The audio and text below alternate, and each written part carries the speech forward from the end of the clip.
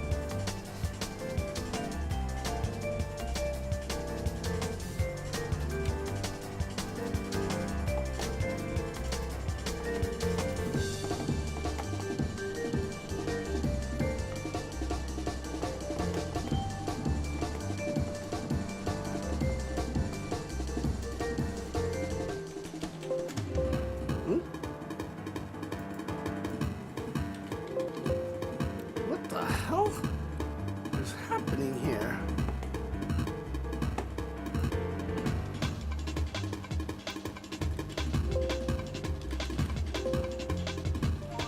Huh, weird. What is happening?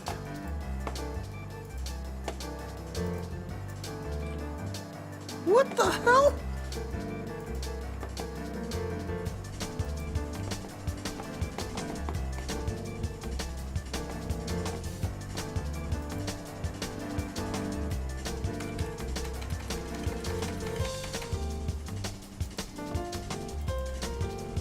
That is not good.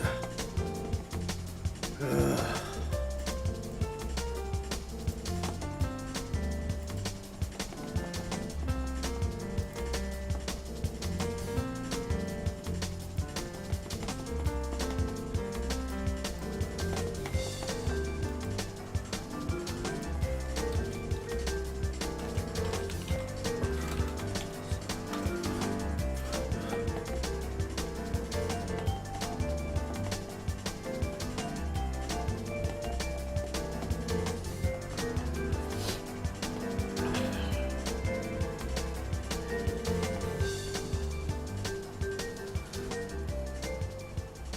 I think one of the biggest issues is that, hang on, let me just do this really quick.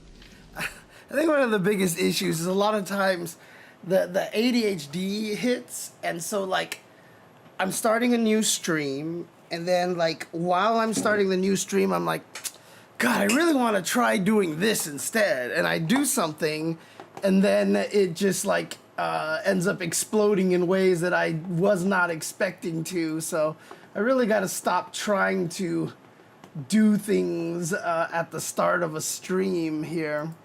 God, one of the things that I did also want to do was I haven't installed this yet. I wanted to see if I could install an option to have the closed captioning on my streams that you can turn on or off from your view window, basically, and I just haven't had a chance to do that, so it's almost comforting. Well, thank you for that. At least there is some plus side to it, honestly, because oh god, it's just like every time I want to do anything, everything just decides to explode. Let's see. Here's the license, readme, blah, blah, blah, blah. Yeah, I'm not sure how to make this work exactly. Let's see. But most people said that they use something called OBS Captions plugin. A lot of people are saying they're just using this thing over here. That's just a plugin directly into OBS. Extract the strips, paste it in the plugins, blah, blah, blah, blah. Okay. Yeah, and then apparently what happens then is that from your guys' end, you'll be able just to turn on the closed captions or not. So that way, if you don't want them, they don't have to be there. They're not going to be automatically like on the YouTube VODs. Well, that's true. Does this work for YouTube? I don't know, actually. That's a good question. This might only be a Twitch thing. Let's see. Yeah, let's see. Let's see. It's fully optional to viewers and uses Twitch's built-in caption support, which works on live streams and in VODs on PC, Android, and iOS. No Twitch extension required. So yeah, it'll only work on Twitch, unfortunately. So it is other streaming services with native caption support might work, but not very likely, it says. So yeah, it's only for Twitch for now. So Gundam, but to answer your question, I haven't actually talked about the Evo acquisition yet. Mostly just because like at this point I'm not. It's an awkward situation, right? I mean, it's just one of those situations where, like, you know, I'm worried, obviously, because, you know, the further and further away Evo gets from being grassroots, you know, the more worried I am that Evo might lose, you know, its core essence, right? It's what it was, you know, kind of meant to be, in other words. You know, Evo has always been kind of like the most fancy grassroots event in all of the FGC, right? Like, while it definitely looks like it, while it definitely, you know, feels like, oh my gosh, it's big production, blah, blah, blah, but it's still very grassroots in the way that, you know, it kind of funds itself in a lot of ways. It's not about venture capitalists and investors hoping to make all these money back, et cetera, et cetera. And, you know, it's still very much run by the community. And, you know, everybody who's working the events and stuff like that are, you know, true FGC guys. You know, obviously we're going to hire experts here and there on other areas. But, like, if you actually go behind all the stages of Evo and such, and everybody that's working there, who's doing the streaming, who's doing the stage wrangling, you know, et cetera, all of that stuff is FGC guys, right? Like, you very rarely see people who are like, oh yeah, like, I don't know anything about the FGC, I'm just working this event, you know, kind of situation. It's always been very grassroots. And, you know, I don't think that is going to change, right? Like, I was admittedly very, very worried a long time ago about the potential of, you know, MLG trying to get into the fighting game community that one period of time before most of you were involved in the fighting game community. I was very against that because I was worried about, you know, them being like, well, we're MLG, we have our own streamers, we have all of our own blah, blah, blah, blah. And so guys like Spooky wouldn't have been hired, et cetera, like guys putting in the work in the fighting game community. and I didn't want the non-fighting game community people to, you know, benefit from the fighting game community growing, right? The way that, I mean, obviously, RTS is still involved, the company that's in charge of everything that, you know, I don't think, I don't know exactly the infrastructure, so I'm not going to make any assumptions or anything like that. I'm not sure if Rick works directly at RTS or if he's like works directly for the Evo company, which I think might be the case, but again, don't quote me. But, you know, I think a lot of the same people are going to still be involved in terms of running the event. And, you know, Rick is doing his best, you know, to give the indication that, you know, things aren't going to change much, but, you know, obviously a lot of people are skeptical and worried about that because we've seen it happen, right? You know, you see these situations where it's like, oh yeah, you know, things are going to stay the same. Entity A will not be that involved, and then, you know, things happen and that doesn't turn out to be the case a lot of the time. So, yeah, that's the thing, Tiger Style. So, you know, Sony was, I mean, again, they owned RTS. I don't think that meant Sony ran around and was just like, do this, do this, do this. But, you know, they definitely gave the Evo guys as much control as possible. So I do feel like, you know, that probably isn't going to change. At least not at first, right? And that's the thing. You know, a lot of companies will let things like that just kind of go until it starts to get even bigger, right? So that's how it usually works, right? So, you know, Evo, for all intents and purposes, is probably still just a tiny little, event, right?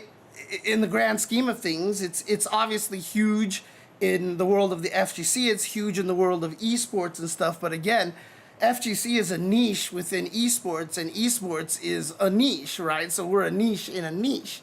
Evo is huge. Vegas loves us, etc., etc. People know about it, etc., etc. But, you know, it's not like, it hasn't expanded enough into like regular pop culture-y kind of thing. Is basically kind of how I want to phrase it, right? We're not in that area yet. So, I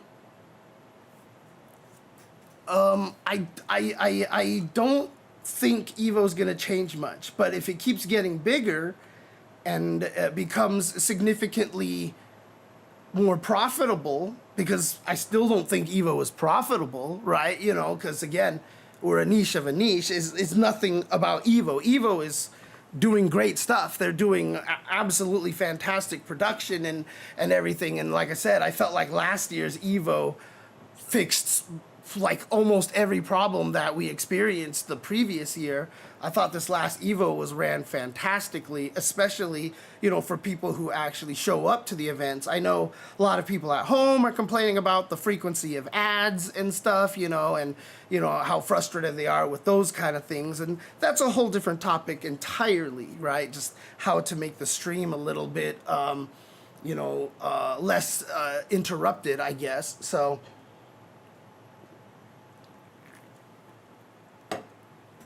So my concern really just is, you know, are we ever going to end up compromising our culture? I guess is a good way to put it. Now, keep in mind, you know, a lot of people are going to be like, what are you talking about, James? We've already compromised our culture. Look at all the woke stuff and blah, blah, blah, blah. But, you know, without getting into that area too deeply here, look, we're doing our best to try to welcome as many people as possible.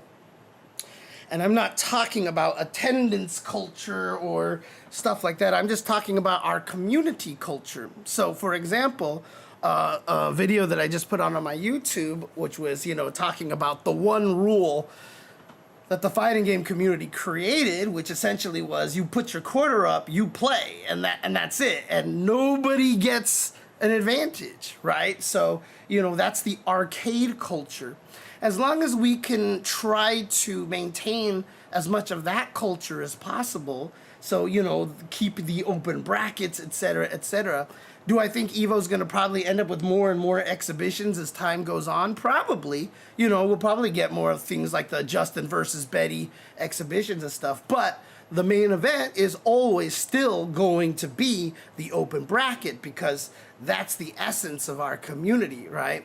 And, a lot of popular sports and things like that, especially esports, because their goal is to make the money, esports in general, is that, going the exhibitions route is better, right? Because people want to see their favorite players. And so there have been outside people who are very prominent in other esports who have suggested the FGC should go more towards exhibitions, keep the strongest players at the forefront, et cetera, et cetera. But, as our culture exists, we pride ourselves on the ability to have anybody be able to enter and win, and they all have the same chance, right?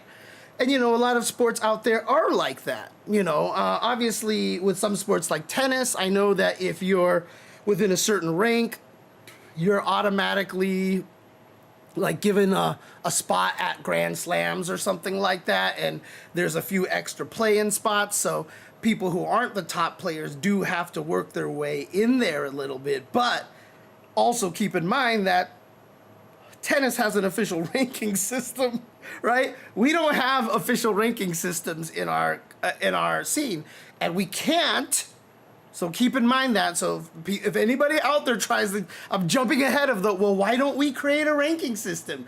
We can't. We just don't have that ability to, right? Like the tennis ranking systems are all designed on like, who did you beat? And, et cetera, and like, how much is this tournament worth? And et cetera, et cetera. We don't have that ability because we don't have people play each other enough, right?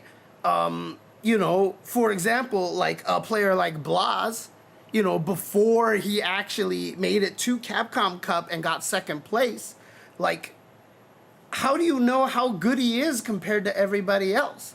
Sure, he's beating up everybody in his home country, but how do you know how he compares with everyone else? Because they don't cross over that much, right? And even if a Tokido traveled to Chile and played in a tournament, let's say he got first place, but, Blas sent him to loser's bracket and et cetera, and you could be like, see, Blas to go. But again, tournaments are just tournaments, right? Like, Tokido maybe, was jet lagged, or maybe he ate some bad food. Maybe even Blas ate some bad food that day, right? So a lot of times an actual ranking system is based off of constant results, is based off of consistency, right? That's what you're trying to reward a lot of the times, is consistency.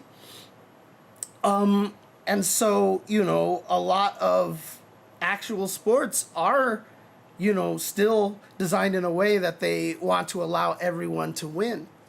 And so, while I agree that the fighting game community definitely should have exhibitions, like the Red Bull stuff is awesome, right? Like I love the Red Bull stuff. The Red Bull Kumite stuff they do is amazing. And, we could definitely have more of those kind of situations. But at the heart, the FGC, and especially the main FGC event of the year, aka Evo, has to be an open bracket because that is what we were born off of. That is how our scene was created, and that is part of our culture. As time goes on, people will fight against that. That will be, challenged a lot. And I'm hoping enough people remain that, and are in positions of power to be able to influence that decision to try to keep it that way. And so, obviously, with Evo being acquired, I should say RTS being acquired by Kadia, there is concern for that. But, even when you look at something like EWC, you still have to qualify for spots, but, it kind of creates an exhibition. And so one of the reasons why, hello Brian Roberts and hello RT and everybody else who's hanging around here.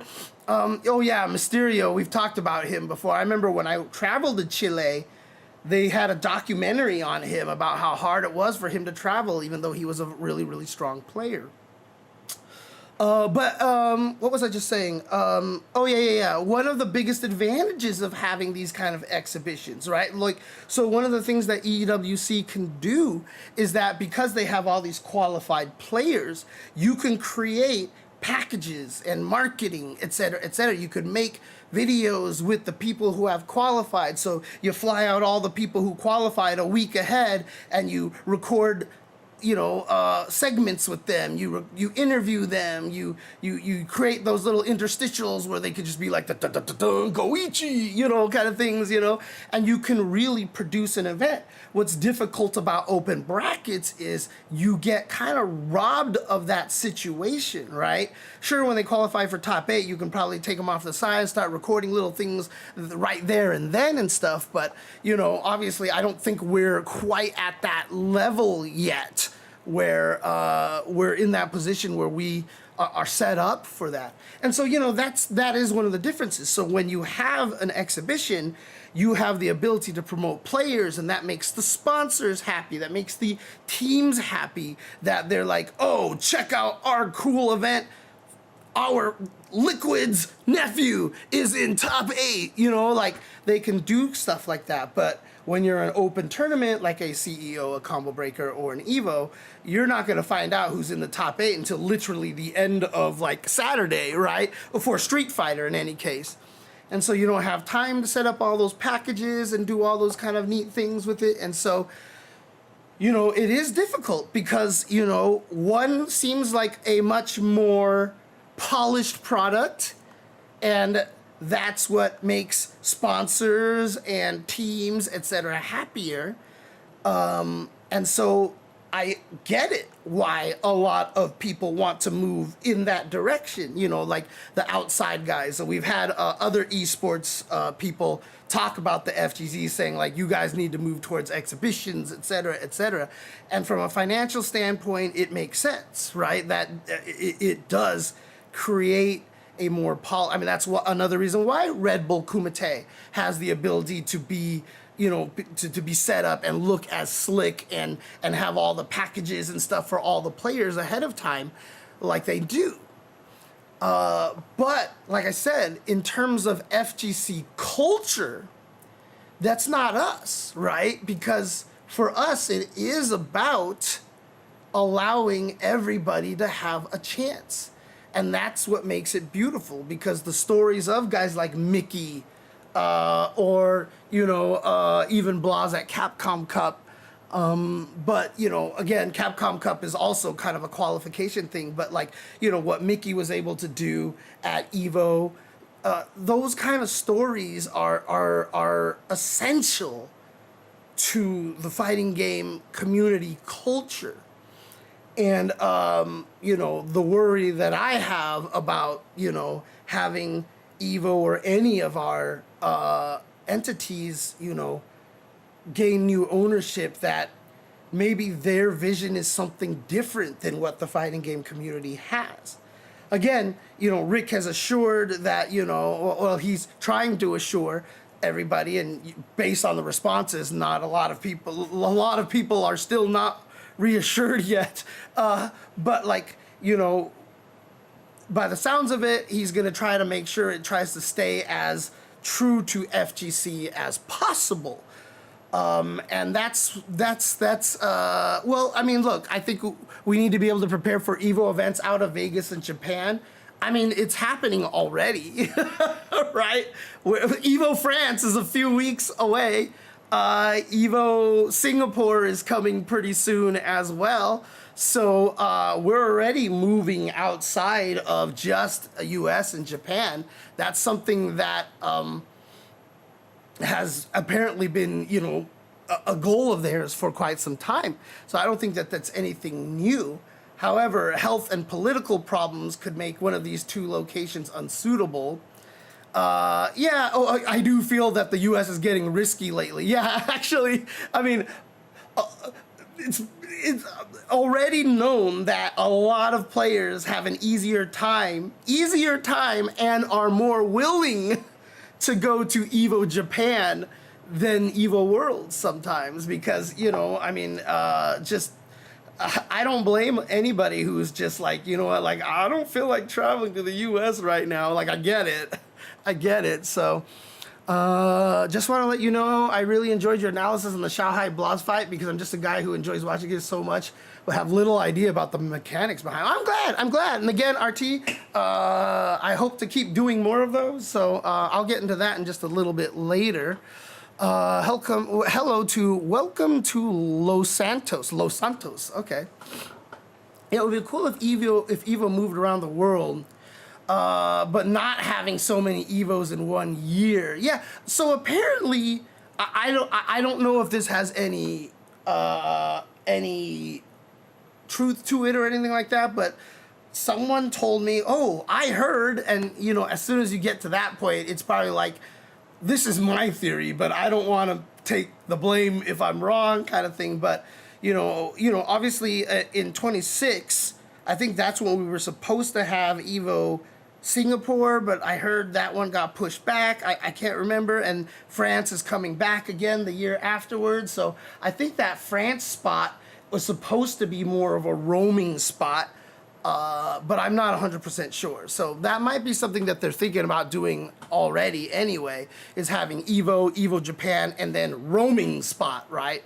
I wouldn't mind Evo France becoming official, because then we have one in the Asia regions, one in the Americas, and then one in EU. Like, I think that's a great divide, and then just having a fourth one that just goes all around the world. Like, I think that would be okay. I think any more than that would probably, one, feel like too much, and two, I think the Evo staff would die. I think that's too many. Okay, so yeah, Singapore is pushed to 2027, but France is back for 2026. Yeah, so I think, you know, that's kind of the situation there. So I think that's the intention. I think that's the intention of having, you know, what do you call it? One of them that kind of rotates around. So, you know, I think that would be great too, because I think a lot of these areas deserve more representation. I would love to see an Evo South America, for example. I'm a big proponent of trying to promote that scene, that area down there, because there are a lot of good players down in South America, not just in Chile, or an Evo Africa, right? You know, I've spoken a bunch about how I think Africa needs more support from the FGC, because there are a lot of players out there, and they're kind of stuck in this like area that just is outside the reach of everything. You know, we'll have a player like Verix come from Senegal and win the Arc World Tour, you know, in Guilty Gear Strive, but you know, like, they don't have any good servers down there for even their online matchmaking, etc., etc. Yeah, I mean, Evo Indonesia, yeah, I mean, sure, why not, right? Lots of Evo Australia. Like, if we could get around to all over the place, I think that would be really sick. I think that would be cool to actually have that happen. The concern right now really is just that, you know,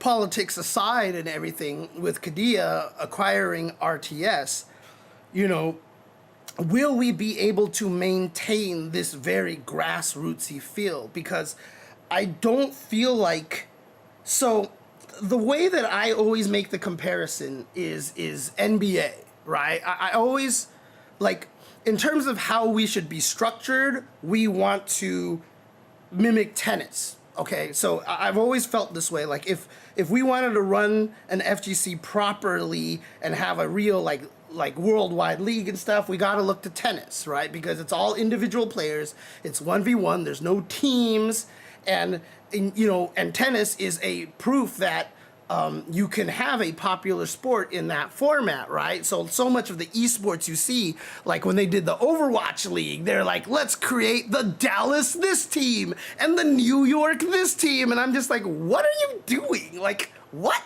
like, we don't care. That's not how it works, you know? We don't want to have trades and all that. So tennis is the way to look at it. And tennis is, I think, like the third most popular sport on the planet. So it obviously has a system by which it can work. So in terms of how we function and how we, get players, to earn and, highlights and seating structures, et cetera, tennis, I feel like, is the way to look. However, in terms of presentation, I always feel like the NBA is really a good place to look. And yes, the NBA is a big money-making machine, et cetera, and all that. But the way they present themselves, they're always still very much tied to their roots. The NBA has a very strong history aspect to it, and a very hardcore respect for kids growing up on the blacktops, in Oakland area or in New York, the Bronx, et cetera, et cetera. The NBA celebrates a lot of that, right? And so for them, it's always about that kind of, maintaining their culture. And that's where a lot of that comes from, right? And even when you get into inside the NBA on TNT, I know I mention them all the time. God, I'm gonna miss them so much. But the NBA on TNT was the greatest example, because you had Ernie Johnson, who was kind of the guy who was hosting the event and trying to keep things together, and the guy who made sure the show kept going. But then you had Charles Barkley, Kenny the Jet, Shaq, and then all they would just do is talk trash to each other. And while they would have their segments where they would analyze, but then sometimes they would have the replay and they're not even talking about it, and all they do is trash talk, and they create memes all over the place and stuff.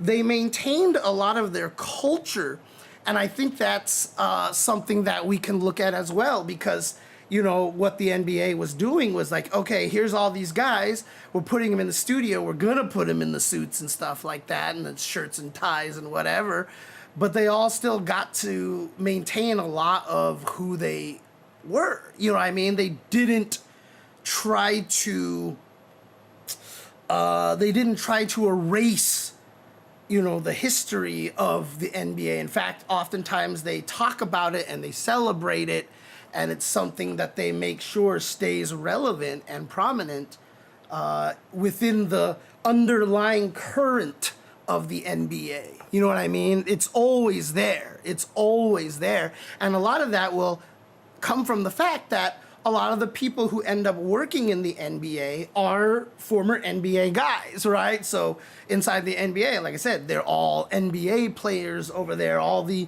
commentators, Reggie Miller, et cetera, all becoming commentators, et cetera, et cetera. And so they can still maintain that kind of storyline. They can still talk about the history. And even if they're not directly talking about the history, kind of like how I do, when I commentate, I can inject little bits of history, or just kind of make little subtle implications of how it was before, because that's preservation of culture. And to me, that's very, very important. And so, my whole thing is that, if big old entity with lots of cash, takes over Evo, can we still try to maintain as much of that culture that we came from? So we didn't come from the blacktops in all the basketball courts and stuff like that. No, we came from the arcades, right? And I mean, I know the majority of the people here have not experienced the arcades like I have, like L.I. Joe has, and a lot of the old school players. And so, what's the point of maintaining that culture? No, it is absolutely a necessity, in my opinion, to maintain that mentality, that culture, because we ended up how we are because of that culture. And if you change that culture, if you erase that history from our scene, we become a different scene, right? And that's That's kind of the concern. One of the reasons why I've always been, pushing for consoles over PCs in terms of fighting game community is because, I'm always of the mindset that, I don't want the best players to be the one that can just, they have the nicest PCs. And so, the other people can't compete because they can't get the state-of-the-art PCs. And so for me, it was like consoles are better because you get a PlayStation 5 and it's the same PlayStation 5 as everyone else and you can play. And nowadays, you don't even have to talk about the price of joysticks because everybody can. There's plenty of pad players that are doing just fine in Street Fighter 5, right? Nowadays, though, I don't make that argument as much because, let's face it, PlayStation 5 pretty damn expensive right now. Oh boy, it's pretty expensive. So it's hard to even really say that, consoles are saving money. But, there is that element that when you played on an arcade CVS2 and you went to another arcade, outside of the joysticks being busted, you're still playing the same CVS2 as everybody else. And so that's kind of how I feel about the consoles, right? So like if you're playing Street Fighter 6 on PS5 and then you go to a tournament and you play Street Fighter 6 on PS5, at least it's the same game that you're going to get because there's no different specs, etc.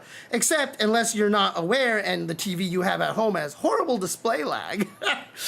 Could happen, but that's the thing is we're all in this weird gray fuzzy area because back in the CRT days it didn't matter at all. You had a CRT, they all just kind of worked the same. So FGC culture is like street culture. Don't erase it even if the platforms go corporate. Yeah, exactly.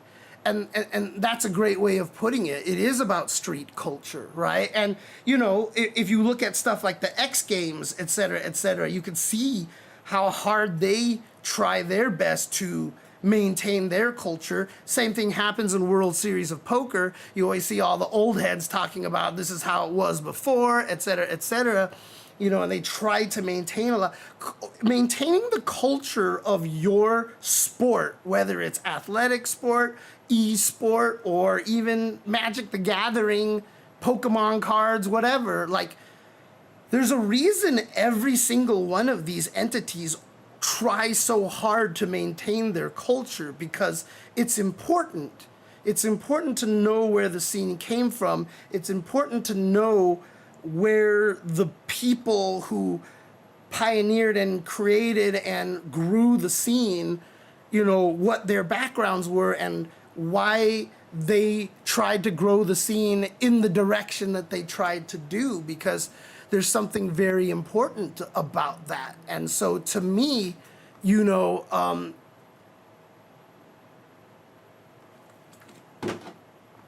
I was well, Magic the Gathering is a whole different story. Olaf can speak to that better than I can, of course. But, obviously, I see the Kappa. I know you're just joking.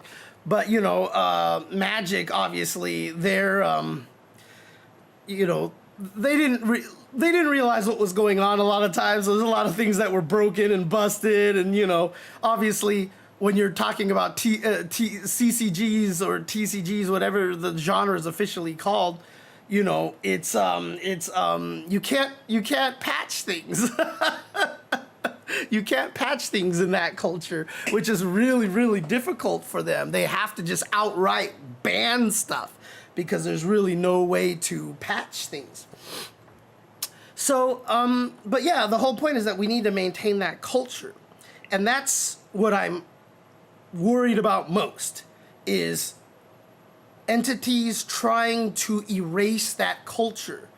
What I love about what Red Bull has done is that, you could see in all their presentations, when they did the New York, when they went back to France, et cetera, they always create a very, like, gritty, streets kind of view. Like, they really do treat Red Bull Kumite like it is a blacktop basketball kind of vibe to it, when they, or they make the octagon, right? Like they make their own little octagon. For them, the presentation isn't is less about being slick, and it's more about being like this is a homegrown hobby. This is a grassroots hobby. It was born from all these people in arcades, and they're trying to maintain it. So Red Bull has done a really good job embracing the culture of the fighting game community.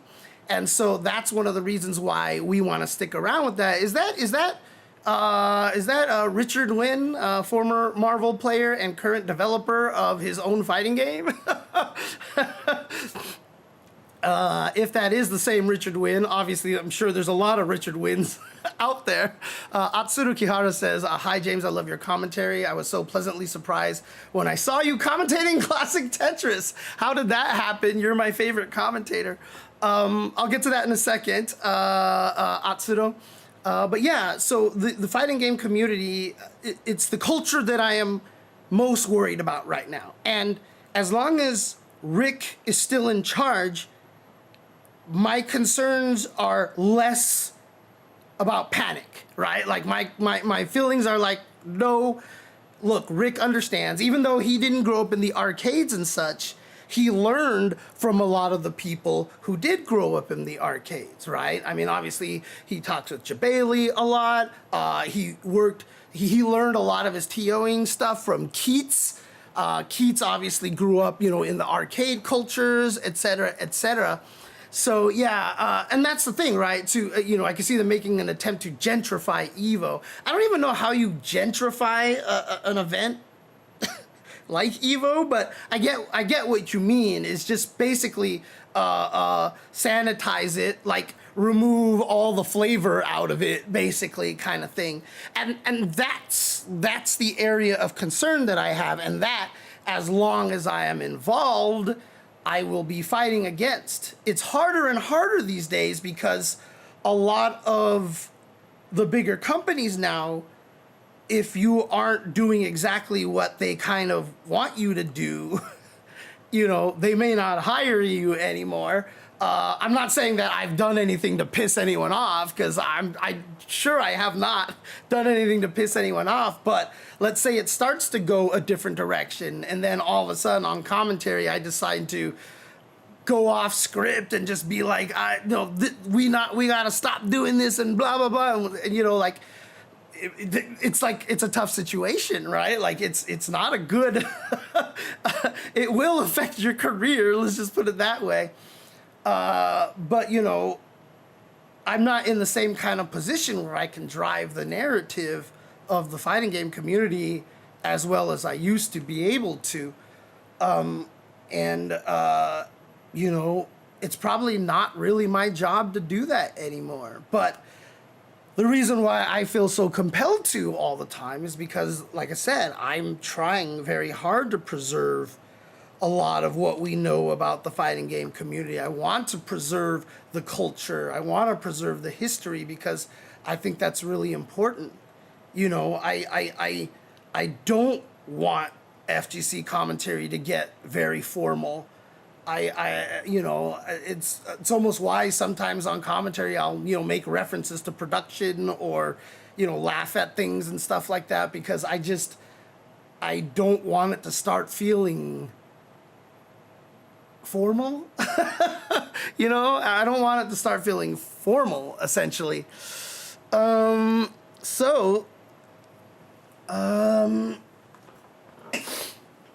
That's my main concern about the purchase right now. I was concerned about that even when RTS got into the picture. I was like, oh no, like, are they gonna try to do, and then my logic back then was, as long as Rick is still in charge, I have a lot more comfort in that. And so it's kind of the same thing at this point, right? So Kadia buying RTS and Nodwin buying the Sony part of Evo, as long as Rick is still in charge, I have faith, because I know, I know the way. Well, I can't say I know it, but I feel like I can see Rick's vision a lot of the times, and someone who's like, oh, let's gentrify, or let's cleanse the FGC, et cetera, et cetera, but you go to Evo and then they have this Evo museum where you go in there and you see all this old artwork and all the old controllers and stuff, and they get a lot of people to go up and interview old school players. They're doing the Hall of Fame stuff now at Evo, and they're really trying hard. And you can even see on their Evo video channels, they're interviewing a lot of old school players and even some new school players and stuff, but they're trying very hard to maintain as much of that history, as much of that culture concept and feel as possible. So, like I said, just, based off of Rick's track record, as long as he's kind of in charge and still has the ability to make a lot of the final decisions, I'm not too concerned. Now, obviously, there's a lot of other concerns, right? This is where we do get into the political area, and do you support this? Do you not support this, and such? And like, I'm not going to get too much into this, okay? Because again, there's no way to. I mean, even me saying this right now is probably going to get a lot of people mad at me, like, oh, James, you're not taking a stand. You should take a side. Like, why are you so wishy-washy? Like, it's just one of those situations where, like, no matter what you do, like, you will come out badly, it's and with everybody has different, like, thresholds, I guess you could call it, for certain aspects. And again, like, you'll see somebody who's like so against this, and you're like, but wait, you support this, so how can you're a hypocrite now, like, there's just like, there's so many ways to twist what people say about this from a political standpoint in the wrong direction. I will continue to try to do the thing that in my brain I think is the right thing to do. And that's all I can say. That's all I can say, right? And there are multiple aspects of this. Yes, there are, hey, I want to preserve the FGC in the way it is. And then there's the aspect of, I want the FGC to be as popular as possible. And then there's the very last aspect, which is, I do like being able to afford food. Like, there's a lot of things pulling in different directions here, and every person's gonna have their different things driving their choices and influences. And all I say is that for everybody out there to, form your own opinion on it. Don't take what other people say just because you like them or because you hate them, just because it's more palpable, it's more palatable to one side of the political, left, right spectrum, whatever like that. Don't make any choices, don't make any decisions based off of that. Take the time to research, take the time to figure it out for yourself, and do what is right for you. You know what I mean? And yeah, I might not agree with some of them, right? Some people can, turn anything into something hateful to, minority groups and such like that. And I'm not going to agree with them. I would definitely not want them to be, to be able to, celebrate their view on things. But I am not. I mean, what am I going to do? I'm not going to go out to every single one of those people and try to change their minds. It's just like, it's not going to happen, right? So, again, I think the best thing right now is that, from the political standpoint about this whole thing, form your own decision.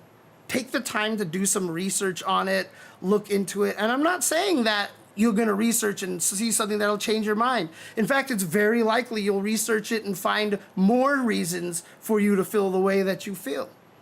And that's fine. But like I said, just, I know a lot of people out there want to hear what people in more important positions have to say about it. But in the end, even influencers out there, major heads in the FGC and stuff, like, they've got their life that they're trying to figure out themselves. And that's going to affect a lot of decisions out there. So, you know, you can't take what some of these influencers say, even if you love them to death, at face value, because what is affecting their decisions is going to be different than what would affect your decision.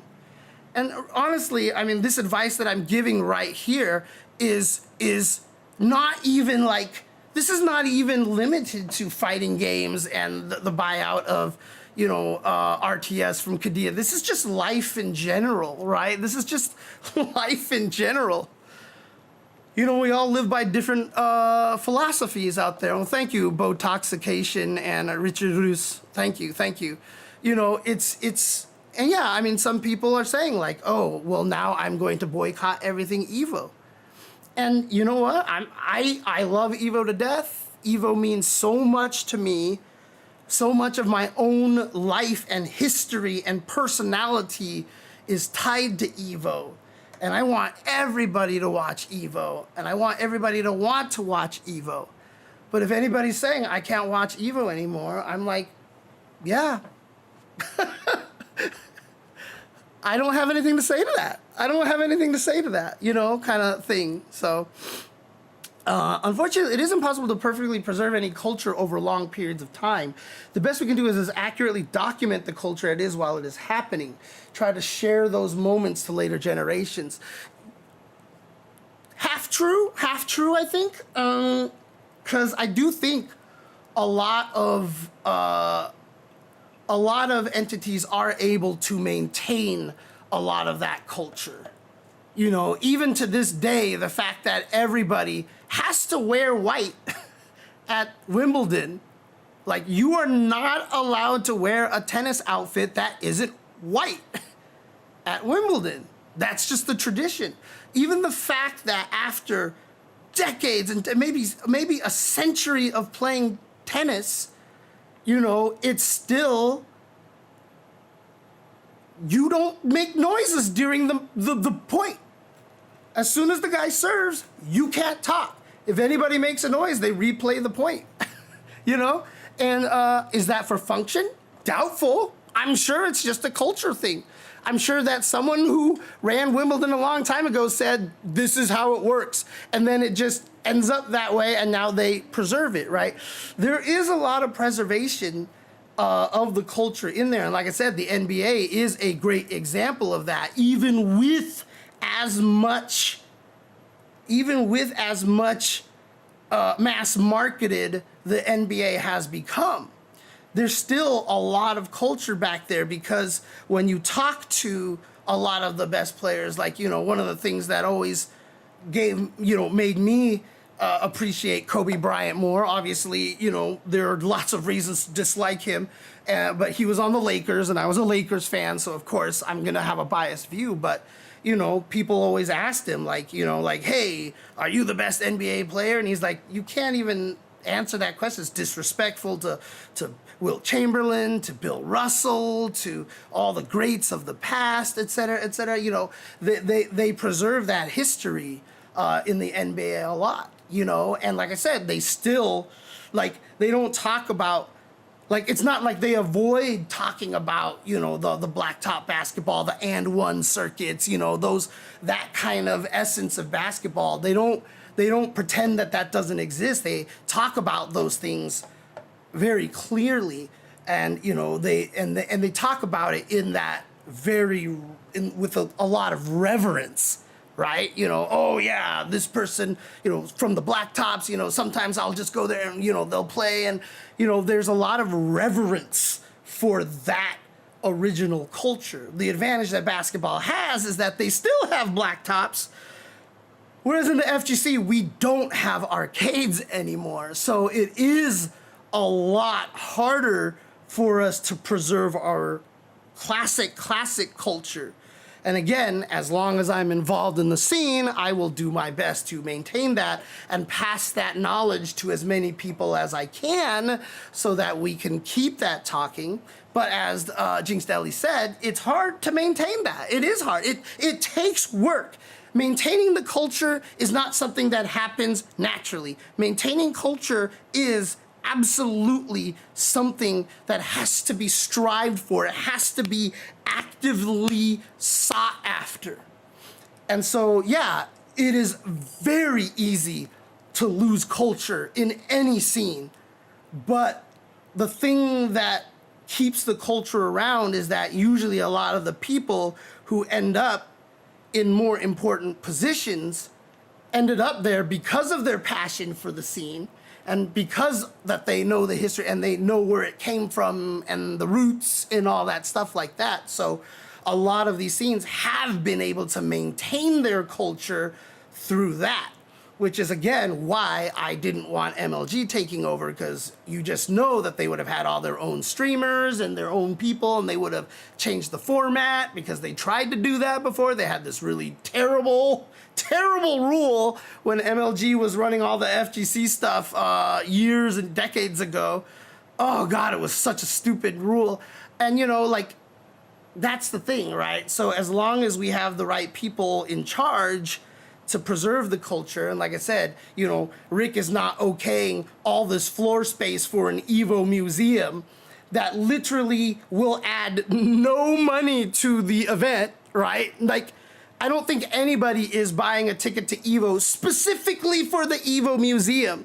And the Evo museum can certainly be used for other booths that you could sell for space, and they're paying people to put it together and to maintain it, etc., etc. Like, you aren't gonna get somebody okaying an Evo museum or a fighting game museum at Evo because they're just like, woo, you know, kind of thing. So, you know, because they don't care about the culture. And I think that's really important.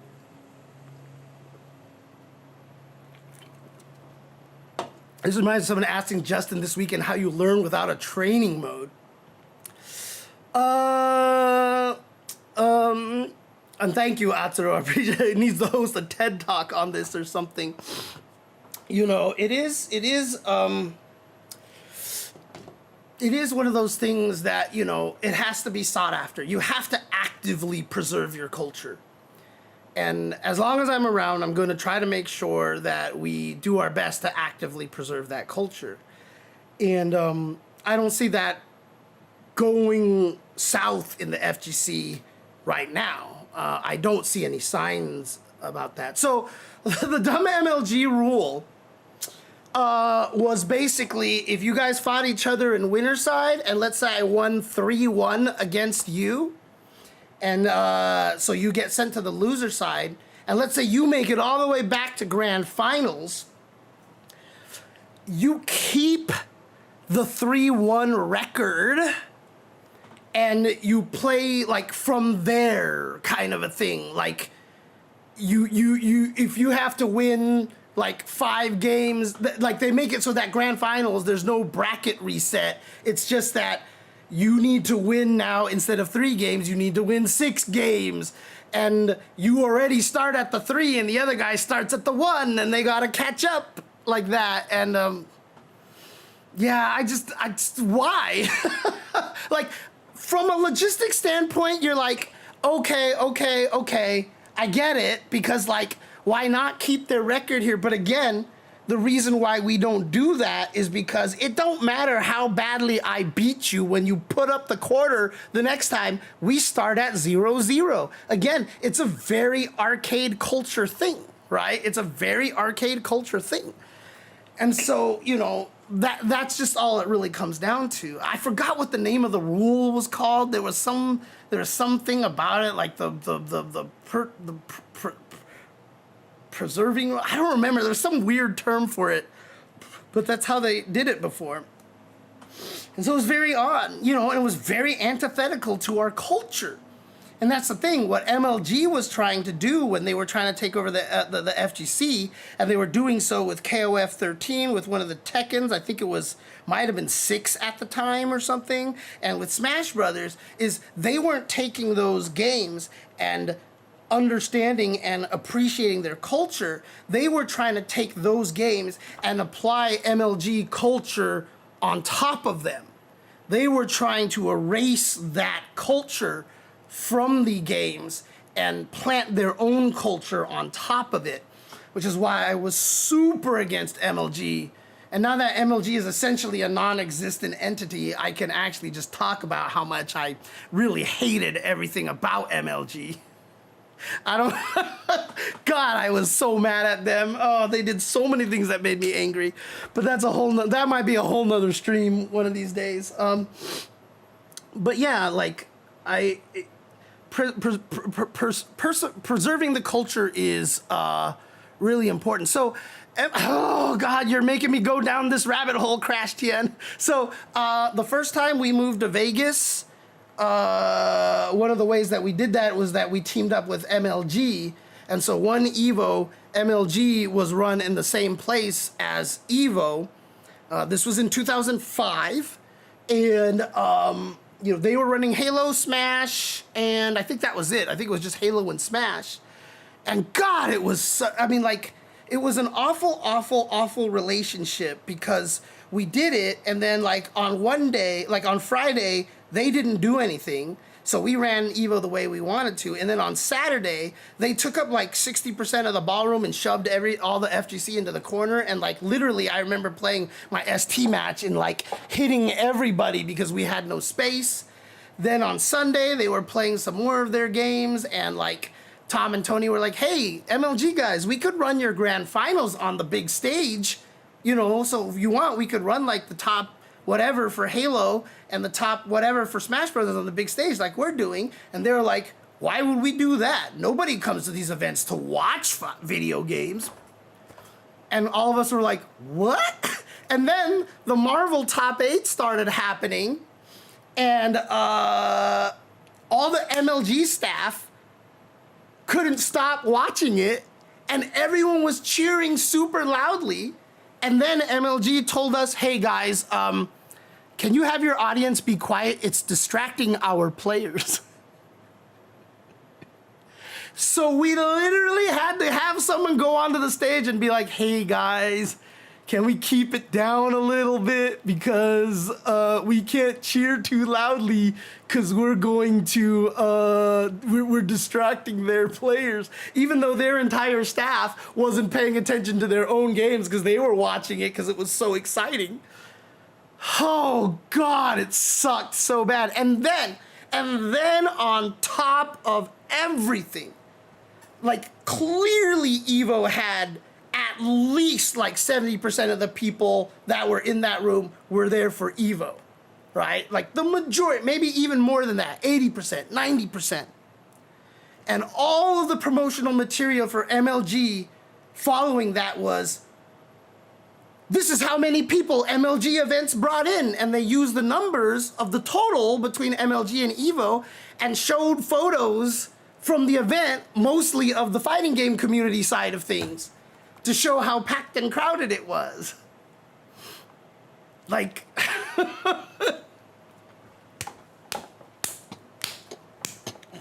like seriously, dude, like seriously. This was before they did the thing with like KOF 13 and Tekken and all that stuff like that. This was before that.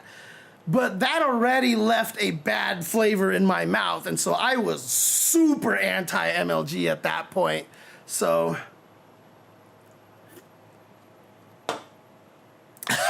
that's right.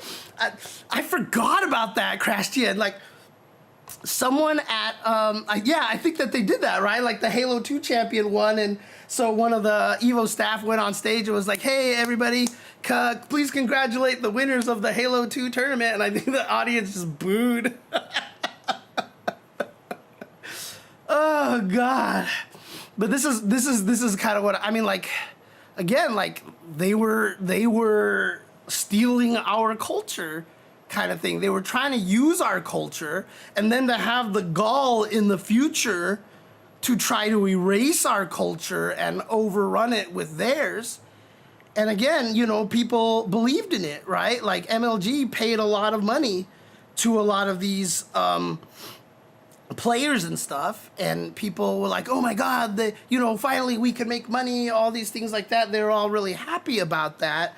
And then MLG dropped a lot of the fighting game stuff, and then Tekken players for a while stopped traveling because they're like, well, the prize pool went back down to to original FGC amounts, and they were like, oh, it's not worth traveling anymore. And you know, so like it actually kind of hurt their community a little bit for a while there. Now, please don't quote me on that. That is what I have heard and talked to other people about. Someone long time in the Tekken culture can confirm that for me or not, but that is what I heard. But also the thing about it is like, I also knew that MLG was all funded by venture capitalists. They were getting paid millions of dollars, and every amount that they were spending, they were going into debt. And the venture capitalists would keep putting more money into it because they kept giving them more promises that, yes, we're eventually, esports is gonna be the biggest thing. I mean, you hear all the esports stats all the time, right? Like, we have more viewers than the Super Bowl. Then why aren't your commercials charging as much as the Super Bowl? Right? Like, you know, like kind of things. There's a lot of snake oil going on around there. And so like MLG was just like so much in debt. They were so in debt. So in 2016, Activision acquired MLG for $46 million. And if I'm not mistaken here, I want to see if I can find an article that talks about this. They bought it for $46 million.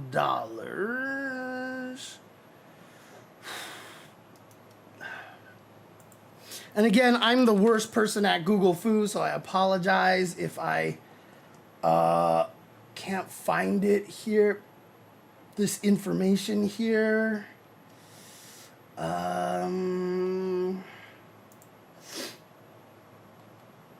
Ars Technica might have a little bit of information on this. Let's see. Big money started. Over here, let's see what Polygon says.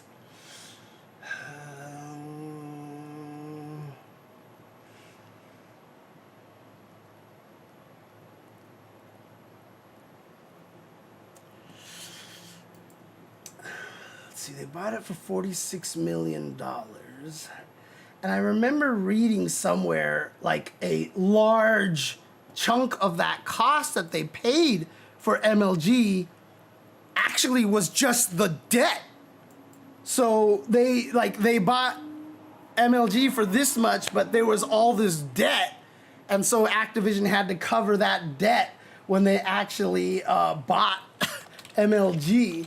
So I just remember there was a lot of yeah. So it says in a significant portion or oh wow, okay, this is AI. I don't know if that's correct answer over here.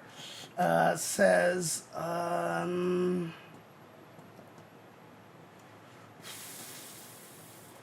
so it says that they were in $6 million in debt, but the AI says that it was like 31 of the 46 million was paid to or on behalf of MLG to settle liabilities.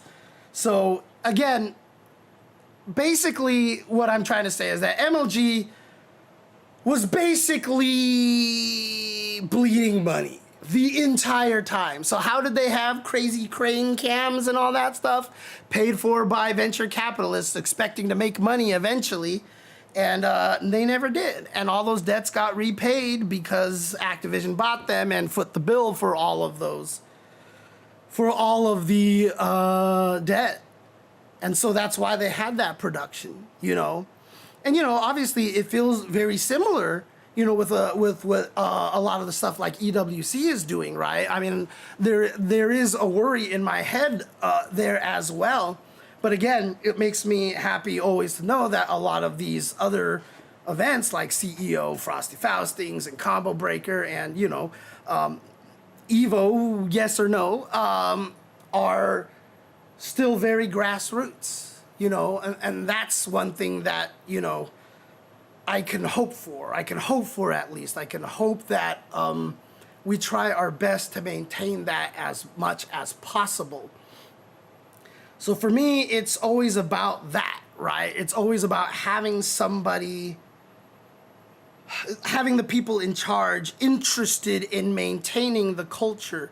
One of the hardest things about the FGC, and will always be one of the hardest things about the FGC, we have no overall governing body, but that's not a bad thing, because overall governing body could easily be swayed and such. So for example, let's say we had an overall governing body, like we had the NBA company, we had the FGC company, and they were in charge of running Evo and CEO and Combo Breaker. We had a governing body. Well, Street Fighter 6 just got over 2,300 entrants for the first week of Japan's World Warrior Online event, which is the regional qualification tournament in the Capcom Cup. They had over 2,300 entrants. And at that point, if we had an FGC company, how could you as an FGC company not be just like, well, every event is going to be super Street Fighter 6 focused now, right? The interest is going to be where all the players are. But by having no governing body, by the fact that Bandai Namco is doing their own thing and NRS is doing their own thing and ArcSys is doing their own thing, it keeps the power more spread, right? It keeps the power around in different areas a little bit better. I would be scared of a governing body for the reasons of it's impossible to have a governing body.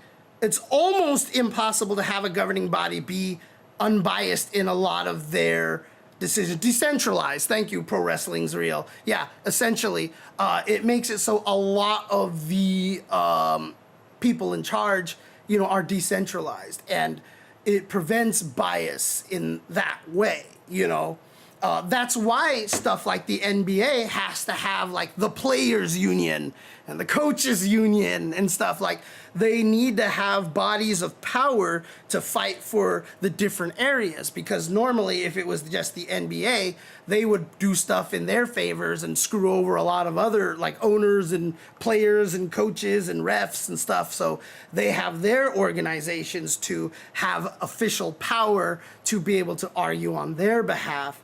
That's kind of how, if we ever did get to a main governing body, how we'd want to do it. But again, it's always kind of random, right? Because like, let's say we did have a governing body, and then we decided to, create like, okay, well, here's the NRS governing body, here's the Street Fighter governing body. And so if all the events start like, 50% of the stream is Street Fighter, and all the other companies, all the other governing bodies, like, what the hell? They could fight that. But like, when do you add the Riot governing body? When do you take away a governing body of a scene that like isn't doing much anymore, right? Like, do you get to do those kind of things? Do you get to be like, well, I'm sorry, I'm just picking a company right now. Please do not use this to judge anything. But if it was just like, well, SNK governing body, your games don't have enough entrants. Clearly, I'm picking anything because Fatal Fury did just fine at past Evo. So, but like, they could just be like, you guys aren't garnering enough. We're disbanding your governing body. Like, it's just kind of a tough thing. You want it? Yes, absolutely. You want a system of checks and balances. That's what I mean. That's why I like not having a governing body, because it creates a stronger system of checks and balances. No single entity has that much power, which is how the American government is supposed to be run. But that's a whole nother story I'm not going to get into right now. What I should have said is, but that's none of my business.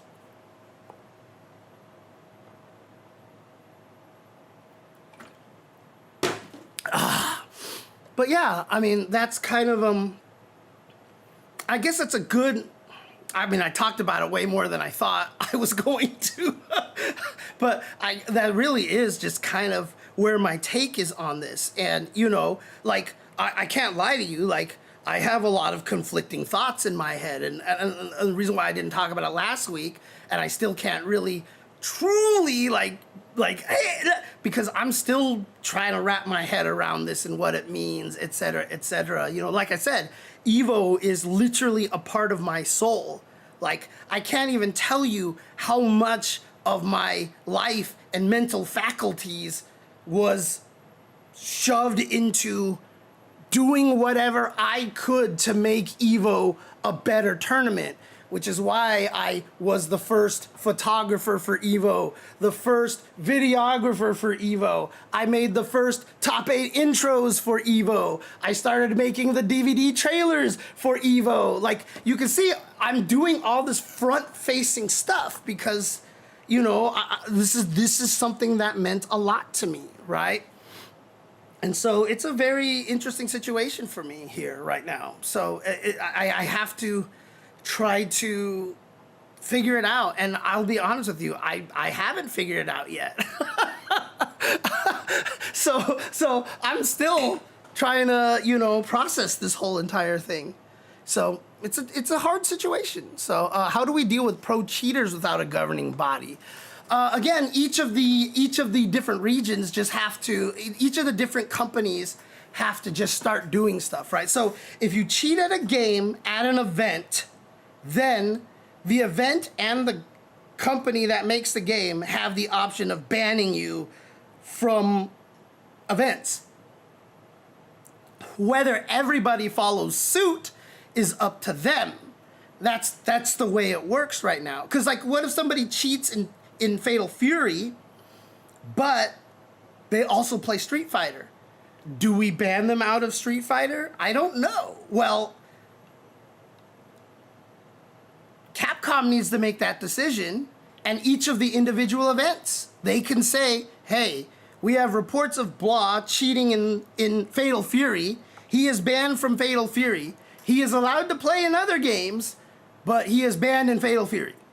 Like, they could do that. They could just say, he is known for cheating, he is banned from attending our event. And then it's done, right? And again, it's up to every individual kind of organization to do that. And again, all these TOs aren't like stuck in their own boxes. These guys are talking to each other a lot of the time too, right? So I'm sure a lot of them would discuss it between each other, which is why you get situations where, like, literally at the same time, Evo, Combo Breaker, and CEO will be like, yep, I ban, like, we ban, you know, kind of things like that, right? So, you know, but I don't think that that's a wrong way to do it, having everybody kind of make their own decisions for that. So, I am the first commentator to commentate SF4 at Evo, right? Not really,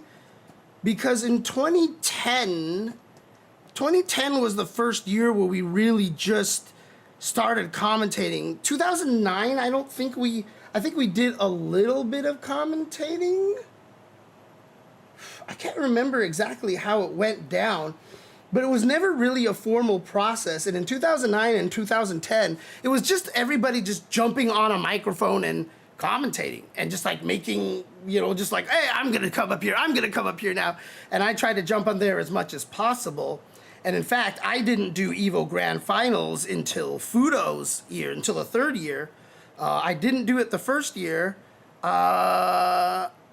Did anybody do it the first year? I can't even remember now. But the second year was Seth and Adam Sessler from G4 TV, right? So again, a little bit of our culture was being erased, and that's why everybody turned on Adam Sessler. And honestly, I feel like was one of the catalysts of why Adam Sessler is so bitter at gamers right now, because that whole situation where he did commentary did not go well at all. Yeah, that's right. First year might have been Keats and Keysonic, right? Because they were two of the first people doing commentary at Evo at all, honestly. So, Right. So like the ban should be like a WADA ban in sports. Caught doping in one sport, consequences carry over to everything. But then again, they are the world anti-doping authority. Right. And again, that's what we would expect if somebody, okay, let's just say, let's take it to extremes. Someone was caught bringing a gun into an event, right? So now you're banned. Or let's not make it that terrifying. Let's just make it like someone carrying a knife, right? And they get banned from an event. Like, the other events better follow suit, right? Because if they don't, who's gonna, like, if that guy's allowed into another event, like, everybody has a right to be like, nope, I'm not going anymore, peace, you know, kind of thing. So, yeah, you know, like, those kind of things, since most controllers come with auto fire function, is someone actually policing to make sure it's not turned on? Now the pros are hiding their hand motions with cake boxes. Well, I'll tell you this right now, and this is gonna sound weird, but in general, turbo controllers are not reliable enough for fighting games. Now, since Street Fighter V and Street Fighter VI, because of the input buffer, it might be a little more viable, but before that, like a turbo controller actually didn't necessarily help you in Street Fighter 4 because of the way the game works and stuff. It didn't really work.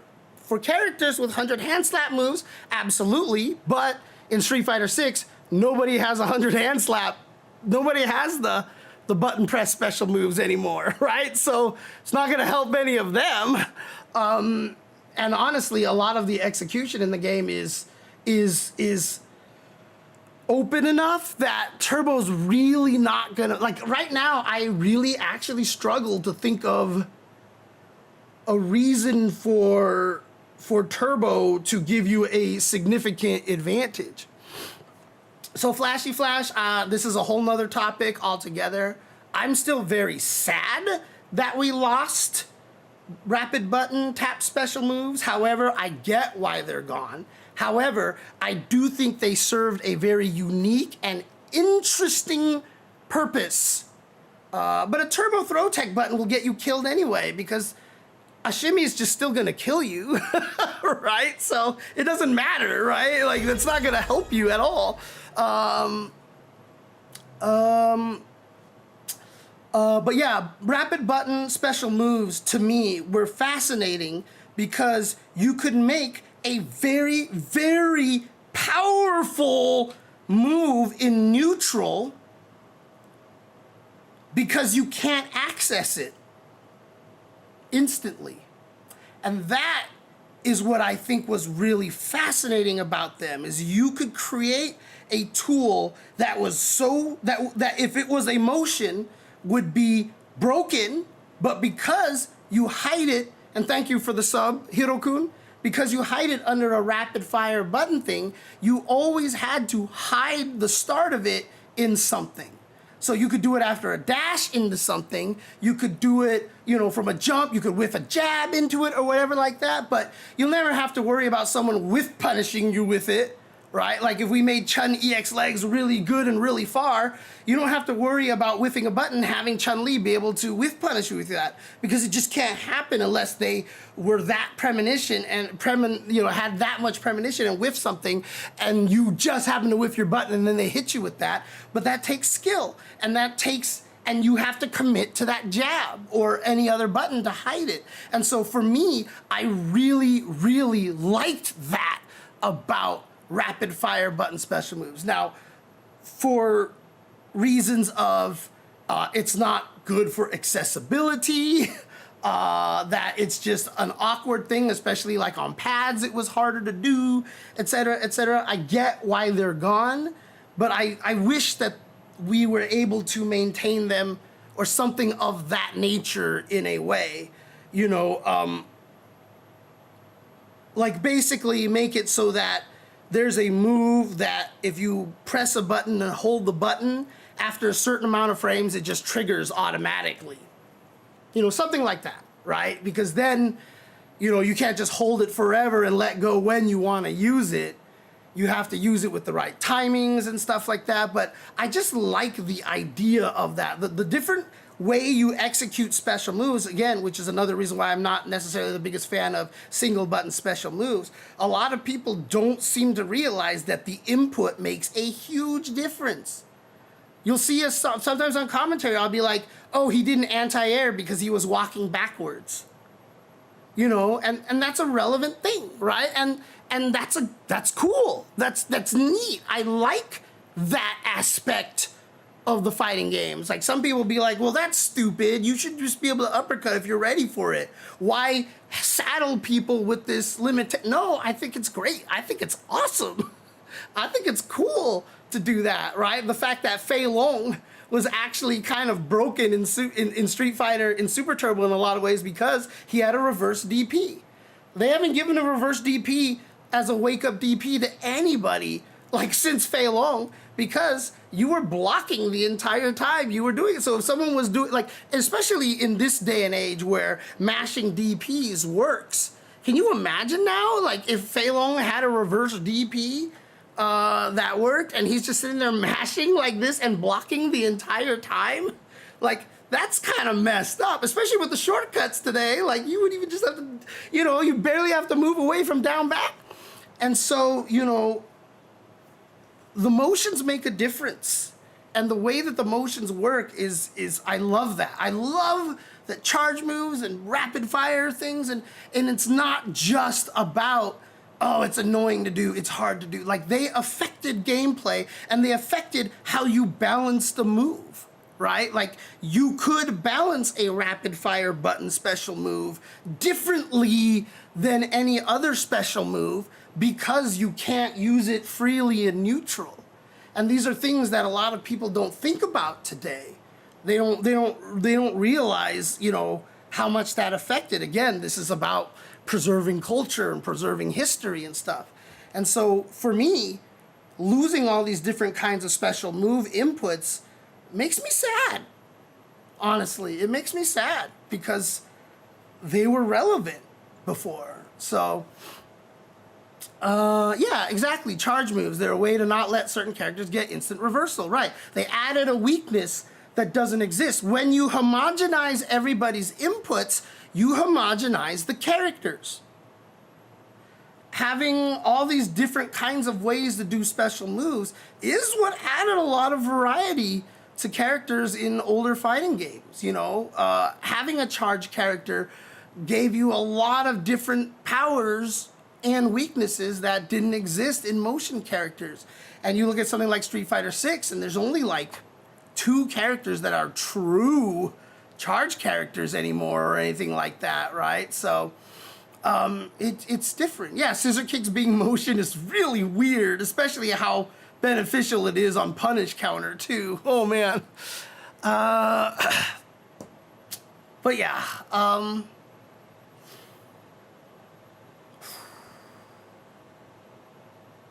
any case, I guess that covered 2 topics by accident there. You know, special moves, and then of course the Evo acquisition and such. I never really did an official start to the show, so I guess we could do an official start to the show now. Hey everybody, welcome to It Was Tuesday with your host James Chen, aka Jay Chenzor. Anyways, let's go ahead and move on to any questions here. So a lot of people have been asking questions during the course of this that I didn't get to. Rather than scrolling all the way back, if you want to repeat your question that I have not answered here, please let me know.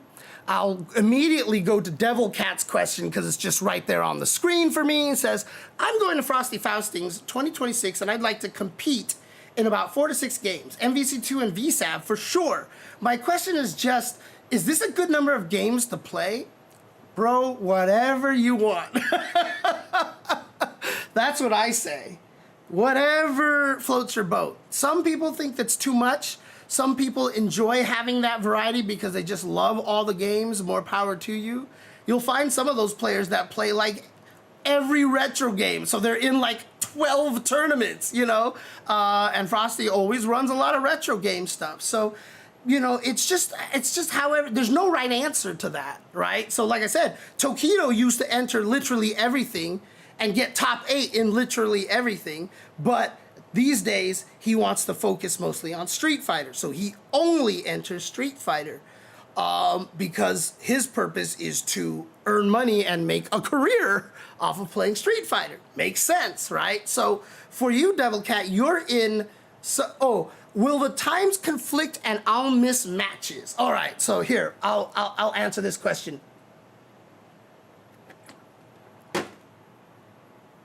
A lot of the biggest tournaments out there that run a lot of events have the same person seeding a lot of these events.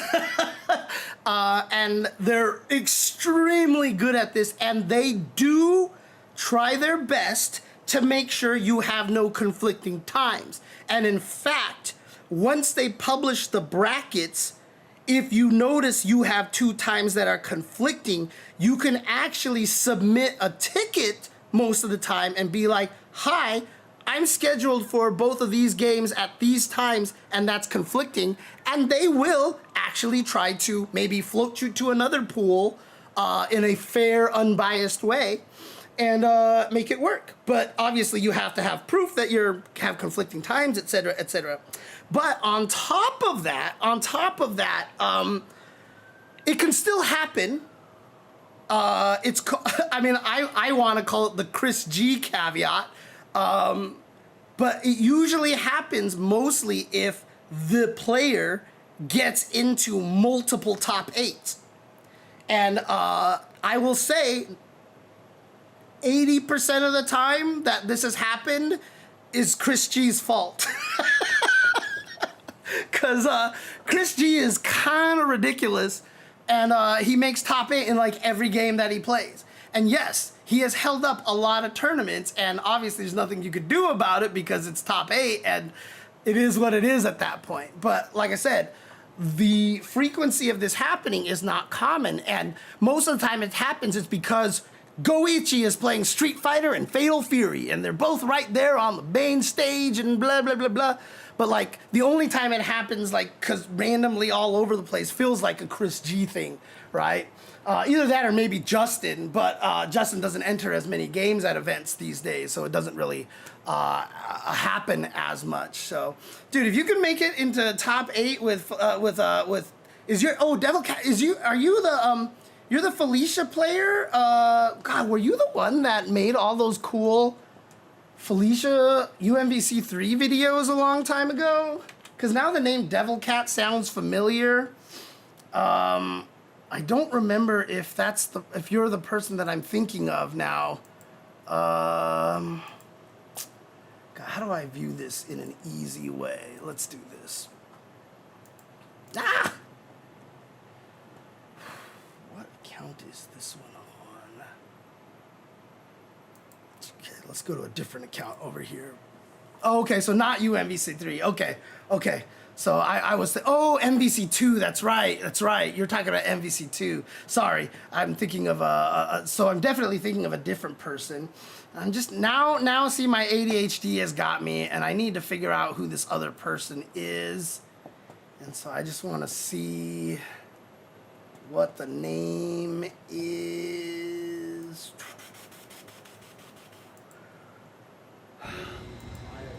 Ooh. Not mad about that, that's for sure. Okay, hang on a second. What the hell was that? That's not what I'm trying to do. This is what I'm trying to do. Who is it? Who was the Felicia player? Oh, no, that's not the one. Goodness gracious.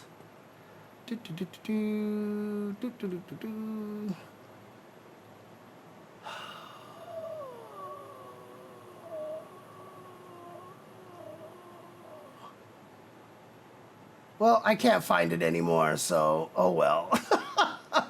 Dang it. Okay. God, what? I forgot who this guy was. Oh wait, is this the one? Oh, it might be. Okay. Oh, it's a completely different name. Anyways, okay. I'm distracted here. ADHD kicking in. Okay, next question here. Atsuro Kihara asks, tell us about your Tetris commentary. Okay, well, funny. RX Blue Square asks the question, which deodorant do you use?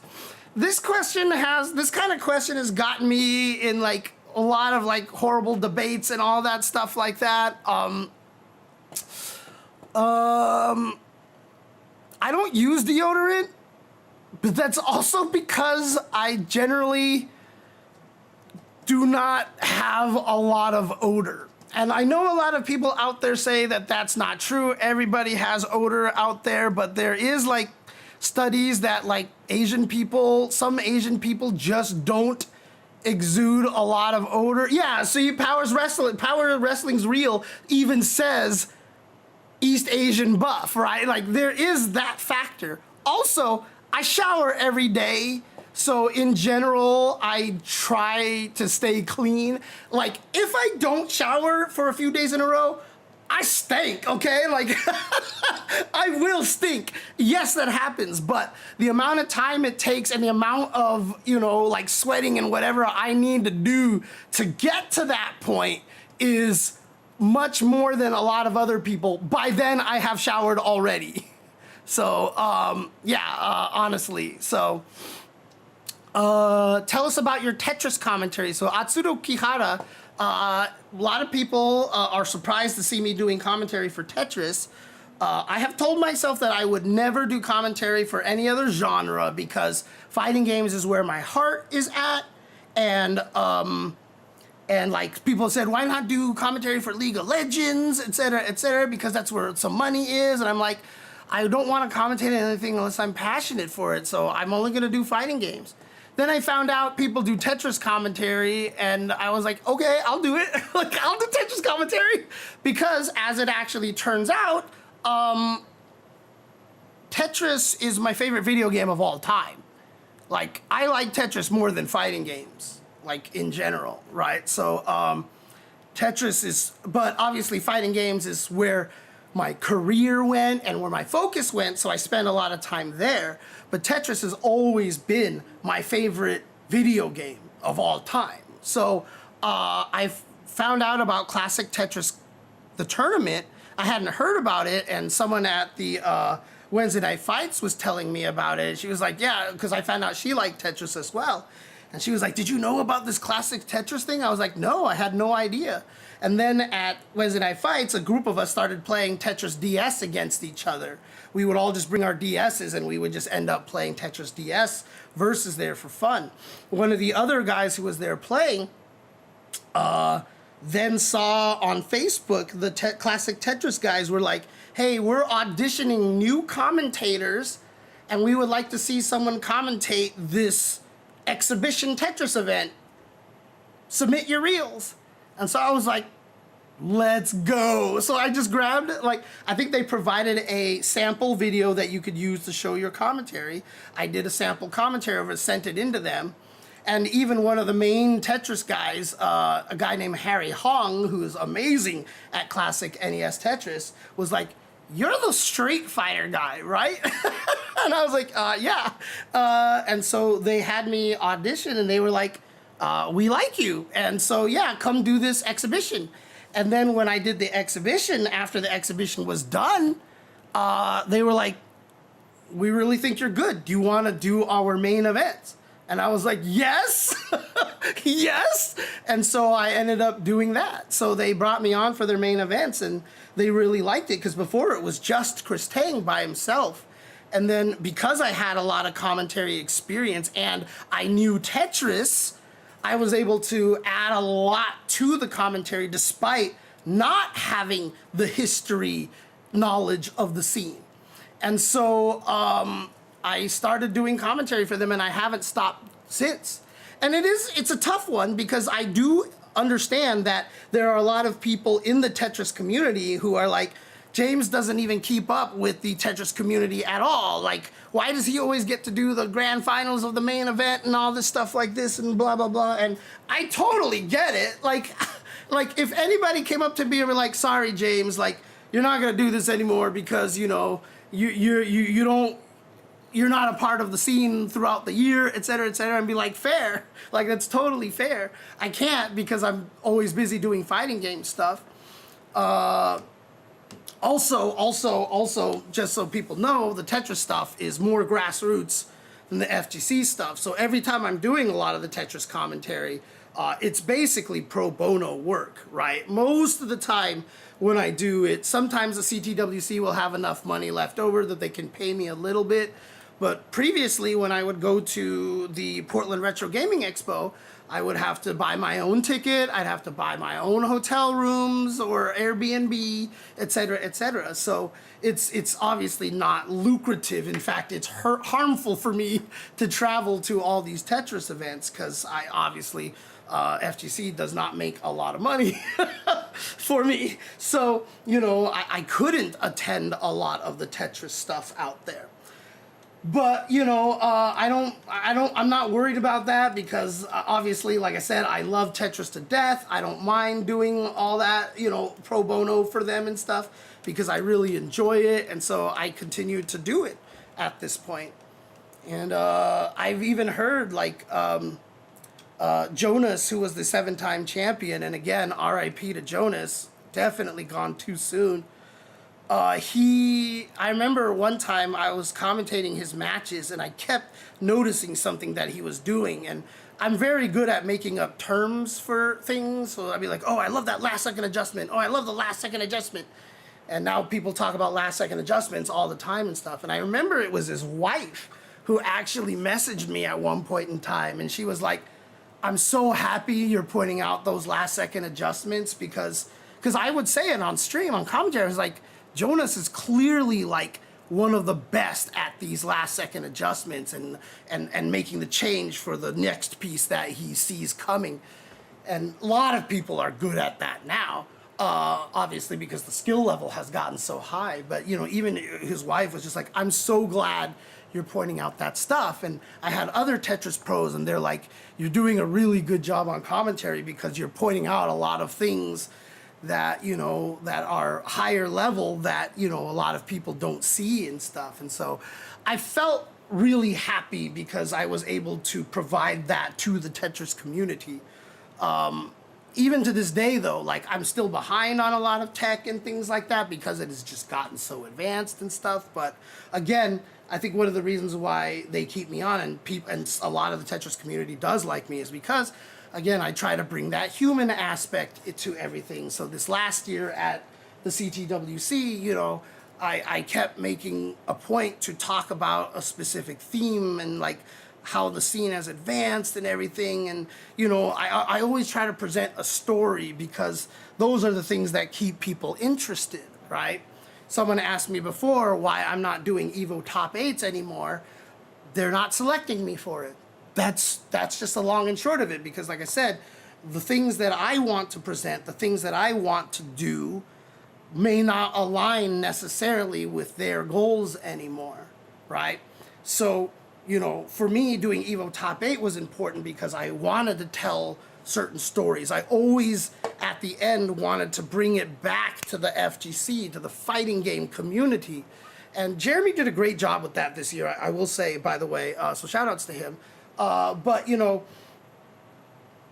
maybe, I don't know, maybe that's not what, specifically they're looking for or whatever. I don't know what the situation is. So that's just basically how it is. So, thank you, Brian Roberts. They flew me out there for Street Fighter 6. And when the Tetris guys found out, they were like, get James on the commentary. I was like, sure, okay. And I ended up doing more Tetris commentary than I did Street Fighter 6 commentary, which is kind of hilarious, but still. Hey, thank you for the sub, Ed Park. Appreciate it. The beautiful thing about Tetris is that everybody's played Tetris. Like, I don't know, like, there might be some people in the chat who are like, yeah, I have never, ever touched a game of Tetris in my life. But the thing about it is, all of you know Tetris. And so when you see the screen moving that fast with the pieces dropping and people making these crazy decisions, and every piece that comes down, you're like, I don't know where to put that. I don't know where to put that. I don't know where to put that. Like, it's a very relatable game. And so everybody who watches Tetris, high-level Tetris, can recognize that it's amazing, right? So, like I said, when you see Ja Morant, like, jump over 3 people and dunk the basketball, you're like, yeah, that's kind of superhuman, and you get hyped for that kind of thing. Fighting games are tough in that for that reason, because the things that you would watch and go like, oh my God, that's hype, might not actually be hype, and it's a weird situation. Like, I learned this very early on in Street Fighter 4 during Gutex's first bar fights. Edmod did DP FADC into Ken Ultra, which at the time was it's not a good decision. Ed had reasons to do it because he was down in life and needed to catch up and blah, blah, blah, blah. But it's not a big thing because Ken's Ultra juggled really poorly after DP FADC. But Street Fighter 4 was new enough that the audience at bar fights watching when he did it, because it did the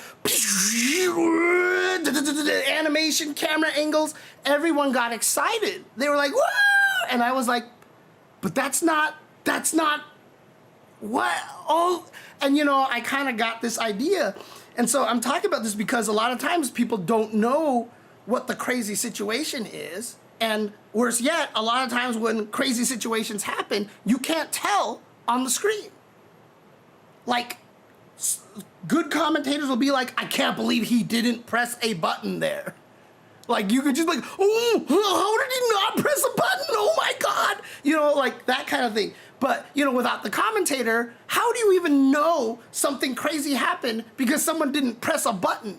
Like, this sounds like the dumbest thing ever, right? Like, someone didn't do something. Their character did nothing. Get hype, you know? And it's like, that's one of the things that makes fighting games hard, right? For casual viewers. There's nothing hard about Tetris to casual viewers, okay? You watch Tetris and you see the pieces falling, you're like, how does he even know? I don't even know where to put that. And he's already on the 3rd piece already, and I still don't know where to put that piece that was like 5 pieces ago. Like, and they're just going boop, boop, boop, boop, boop, boop, boop. Or know where to put that one? Crazy overhang, tuck, boop, boop. And you're like, what? Like, everybody can understand that. And just by watching Tetris, you can feel inferior to everybody else, to those guys playing. By watching it, you can understand that I can't do that. And that is how a lot of athletic sports work. When you see, like I said, Ja Morant dunk over somebody by leaping like 8,000 feet into the air, you are just like, I can't do that. When you see someone, a quarterback, just like throw the most immaculately timed football pass so that the guy who's not even on the screen just runs in and catches it, you're just like, I can't do that, right? And so that's what makes sports really exciting to watch, because when you watch it, you're like, I can't do that. But one of the things that's bad about dumbing down execution in fighting games, but that's a whole nother topic, is that we lose the I can't do that moment. There's a reason why Moment 37 is so popular, because people will watch that and be like, I can't do that. And that's why it's so crazy. You don't have that kind of stuff happening as much, because a lot of it really does come down to, you know, the mental game and stuff. So a lot of times now we have to focus on like, how did you make that decision? Oh my God, that was crazy. You know, kind of things like that is where we have to focus. And it is harder that way, in a way, because, you know, the crazy execution combo of, oh my God, I can't do that kind of thing is so much more easily relatable than being like, what? He actually decided to, you know, do this crazy thing, you know, like, oh my God, like, well, I mean, like, Ozuna, like, let's just put it this way, right? We've all seen the clip of Kakeru, aka Uzura, at the time against Kaba. Do you guys know which clip I'm talking about? Kakeru versus Kaba.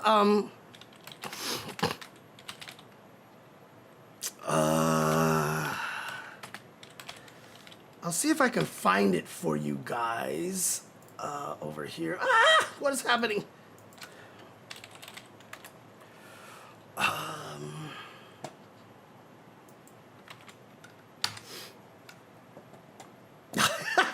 God, this is so ridiculous. It's wrong. Okay, here we go. So I'm gonna play this video for you guys here, right? I'm gonna play this video for you guys here. It's wrong, you donkey! You donkey! Whoops, I paused it again. Let me start it all over for you guys here. It's wrong, you donkey! You donkey! Landing on the fireball, gets away with it. Rubies, EX doesn't. No, I need to see more. I need to see more. 12 seconds left. Gets fireball. Uzura is very nearly going to win on a timeout. Kaba needs Can to he be do the it? aggressor. The cross up, the back throw. I think you're still okay. Upside down kick. Yo, run. He was like, no, the cross up, DP! The dash up, DP! That's the dash up, DP! Like, this is like seriously one of the craziest decisions ever. I think you're still okay. Upside down kick. Yo, run. He was like, no, the cross up, DP!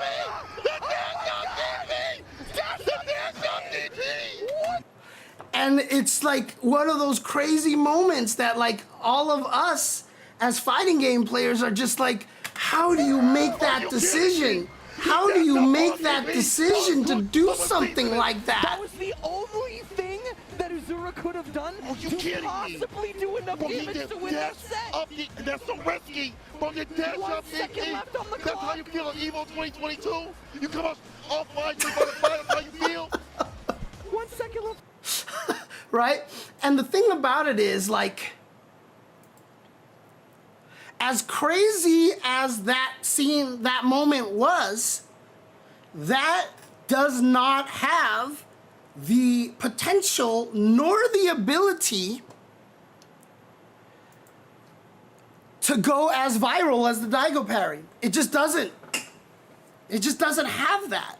Because if it wasn't for the commentators screaming, if you were a casual watcher of fighting games, did you know anything crazy happened?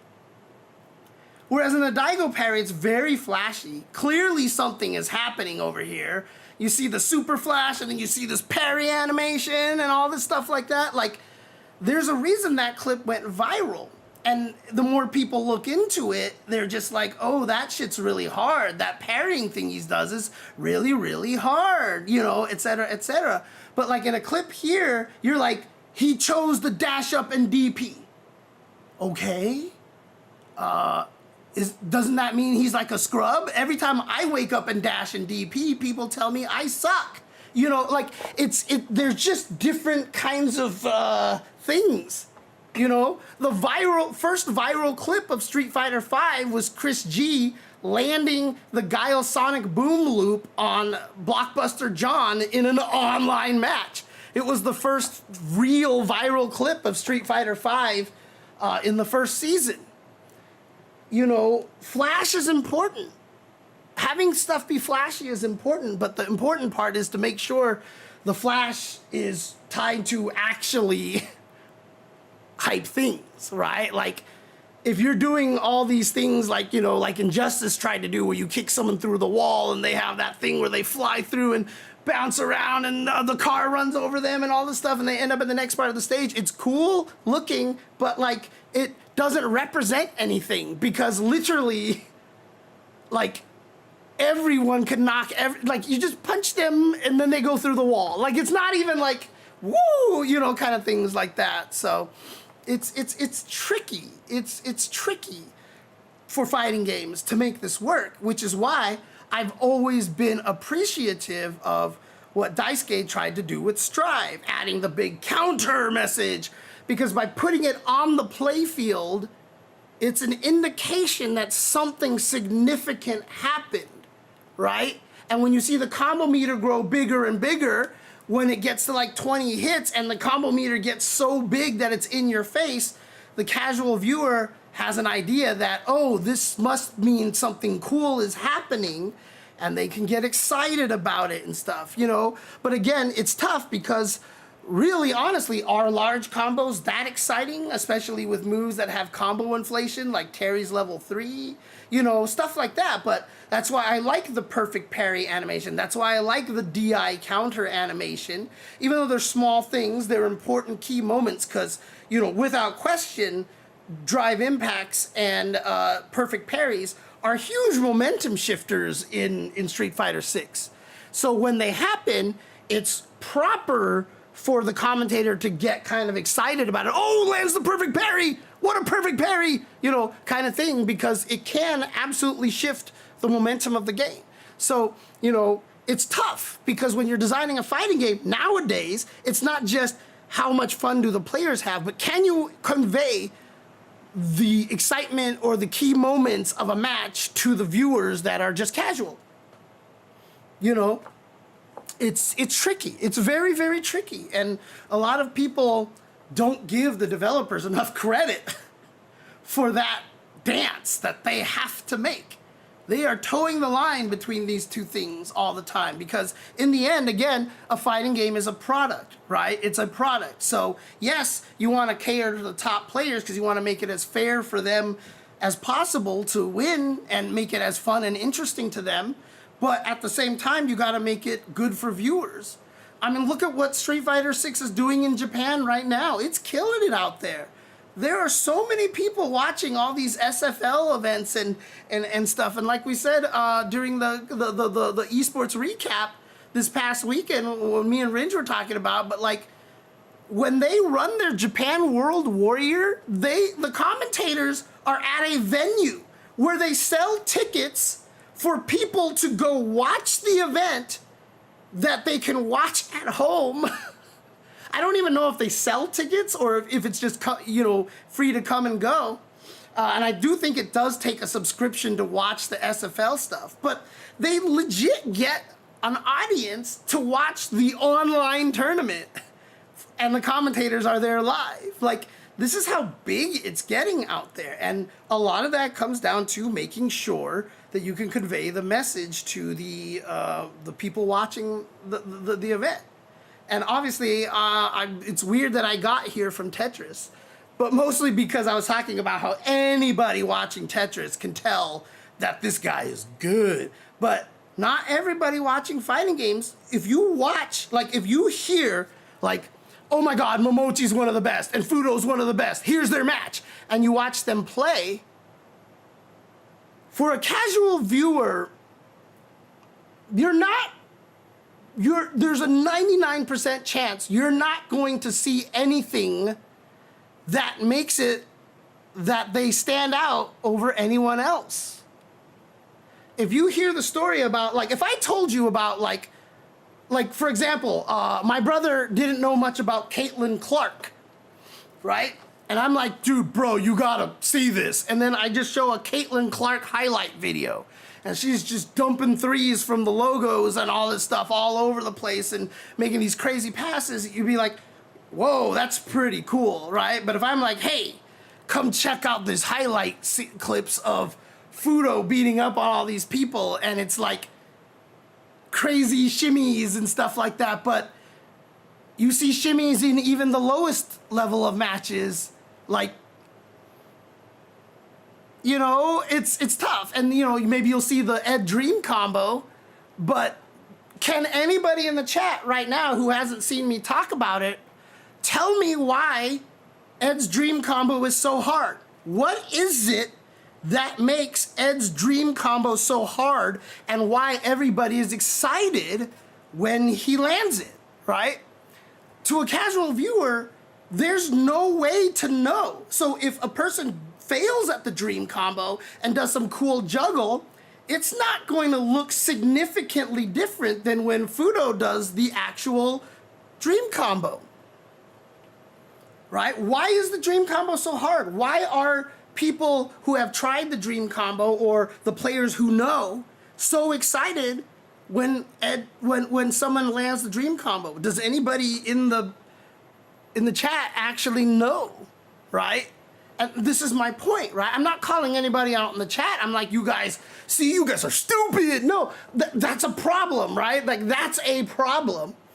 And why sometimes when I'm doing commentary, I'll actually say it out loud because I need people to understand why it's good and why it's hard. You know, when you see Ken do those Jinrai loops, I know Ken players out there hate it when I say stuff like this, but I'm always like, those Jinrai loops are a little bit harder than you think they are. Like, they're not easy. You know, for a lot of top players, yes, they're easy, right? But like, I don't want people to see those Jinrai loops and just be like, yeah, everybody does that, that's easy. Like, I want people to understand that it takes a little bit of skill to do that. Well, I mean, chewing gums, I mean, I'm sure you know, because, I mean, you've been playing a lot of fighting games, but, like, yeah, I mean, to go for that in tournament pressure settings, but again, like, I don't think people realize just how hard the Ed Dream combo is until you actually watch, like, Brian F. go for it. Or you watch Vicious when he does a long session trying to learn the dream combo and they explain it. But right now, because most commentators don't talk about it, most people in all the chats can't tell you why the dream combo is so hard. And just so I'm not gonna blue balls everybody over here and not explain it, I will show you exactly why it's so hard. Like, I'm just gonna say this, nobody has said the reason yet in the chat. And the reason is because if you look at this move here, whoops, he's on all block. Let's also turn off this. If I do this move here, the key part of this right here is these 3 red boxes right here. This is the key to the dream combo right here. These 3 active frames. Because if I do this into super, like, oh, here we go. And so, like, if you actually look at this, what happened here is I canceled it on the very first active frame here. So instead of 3 red bars here, you see just the 1, and I cancel into the super. That's how you would normally cancel something into a super. You cannot do the dream combo if you do this. Because the way that a lot of moves that have multiple active frames, let's see if I can find a good one. This is cancelable here. So as you can see, if you look at that at the very front, there's only 1 red box there, right? If I wait a little bit, I can cancel on the second active frame. Do you see that now? There are 2 red boxes there. I can do 1 red box, or I can do 3 red boxes. I got 3 red boxes there. I got 2 red boxes there. In other words, I have to wait till the hit stop ends and press the button 1 frame after the hit stop to let the game move 1 more frame to cancel on a later frame. So there I canceled on the last active frame of the 3. That's what you have to do the dream combo. I canceled on the second active frame. I can't do the dream combo here. Actually, I don't know if you can do it on the second one. I don't think you can do it on the second one. I think it has to be the third one. I think if you cancel on the second one, you'll get the double bounce, and that's why you always hear commentator go, oh, 2 bounces, or oh, 1 bounce. The 2 red ones get you the double bounce, and you can't do the true Shin Dream combo. But if you actually get, there we go. So canceled on the 3rd frame. This is now dream combo possible, okay? And again, I've been playing fighting games for 3.5 decades, okay? I am making this look easy. Trust me, there is nothing easy about this. This is really freaking hard to do, okay? I can do this because I've been playing fighting games for a very, very long time, so it won't take me a lot of effort. But, however, even after you do this, you have to learn how to time this perfectly too. And that's like a 2-frame window to be able to do that, right? So I messed up. Okay, there it is. See, and I did that with the wrong timing, so I didn't get the dream combo there. Too late? Too early? Oh, God! Too early? Too late? Too late? There we go. See, I don't know what the timing of that follow-up is. So there's 2, like, ridiculously hard things to time in that combo. But I don't think people know that. And so if I show you a highlight of Ed's dream combo, there's not necessarily any reason to think that they did anything more special than someone who just did this and then into like, you know, this crazy combo, blah, blah, blah, right? Like, there's no real, like, it looks like it's just as many hits, it might do as much damage, whatever, but, you know, the casual viewers won't know that it's about the corner carry, the meter gain, all this stuff. Like, there's so much about the dream combo that makes it so good. And you just don't know that from a casual view, which is what makes fighting games hard, which is what makes it so that, yeah, fighting games actually require commentary, because without the commentary, it's impossible to discern what are the hype moments, you know? Exactly, Flashy Flash. Try doing that during turning without dropping with all that pressure too.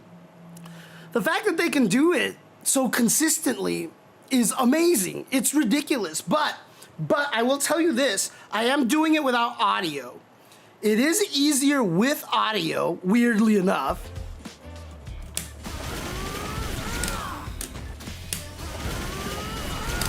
And I don't know it yet, but you can use the timing of Ed. Yeah, okay.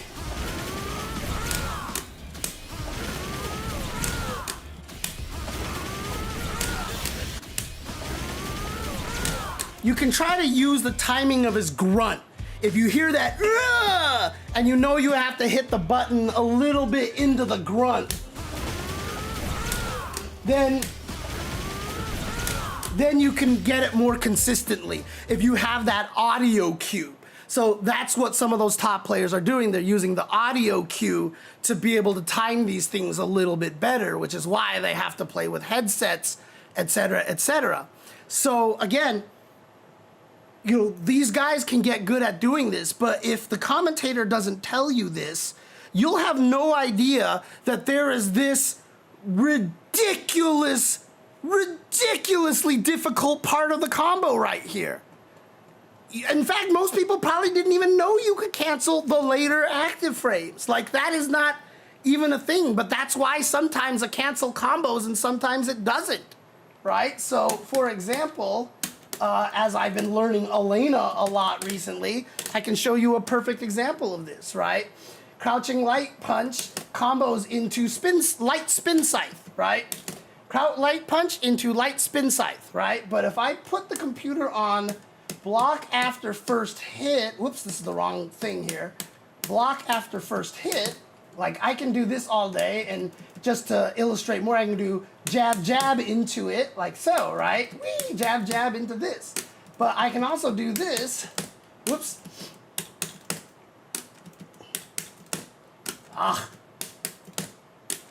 Not getting it right. There it is, right there. So I canceled it. Did you see that? I canceled it. And he blocked. Why did that happen? Why did that happen? Like, what? Like, that's super annoying, right? Like, look at that. That's super annoying. Why does that happen? So yeah, you can actually lose an entire tournament round because you accidentally canceled the second active frame. And a lot of people out there don't even know that this is a thing. A lot of people out there have no idea that this is a thing. So that's why on commentary, you'll hear me sometimes when something doesn't combo, I'm like, oh, I think he canceled a later active frame. If you've ever heard me say that on commentary, that's the scenario I'm describing. Oh, I think he canceled a later active frame, because that's why it didn't combo when it normally does. And it's super annoying that it can happen, but that's the nature of the game. I don't see like, that's a bug, fix it. Like, no, you messed up, right? And so Choni Ranchito actually says, I think what you're describing is prevalent in a lot of sports. It's hard to appreciate the difficulty of something if you've never tried it. For example, I always grew up not liking baseball because I thought it was boring, but I definitely got more appreciative of it once I tried hitting a baseball in a batting cage. Yeah, it happens a lot. However, the great moments are obvious, right? Even though people can hit the baseball, when someone hits a home run, like, you know that shit is hard. Like, it doesn't matter how boring you think baseball is, like, hitting the ball out of the park is freaking hard. And so when that moment happens, you can get excited. When someone steals a base, you can get excited, right? And more importantly, they are things to be excited about. If you see an amazing catch, that is, one, very obvious, and two, worth getting excited about. The problem with fighting games is a lot of the times the things that look exciting are not worth getting excited about, and the things worth getting excited about aren't obvious. This is the hardest part about fighting games. Like, I flash when I do OD moves. There's nothing special about that. I'm not flashing because, whoa, look at this crazy thing. Like, it's hard to process it. So yeah, even though with something like sports, like, you know, you think, oh, whatever, baseball, whatever, and then you go and try it, and you're like, whoa, this is hard. Some people have told me that about golf. Like, the first time you hit the golf ball and it actually flies, you're like, holy shit, that was cool, because hitting the golf ball is really freaking hard, right? But again, when you see the professional golfers do stuff like that, you're just like, you know it's hard, right? And even though you might not realize how hard it is to hit a baseball, there's a lot of rhetoric out there. What is one of the most common things that you'll hear? Hitting a baseball is the hardest thing in professional sports. That is often something that is said, right? Hitting a baseball is the hardest thing in professional athletic sports.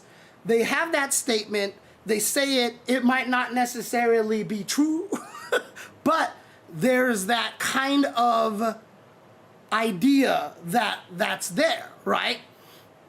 The problem with it is, like, if I said, sometimes the most exciting thing in a fighting game is when the guy does nothing. Like, it's true, but like, how do you make somebody appreciative of that? Because people do nothing all the time in fighting games. Why was that one time where they did nothing so much more hype than the other 67 times that they did nothing, right? How, like, this is what I mean. Fighting games are hard to convey to audiences in the right way. When people are like, fighting games are so easy to watch. The health bar's up there, you know, blah, blah, blah. There's not all this information on the screen. Yeah, it's true, but at the same time, like, the significant things that happen in a fighting game aren't necessarily the things that stand out. It's hard because it is like watching chess. Like, if you don't know chess and you see someone move a piece and the professionals are all like, oh my God, oh, what the brilliant move. Oh my God. And you're just looking at it like, I don't know what happened, you know, kind of a thing like that, right? Like, there is a lot of element to that.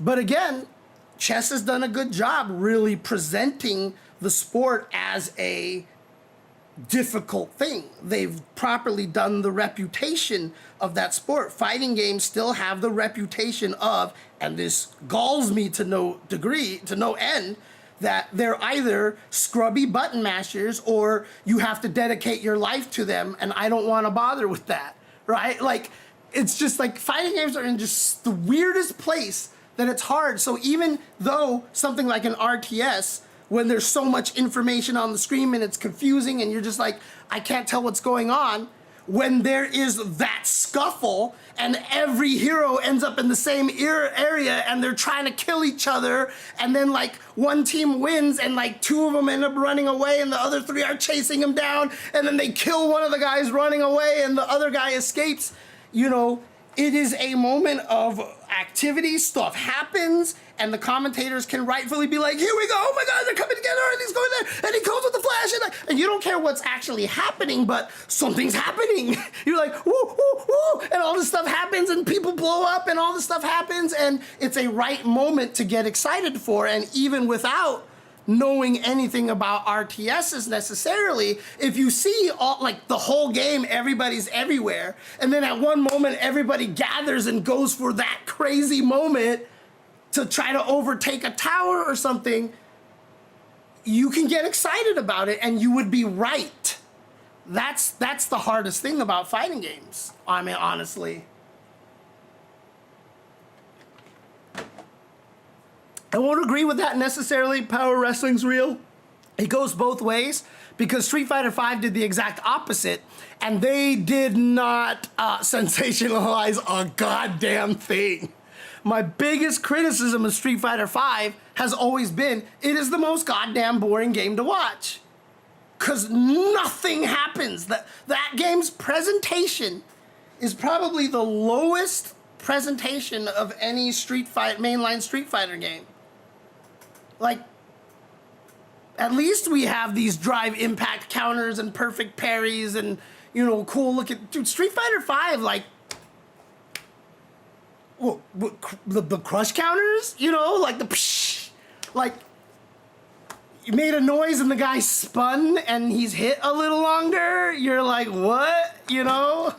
Honestly.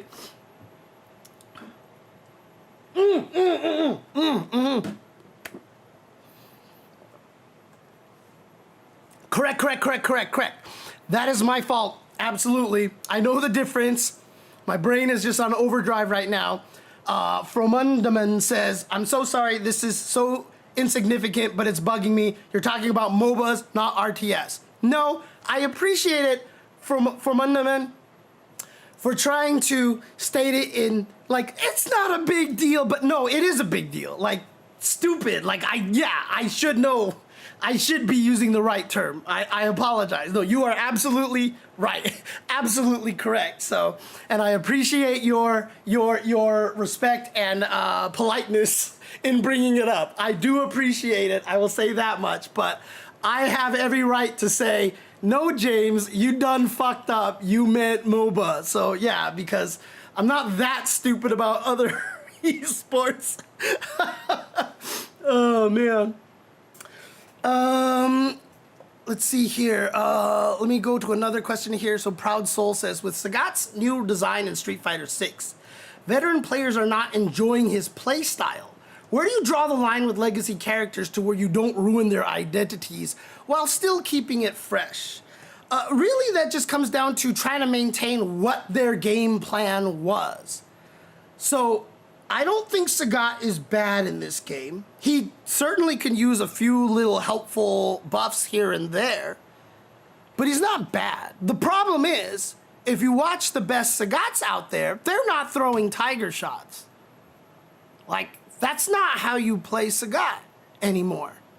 Every once in a while you can switch to it and it works really well against some characters, but that's not how he wins. He wins by getting up close in your face and blowing you up, just like everybody else. And so, like, if you enjoyed that style from a long time ago, and you don't have that character in this game, and then they're adding a character in the game that does that style that you like, and then ends up not playing in that style, it's frustrating, right? So a lot of them are frustrated, but a lot of people who are willing to accept the change will not find it as annoying. They'll be like, oh, so Sagat plays like this now, I'll just play Sagat this way now. Cool. I just really like the character. So it depends on who you are, because sometimes, like, for example, if they actually made Cammy more interesting, I would be happy. If she stopped playing the way she played in 5 and 6 and actually was interesting again, like in Street Fighter, like in Super Turbo, like, I'm all for it. Like, please, right? But again, that's me wanting to go back to something that existed before, right? It just depends, right? I mean, some characters, like, if they brought in Fuerte and made him different, I'd be like, thank God, because I just don't want to deal with Fuerte again. But that's why I'm worried if they make it so that Viper is not execution heavy. A lot of the people played Viper specifically because her difficult execution was difficult and necessary. And if they take that away, I'm worried about that. Like, that will feel like one of the biggest character betrayals out there, which is why I keep bringing up loudly all the time, so maybe they hear me or like are like, that's a good point. Like, they released Manat in season 3 of Street Fighter V, and she turned out to be one of the highest execution characters ever. You could tell by how quickly Sako was like, oh, really? And that was it. He was a Manat player forever from that point forward. We're in season 3 of Street Fighter 6 now, so based on your time frame of when you released the Manat to be the crazy combo execution character in Street Fighter V, it can be a good timing for right now. So getting stuns was big deal in Street Fighter V, yeah. Crush counters, it was hard because at first it was a big deal, and then they nerfed crush counters to completely delete their actual benefit, because crush counters meant time for big damage, but then they found out that the crush counters were too much damage, so they made them double scale, which completely deleted the whole purpose of crush counters in the first place, right? So it's like crazy. Yeah, that's true. Ed's dream combo and how the audience and play. I am still here, guys. I'm not dead. Cat decided to lean on my light and camera power button. So let me fix that for you guys in just a second here.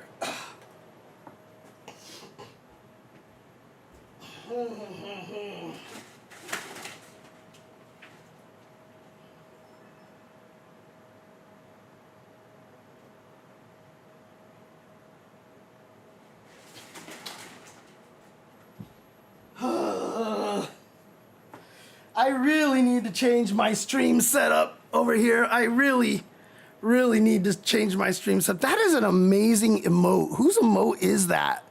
That is so cool. Who is that? That's such a smart emote. That is a smart emote. I need that emote. I need that emote, honestly. All right. This guy. It was this guy who did it. Yeah, this guy. This little bum here. Ooh. You okay? You okay? Did you not like me rubbing your belly that time? Hi. He just put his... Yeah, that's where the button was. Right where his head was. And he just decided to lean on it, and the button went away. And my lights went out, and the camera went out. So if you see here, I have this thing here, which is the power switch to the light, which is all the way under that TV over there. And it's a special power switch that, a power strip that has plug holes that turn off automatically after like 5 hours or something like that. And so I like having that because a lot of times I'll forget to turn off these lights and then they'll just turn off automatically. But also, that means that once they turn off, you can turn on those outlets by pressing this button. Unfortunately, you can also turn off the things with that button, which is what Nathan just did. That's what you did, silly cat. Mwah. Hi. Hi. Hi.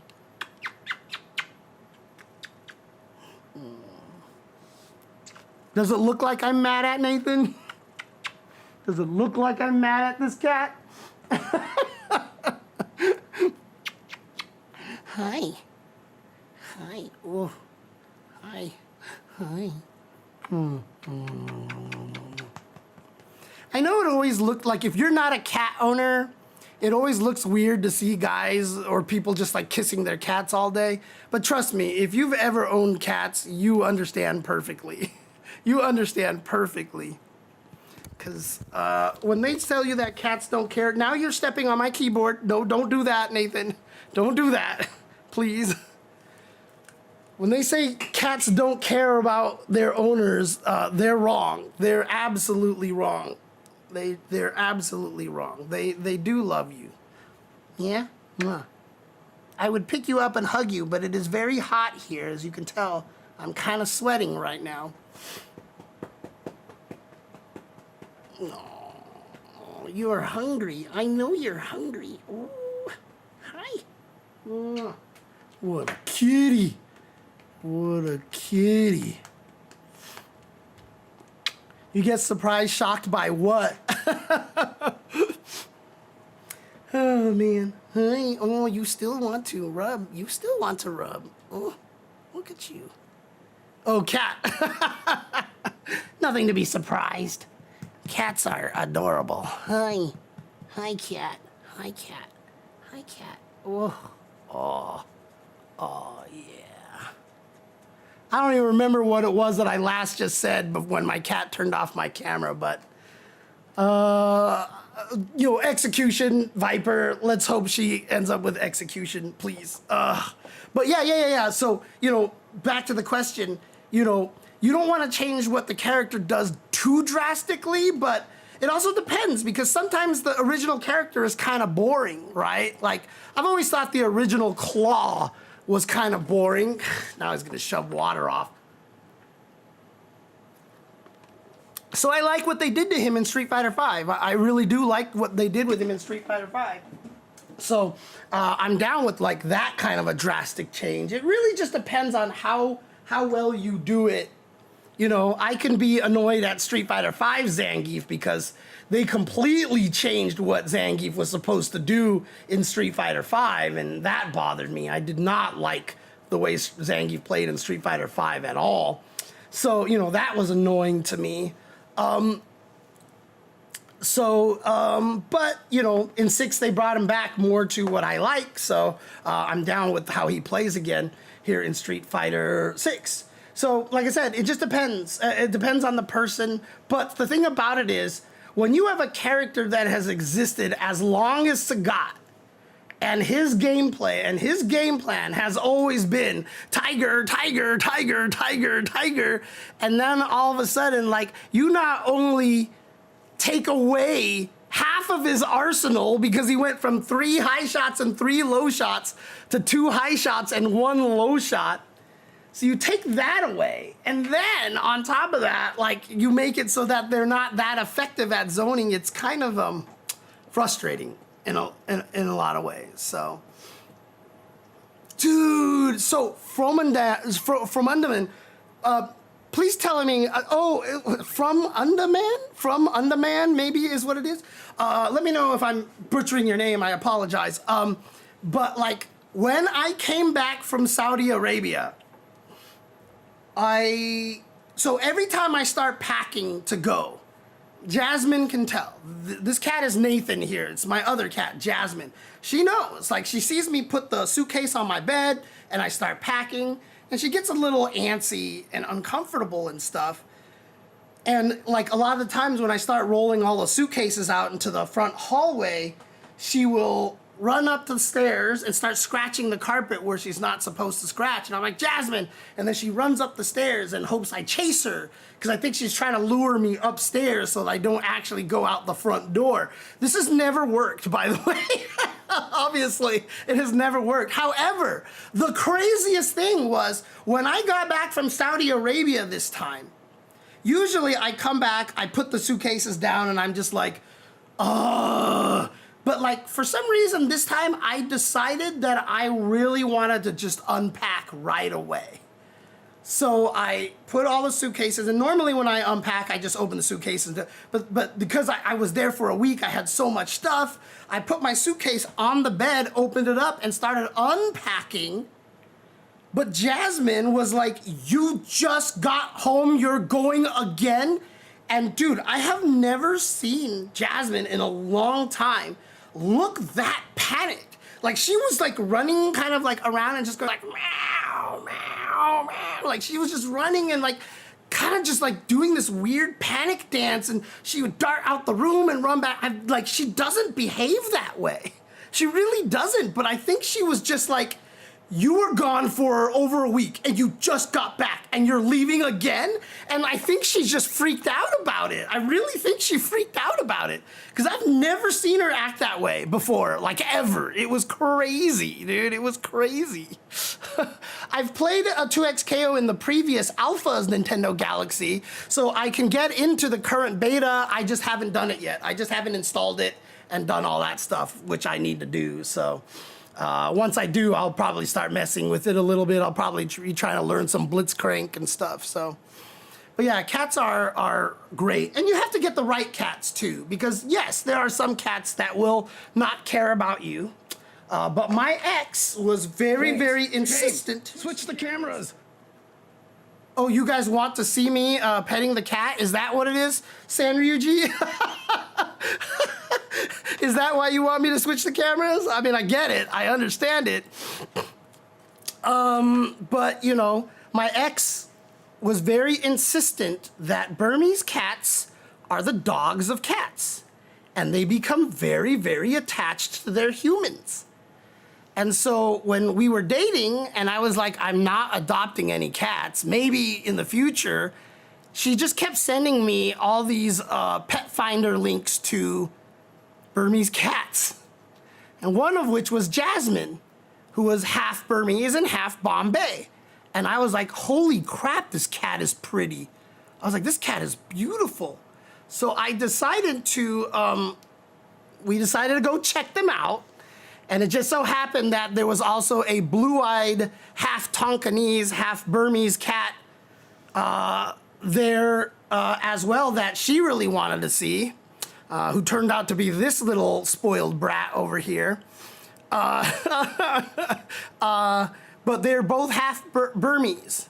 And I know she wasn't making this up as an excuse to, you know, convince me to get cats. Because there's actually YouTube videos out there, and if you look at their description of Burmese, they're like, Burmese cats are very attached to their owners and stuff. So if you do want cats that are very, like, actually, like, attached to you and are not aloof, make sure you get Burmese or half Burmese cats, because I can say with experience that these cats are super attached to me. Holy crap. That's why when we broke up, you know, she was originally supposed to take Nathan and I was supposed to just keep Jasmine, and that was kind of the agreement on if we broke up. Well, by the time we broke up, like, Nathan was super attached to me. So I was like, I'd rather not split him away from me and stuff like that. And fortunately, she ran into another cat that she ended up kind of pseudo-adopting from a roommate. And so she ended up with a different cat, and so I got to keep Nathan, basically, that way. So, you accidentally clicked, but worth it. A lot of people talk about EU ownership. So Sanyuji, I talked about that already earlier in this, in fact, at the very beginning of this stream. So you can get the archives. You can also check the archives on YouTube as well. And just listen to the very beginning of the stream. I talk about the change in ownership for a great deal of time. So that's basically, that's probably where you want to go and look at the stuff. So, well, I am a Felicia main, Shinra Champloo. At least in Marvel 3 I was. I wanted to learn Felicia a lot also in Vampire Savior. In the original 2 Darkstalkers, I was a Felicia main in the original Darkstalkers until I switched to Bishamon. And then I was a Bishaman main from the original Darkstalkers into Vampire Hunter. And then when it got to Vampire Savior, I didn't really have a main. I just played everybody because I couldn't find anybody to play versus with in Darkstalkers, except like my brother, so we would just pick random characters and just go nuts, basically. But if I ever sat down to learn Vampire Savior, my mains would probably be Felicia and Bishamon again. So, hey, thank you for the follow, low-key hit. Appreciate you, appreciate it. But then also I tried to build a Felicia team in Marvel. Never worked out, even though I had a legit, very good Felicia team. Actually might even be one of the best Felicia teams in the game, but I was just never good enough, and I am not, I couldn't get good enough with Strider as my anchor. I could never figure out how to make Strider work as my anchor. So I always had to keep my X Factor until the end, and Strider's X Factor was super weak anyway. And so basically, I only had like 2 characters. I had a Felicia, half a Doom, and half of a Strider. I should have just switched back to my Ghost Rider Doom Felicia team, which was actually significantly, which I did way better with, because I started with Ghost Rider, and my degenerate strategy made me play Marvel correctly.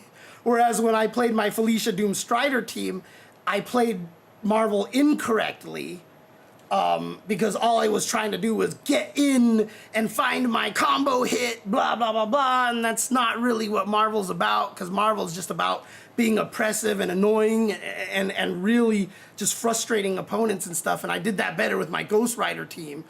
But Ghost Rider sucked, but anyways, that's a whole nother story, so.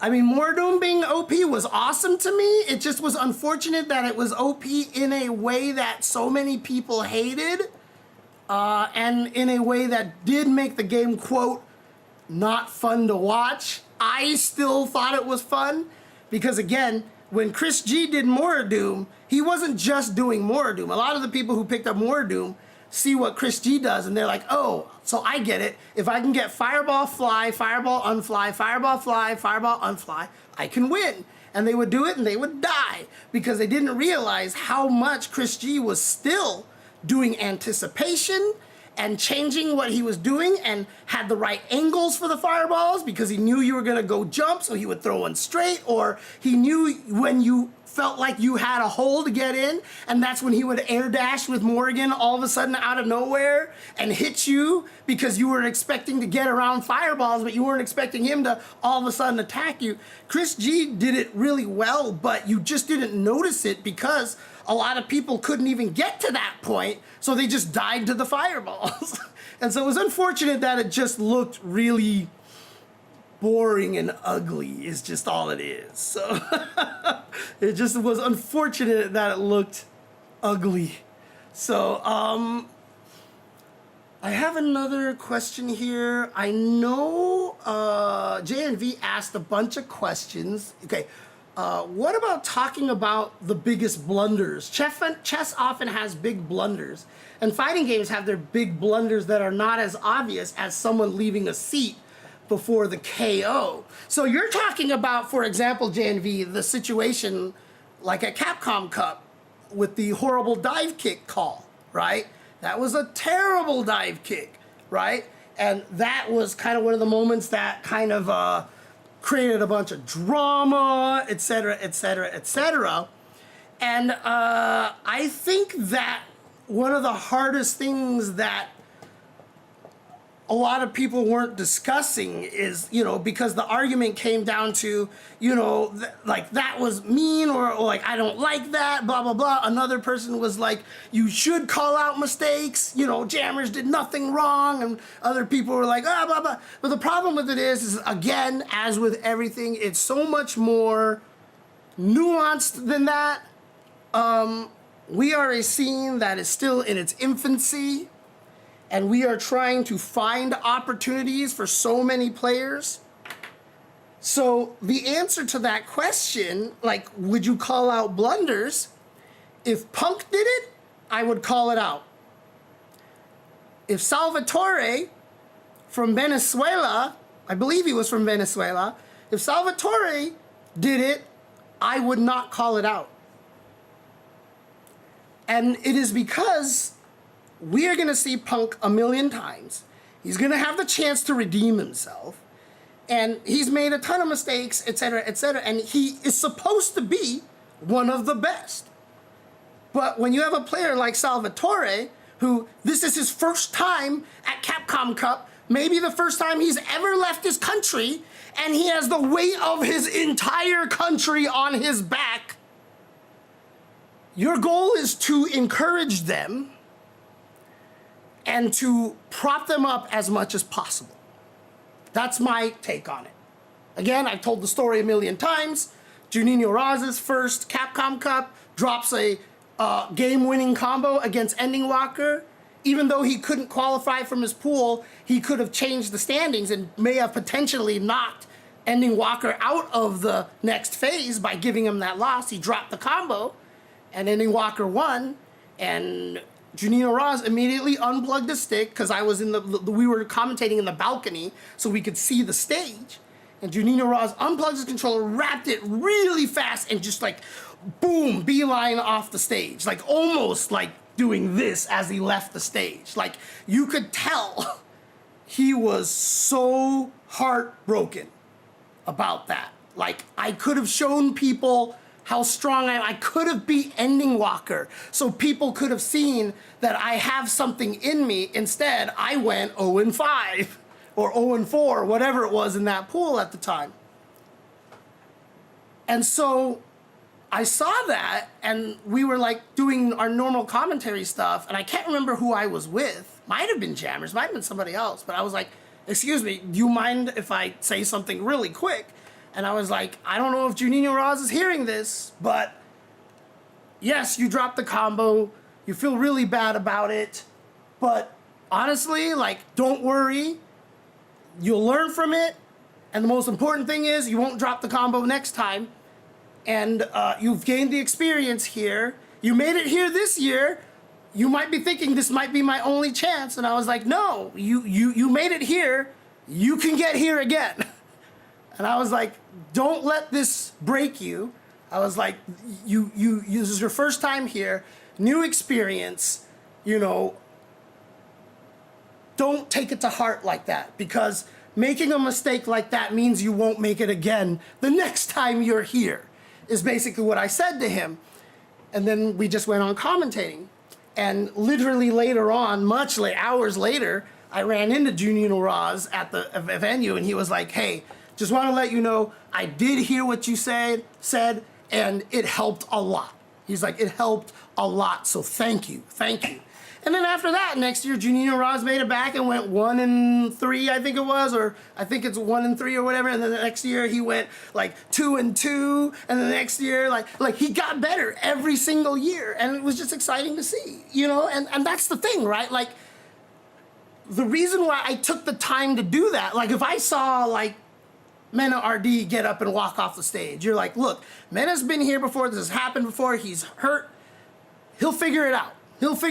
But when I see Juninho Raz, who's at his first Capcom Cup, do that, walk off the stage and just look embarrassed, like, I feel like as a commentator, we have a little bit of responsibility to prop up the players and to encourage them, honestly.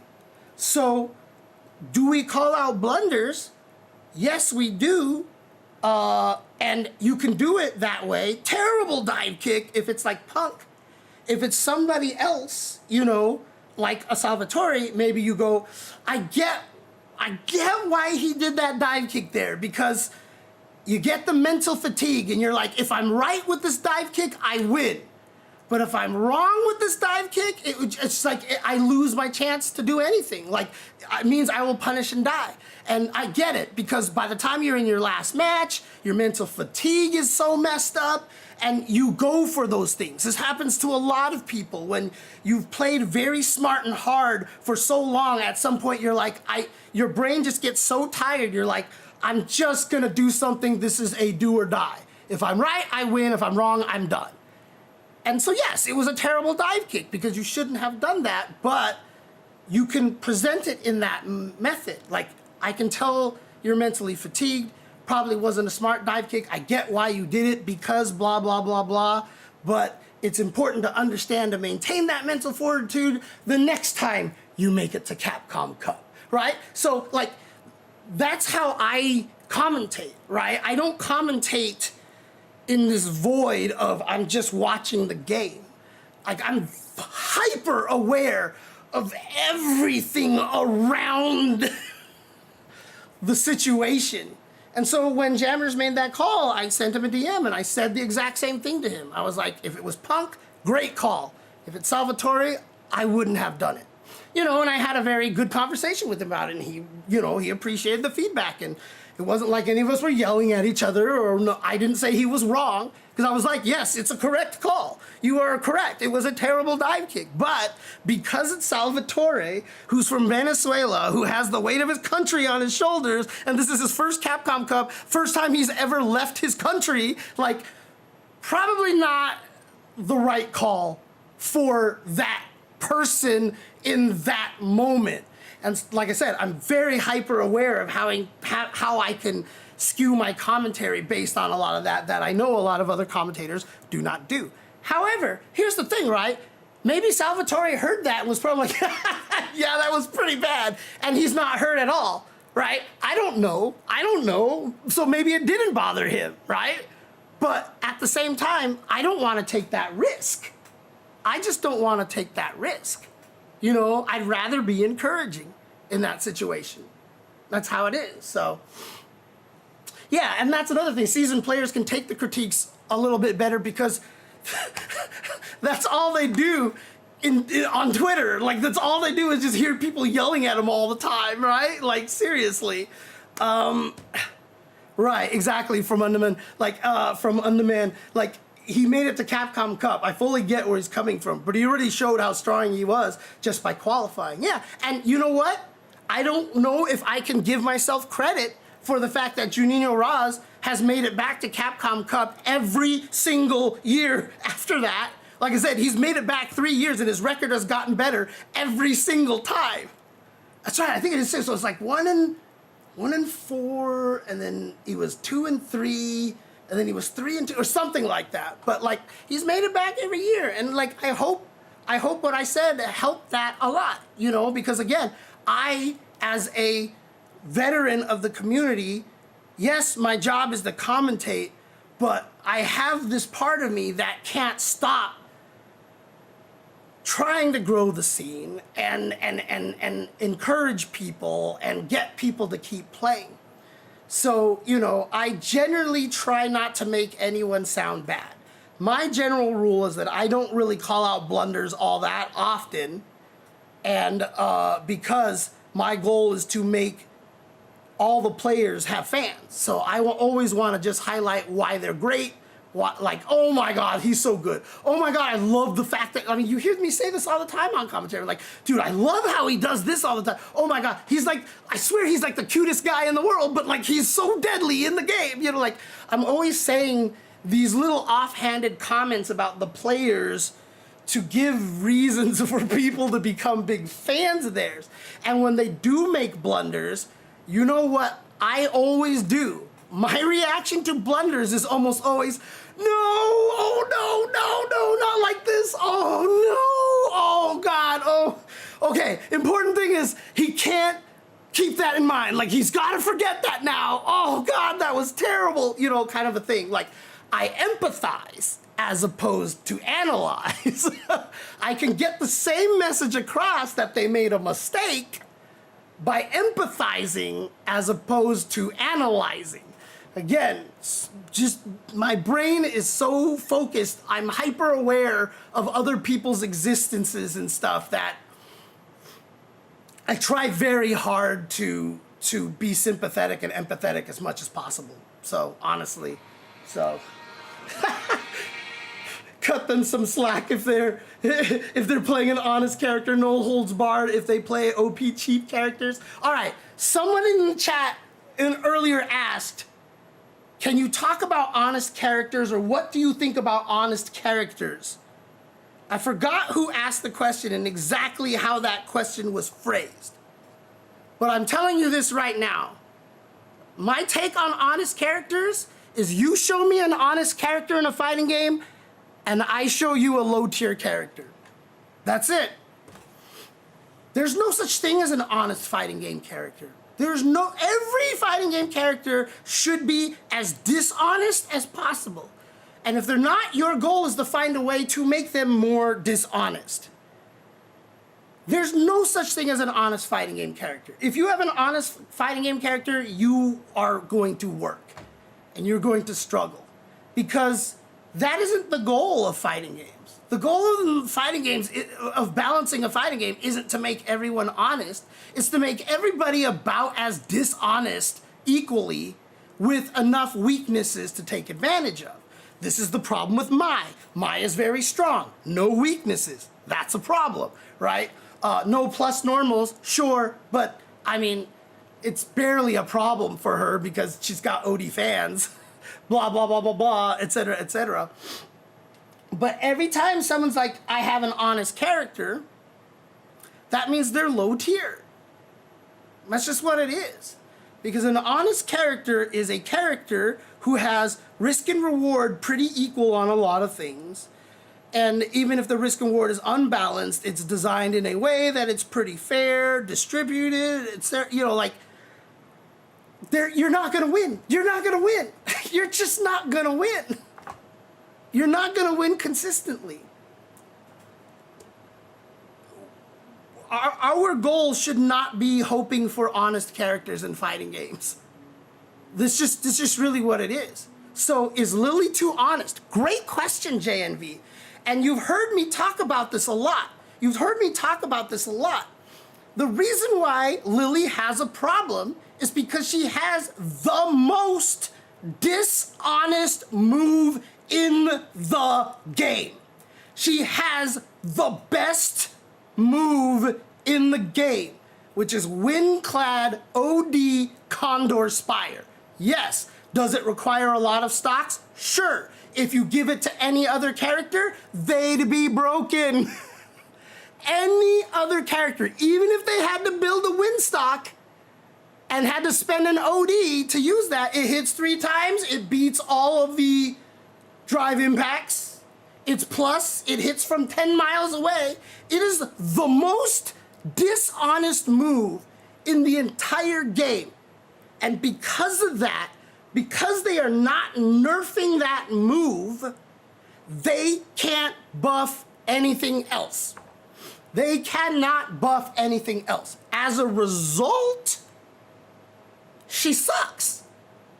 Because if you give her anything that's decent and she keeps that move, she's broken. It's almost impossible to tweak Lily from being underperforming to not being broken without nerfing Windclad OD Condor Spire. Which is why I keep saying you have to nerf that move so you can make Lily more interesting. If you give her enough tools so that she's a really decent fighter without OD Condor Spire, she's broken. That's it. That's it, right? Now, clearly she doesn't suck, right? Of course, but she's not great, right? But nobody truly sucks in this game. She's just the weakest character right now, probably. Yeah, but I don't think anybody deserves to have any character be busted right now because of how good that they're doing the balance in this game. And I will say, Neiman Lyles, Cammy is not honest. She feels honest because she doesn't have shenanigans. And I will agree with that. And you hear me say this on commentary all the time. Cammy is like one of the most sauceless characters in the game, right? She doesn't have a lot of shenanigans. So yes, when I play her, I'm like, I don't think she's as strong as some people say she is, but I still think she's like top 5, you know, nowadays, maybe not top 5, but I still think Cammy is really, really good. And the reason is because, like Lily, she has one of the best moves in the game, which is the dive kick.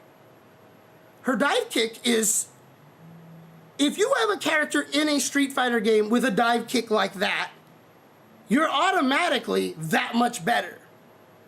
Because you've given a character a way to avoid grounded normals and then hit you back faster than a jump arc and get a combo off of it. And everything that she does as a combo ends in Oki. Like, she has like no knockdowns that don't end in Oki outside of DP. And that's why you don't end combos with DP. You end them all with drills, you know?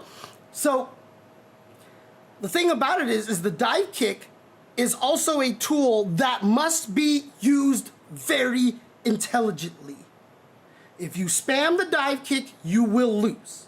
And that's why the dive kick doesn't feel cheap, why she feels honest. But again, how do you know that that dive kick is very dishonest? Hey, thank you, Nims, for the follow. How do you know that Cammy's dive kick is dishonest? Give it to any other character, same thing, and that character becomes a huge problem. A huge problem. All right? Evo was won because Cammy has a dive kick.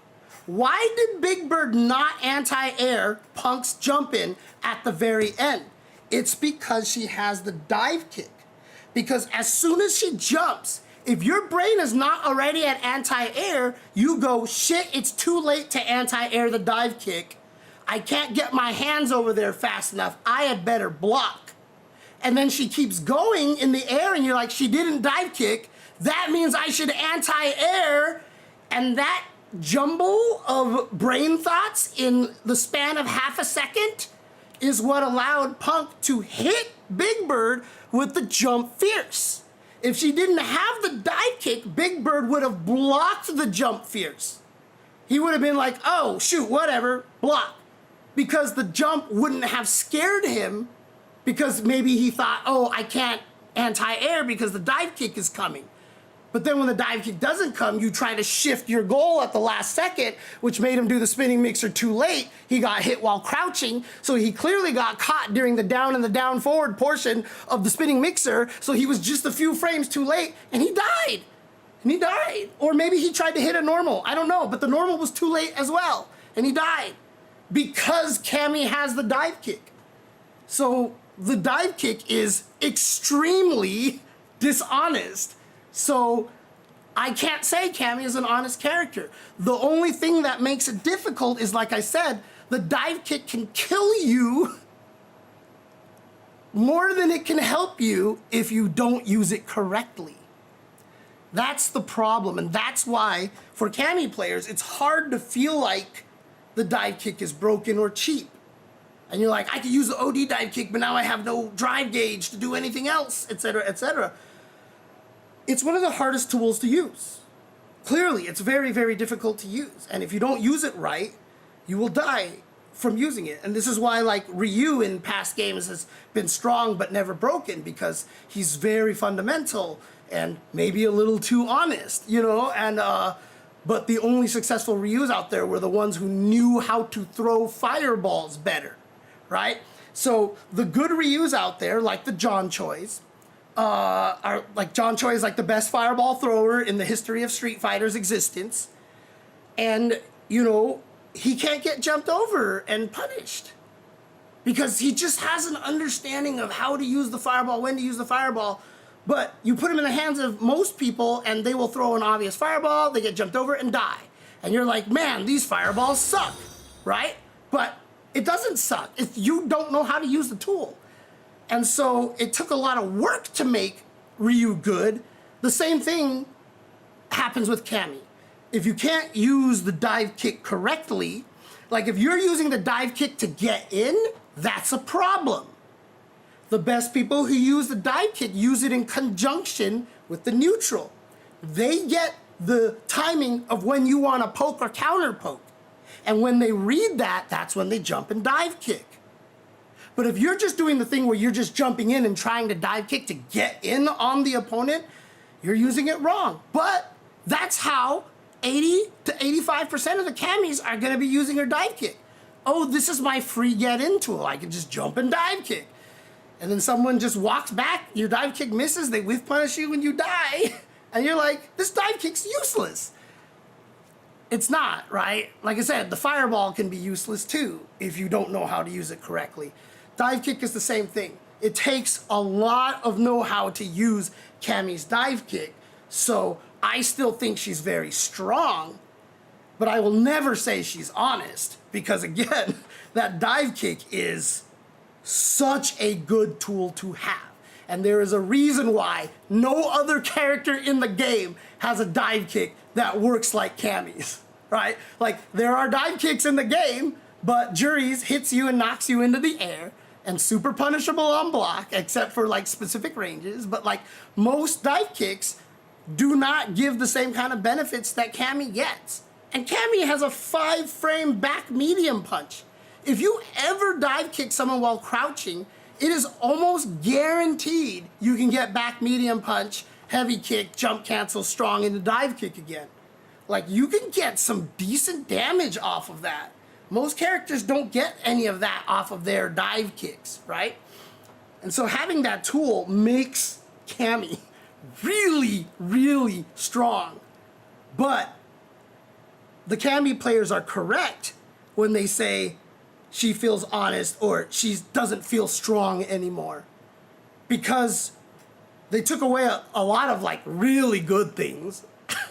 But the dive kick has never changed. In fact, it got a little bit better, in my opinion, because having the OD dive kick not combo into back medium punch when it hits on the first frame feels like a nerf. But to make it at worst -3, bro, like, I can't even tell you how good for Cammie that is. I can try instant jump OD dive kick and I can't be punished for it unless you perfect parry it or DP me out of the air. Like, that's ridiculous. Yeah, you lost the back medium punch, you don't get the side switch anymore. Oh well. Because if you're right, you do a shit ton of damage, and if you're wrong, you can't get killed for it. Like, that's amazing. And so, you know, she just doesn't have a lot of sauce. That's just what it comes down to. She doesn't have sauce. And it's the reason why I don't play her, even though she's my favorite character in Street Fighter history. I don't play her in Street Fighter 6 because I just hooligan all day. Because I just want to do something different with her. Because if I try to play her, like, fundamentally, I get bored. Thank you, I'm Corvin, for the follow. Appreciate it. Appreciate it. So yeah, that's just how it is. Drive parry would have worked for Big Bird versus Punk for sure, but that's not where his brain was. His brain was, he's jumped. If I anti-air him right now, I probably win. And so when he was like, I missed it, oh God, he did the regular jump, I need to anti-air, and because he was like, I have to anti-air because I need to, you know, like if I do, I win. Like, your brain's not gonna go there. Your brain's not gonna. Well, Street Fighter 4 dive kick was the most broken, but I'll also say it was also the last time Cammie, in my opinion, was super fun because the tag unique cannon strike was so interesting. But again, interesting means being as dishonest as possible because it was really strong and they took it away, and I hated Cammie ever since after that. So. Oh man, I'm still mad about that. All right, from Underman, thank you. Have fun and take care. Good night, sir. But I've been going for about 3 hours. Are there any other questions? Oh, a tier list for me? I mean, you're not gonna get me to downplay Kimberly anymore. I know now when I'm not winning with her, it's clearly my fault at this point in time. However, I don't think she's as strong as some other people do. Someone told me that she's extremely broken and that she's right up there with Mai as being broken and having no weaknesses. And like, it's not downplay to say, what the fuck, you know? It's not downplaying to be like, what the fuck are you smoking? Please give me some, you know? It's funny too, because yeah, I mean, Cammy is cute and waifu and stuff, but that's not why I became a fan of Cammy, actually. I was just a low-tier hero back in the day. Cammy is not actually like my Street Fighter waifu. Chun-Li would actually be more my Street Fighter waifu just because she wears blue and she's Chinese and she's hot, right? Like, I mean, first time I saw Chun-Li, I was like, I'm playing Chun-Li, and that was it, right? Like, I had to play her right away, so. Let's see, JDP says, greetings, J-Chandler. Peace to you, your community. I just wanted to ask you about a buff idea I had for SF6 Jamie. His drink levels carry over rounds, but lose 1 drink level every time he goes into burnout. No, I think that's too strong. That's too strong for Jamie. In order to keep his drink levels, the thing about it is, I know why they don't do it, because 1, he would be too strong, and 2, it would be uninteresting. You're gonna have to increase the drink levels a little bit more. Like maybe change it so that instead of getting to 4, he has to get to 8, and now he goes up with every 2 drinks or something like that. Because, and you already see, because that's basically Manon's mechanic, right? You basically repeat Manon's mechanic, and that kind of makes it a little uninteresting. 1, Jamie is pretty good right now. He doesn't need incredible buffs. And if you want to have some sort of system by which he can maintain drink levels, do something interesting with it. My idea was that between rounds, you can maintain as many levels as you have built up to max 3. So if you've gotten to 4, you can preserve 3, or preserve 2, or preserve 1. If you've only built up to 2, you can only preserve 2, you can only preserve 1. And you do that between rounds by holding light punch, medium punch, or heavy punch. So light punch will do 1, medium punch will do 2 or 1 if that's the only one available.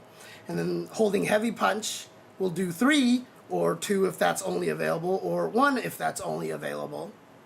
However, when you do that, you sacrifice part of your health. So if you save 1 level, you start with, I mean, this is the part where you would have to balance test it, right? You start with 5% less health. And then if you do preserve 2 levels, you start with 15% less health. And if you preserve level 3, you start with 15 or 25% less health. And you just tweak it from there. Maybe you'll find out that like 5, 20, and 40 is more fair or something like that. But at least that would be unique to Jamie. At least that would do something different. And it would be really interesting. Like, you could beat someone really badly the first round and be like, I didn't spend any of my super meter and stuff. I'm gonna risk the second round that I can just beat him without sacrificing any of his health, and I have all the super meters, so I could still go into level 2 if I wanted to.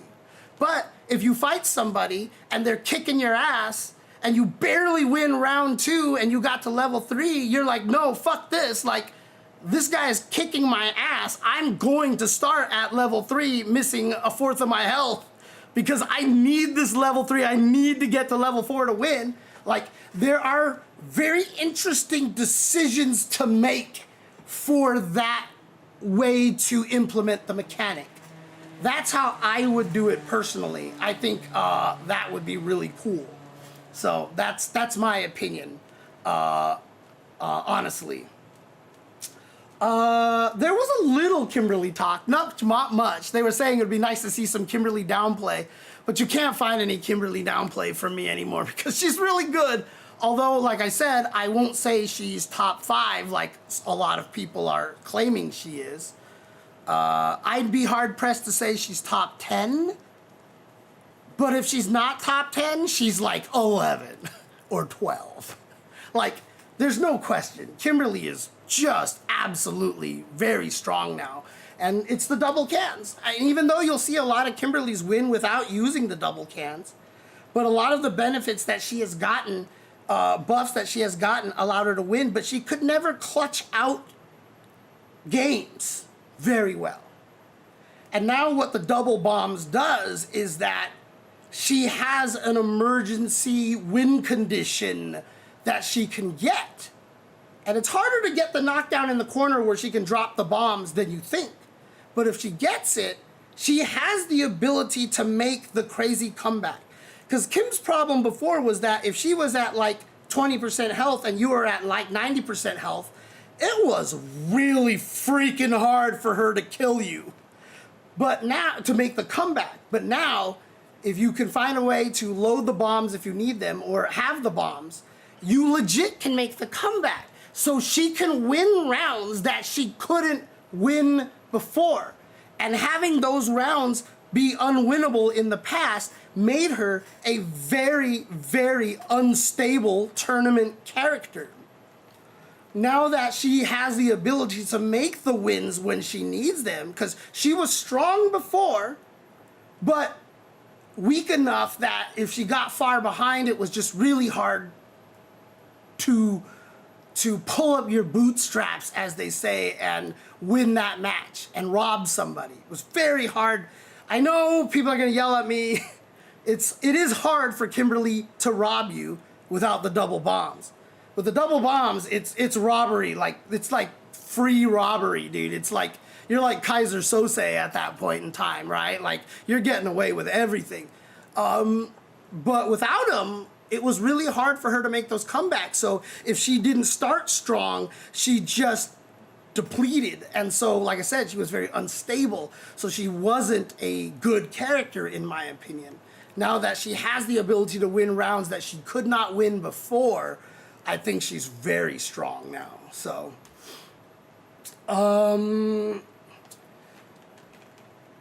depending on the setups at tournaments, explain that, Comrade Tyrone. Explain that a little bit. So, hey, what's up, Playland? At this point, do you believe there's ever going to be another company versus company game? Or is it going to fighting game hiatus again, which for some reason I feel we are? The chances are slim. Well, it's hard to say we're going to a hiatus when some of the biggest games are coming out next year in 2XKO and Marvel Tokon. But if we're going to get crossover versus games, I mean, Capcom versus SNK is probably the best chance that we're going to get. Because Fatal Fury, at least in my opinion, doesn't seem like it's done as well as they had hoped. And SNK may be willing to try to have Capcom help them with the shot in the arm, because let's face it, Terry and Mai are amazing in Street Fighter 6. Not just from how strong they are, but they're just really cool. Like the flourishes and the inside jokes and the way that they, you know, their animations and stuff, like, they just made them look so sick. Like, I'm still sad that you don't get to see Terry's power dunk more often, because even though he doesn't do the spin like Terry has always done, the way Terry does that crank back and punches in the air just looks so satisfying, right? And like, I think Mai and Terry look so much better in Street Fighter 6, unfortunately, than they do in Fatal Fury. This is not me trying to say anything negative about Fatal Fury, but I mean, I just think Terry and Mai look amazing. So I think Street Fighter versus SNK, Capcom versus SNK is a high chance. I would be shocked if they haven't talked about it already. I don't think it's coming anytime soon, but I definitely think that would probably have the highest chance of being created, unless it's like Guilty Gear versus Blaze Blue, right? Unless it's like Arxis versus Arxis, right? Like, they could do that. That's something that could absolutely happen and would be sick, and would certainly be a beautiful shot in the arm for Blaze Blue to get back into that realm of relevance again. And I know Blaze Blue fans are going to be mad at me. They're like, the game is still relevant. Yeah, Look, I get it. I'm talking from a very FGC casual kind of viewpoint and stuff, right? I'm not saying dead game. I'm just saying it's not in people's minds right now. We're in a generation of fighting game players right now where if you talk to a lot of them and say, Blaze Blue, they'll be like, what are you talking about? That's what I mean right now. We just haven't had a Blaze Blue in a long time. That's all. So Habukami says, how often do you play fighting games during the week, like on average, say compared to researching and watching games? Dude, that one, hey, thank you for the follow, Omaravia. That's an interesting question because I try to play a lot, but like last night, I swear to God, I was like, I am gonna play Elena on stream and take her on to ranked, and I'm going to show people how I try to manage a new character on ranked. And I come to my machine and I look at Elena and I'm like, wait, I want to remember my Oki situation for this. I shit you not, 4 hours later, I have a notepad document with all the stuff that I typed in there. And I never type stuff down. I never write stuff down. But Elena was breaking my brain so badly because every Oki situation required very specific setups for things that I just labbed for 4 hours. And then afterwards I'm mad because I'm like, damn it, I wanted to stream. And then two, I was like, I should have just streamed myself labbing. And so like now I hate myself in like every capacity because I failed in every way humanly possible. I love labbing. I spend way too much time labbing. I have been playing a lot more recently because I know Kim is good and I want to see how well I can do with her. There was a period of time where I didn't play as often, but that's also because the last half of last year, I was just depressed tremendously for like the last half of last year. And the beginning half of this year has just been like on record, like top 2, top 3 worst years of my life. So I just haven't been playing as much. But things are calming down a little bit, so I'm trying to play more often now and really try to get back into the groove, to be honest with you. So that's basically where I'm at right now. I haven't played a lot recently, I will 100% admit, but life circumstances have just not been going well for me. And I'm hoping they're still not going well. Things still suck really badly right now, but at this point, it's almost kind of like I'm numb to it now. I'm desensitized to it. I'm just like, whatever, oh well, like if I lose my home, then I lose my home, you know, kind of things like that. It's kind of where my brain is at this point in time. So yeah, I'm back playing more often.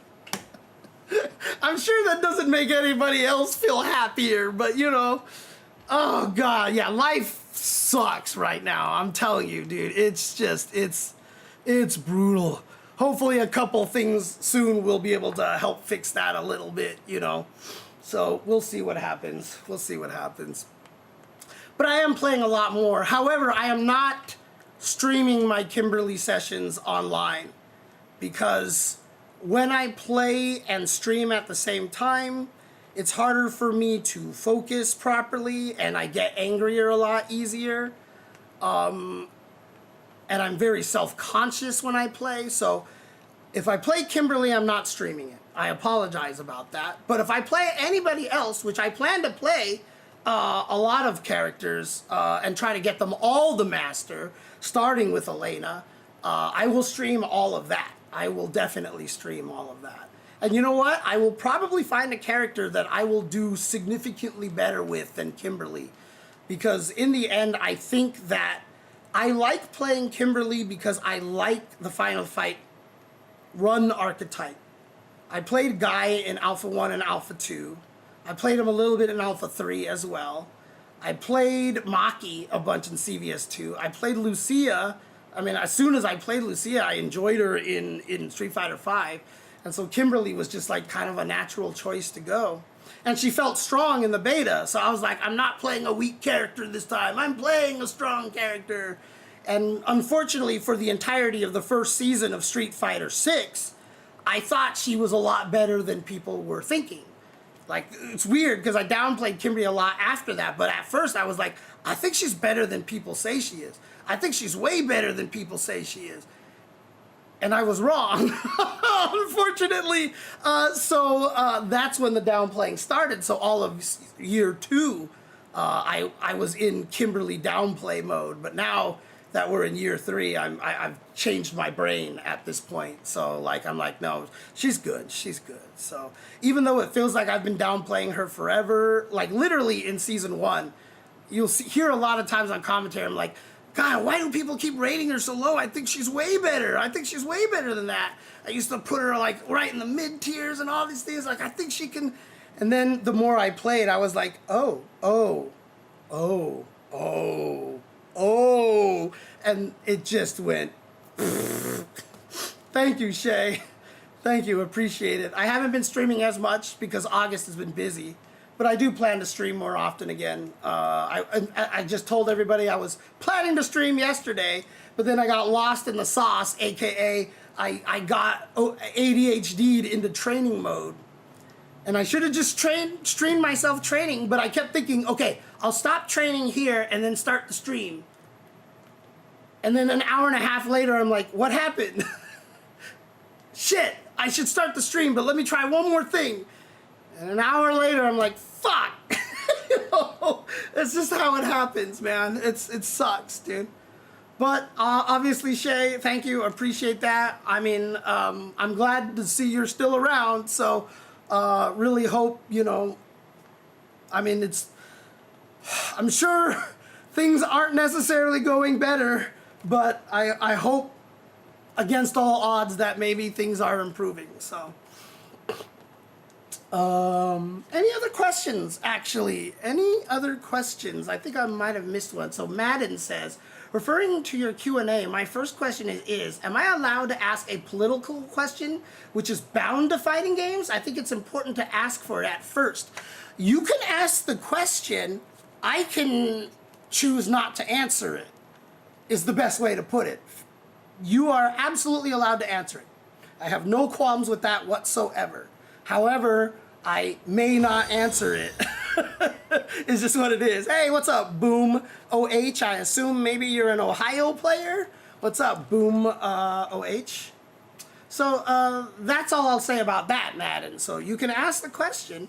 And like I said, I'm also very nuanced when I answer these questions. I hate being like, yeah, like I definitely, oh, Juan Hanna also asked, why is Elena being completely ignored? I got inspired to play her outfit too. Shoutouts for the subscription to Sarah Death. Thank you. But her super combo page is half blank and she is absent in tournament play because she's not obvious strong. So Elena and Sagat are not obvious strong. And the reason why they're not obvious strong is because they don't play Street Fighter 6 like Mai does. Like Mai is like, hi, I'm Street Fighter 6 the character. That's basically Mai. So you pick up Mai, and if you've been playing Street Fighter this whole time, you know how to use Mai, and the OD fans doesn't take a genius to figure out how to use OD fans, right? So like, very obvious. Sagat and Elena are two extremely un-Street Fighter 6-like characters.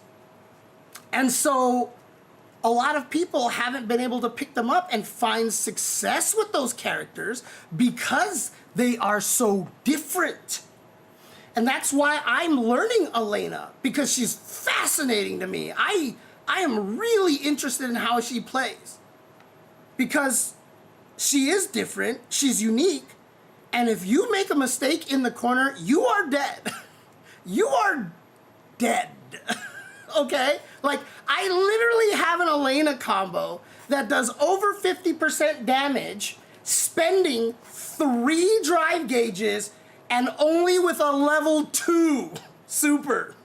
I can drain 5,027 damage of your health off of a punish counter if you whiff a throw, and I hit you with a punish counter. I can drain over half your life, or just half your life, by spending 3 drive gauges and a level 2. A level 2! Not even her level 3, right? Like, she just spits out damage if she has the right combo starter, dude. It is ridiculous, dude. It's ridiculous. ridiculous how much damage this character does. So her whole goal is to get you in the corner and make a mistake, right? So so let's see if I just do this for fun here. Let's do block reversal into a normal throw, like so. Let's just set you up to standard, block setting all blocks. So I'm gonna make you throw like this. So if I do something, whoops, if I do something like this and then walk away, right? If I do something like this, what was the follow-up I did there? Oh, I remember now. Okay, I remember now. Okay.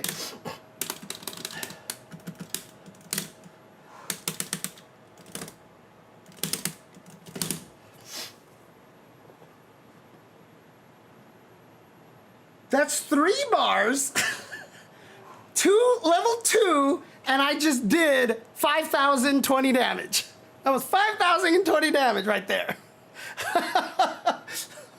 Right there, just like that, just like that. Whoops.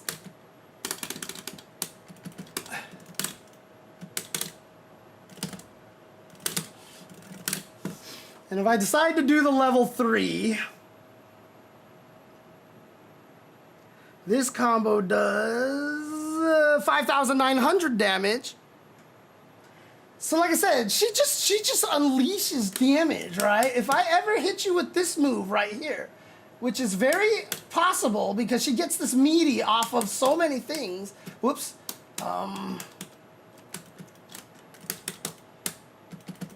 Whoops.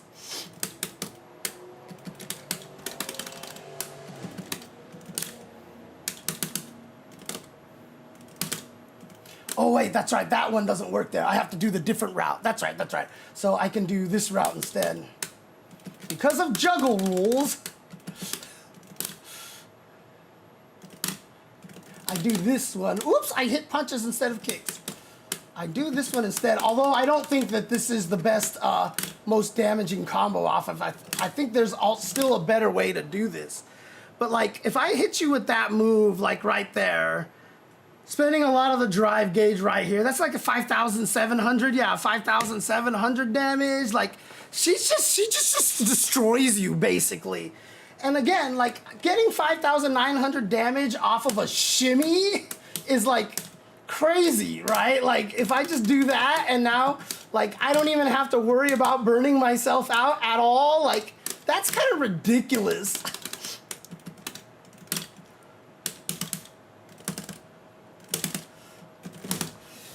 And like I said, this is a level 2 here, right? So this is the level 2 that I've done.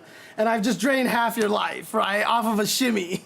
And I only spent 3 drive gauges and 2 super levels. So, you know, there's probably ways to increase the damage of that. So I think this character has a lot of sauce. And then Dogura got 2nd place in a 2,300 man tournament in the World Warrior, only losing to Goichi's Chun-Li.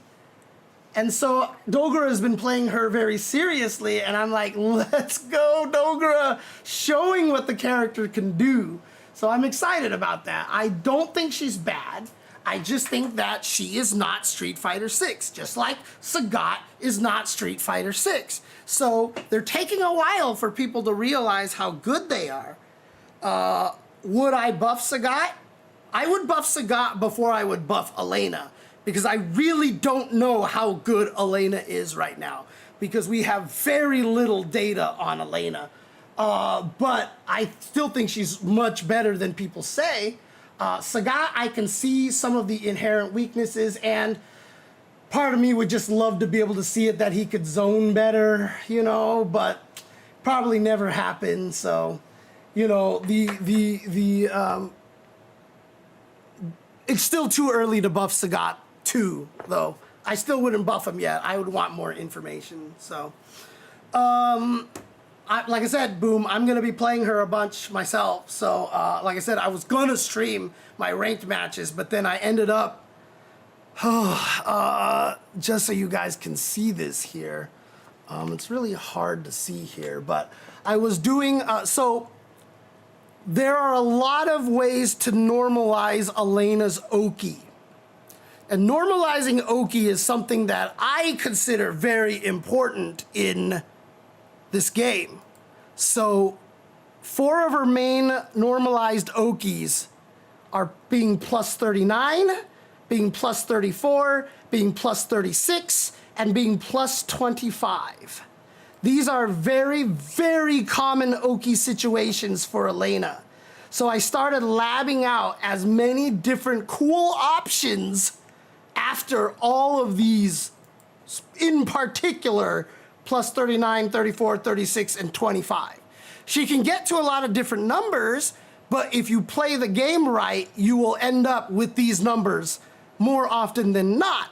And so I started finding out good options for every single one of these knockdown situations, including at least one good meaty throw that can't be beat by a 4-framer. And so I wrote all this down. This is what I ended up doing last night for 4 hours.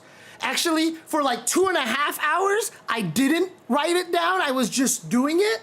And then I tested it. Like, I was like, all right, let me fight against CPU. Level 7, like I said, is a good way to practice.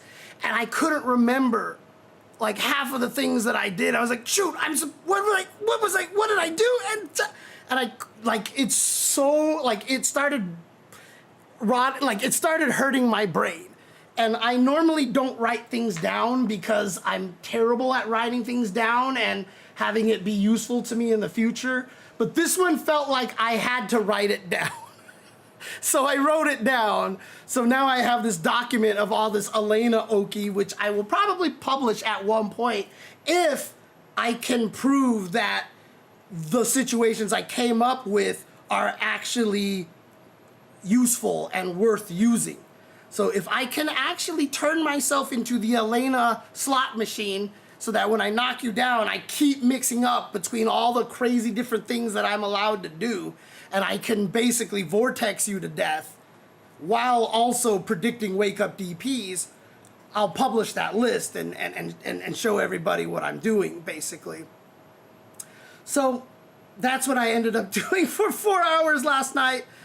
And then by then it was already like 1 a.m. and I was like, dang it, I can't stream now. So I could, but I didn't want to because I want to wake up earlier these days. So I didn't do that, unfortunately. So, but also before we end this stream here, I do want to once again say this.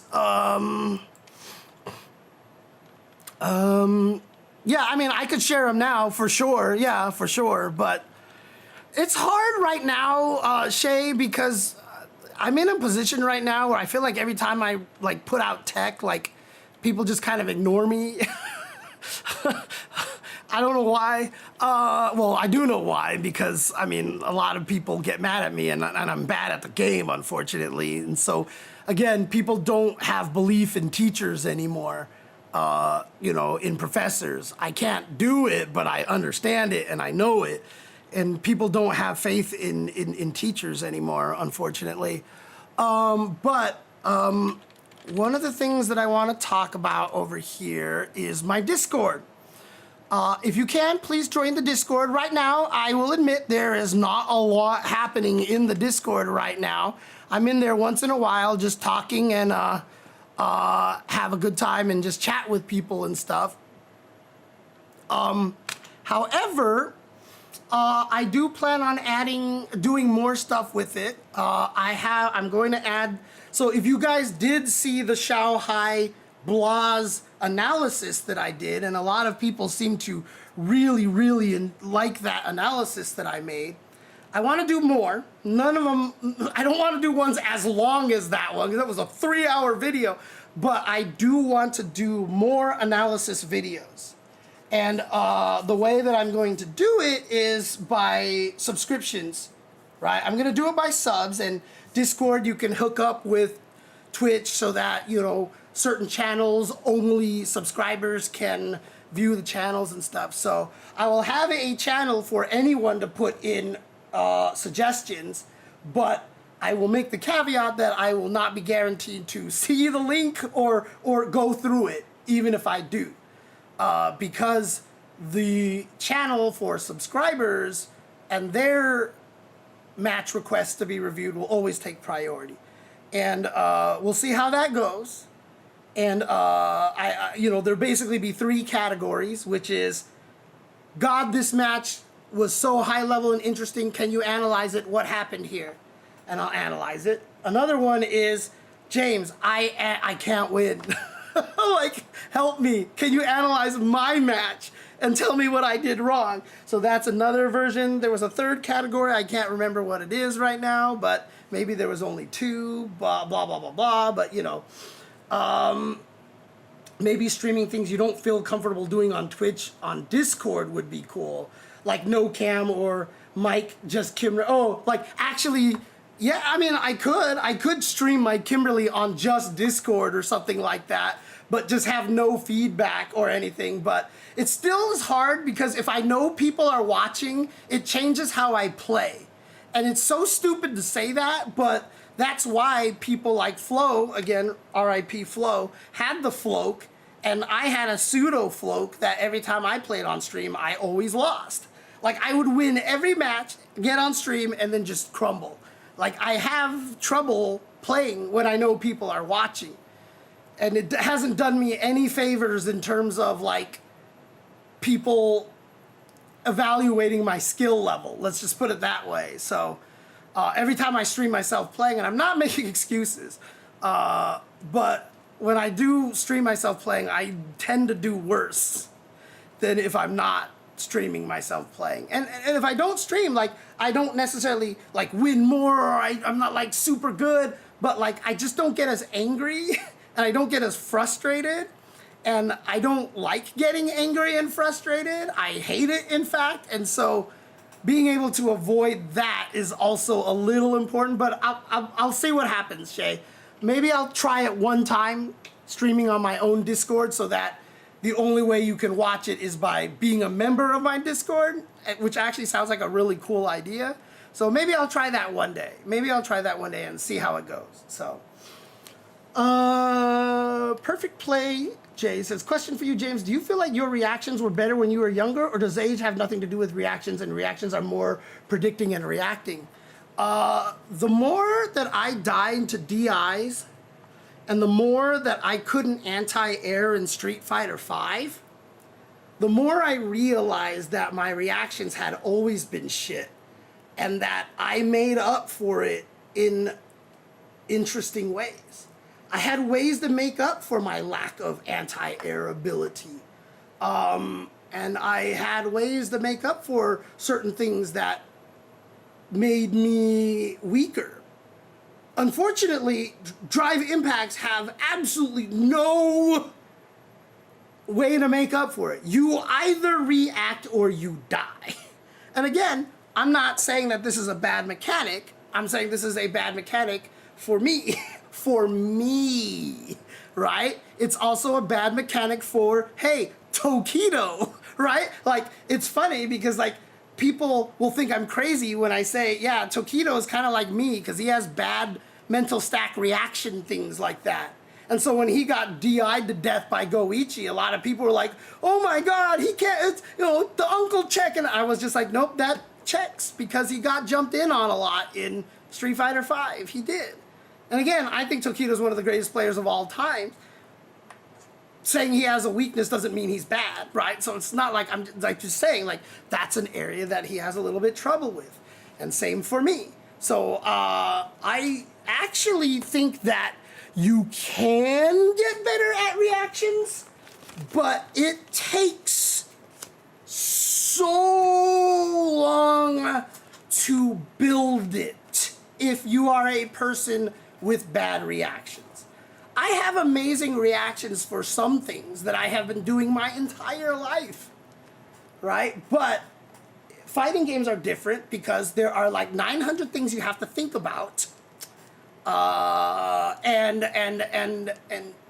there's so many things with the drive impact for me that hurt my being able to react to drive impact.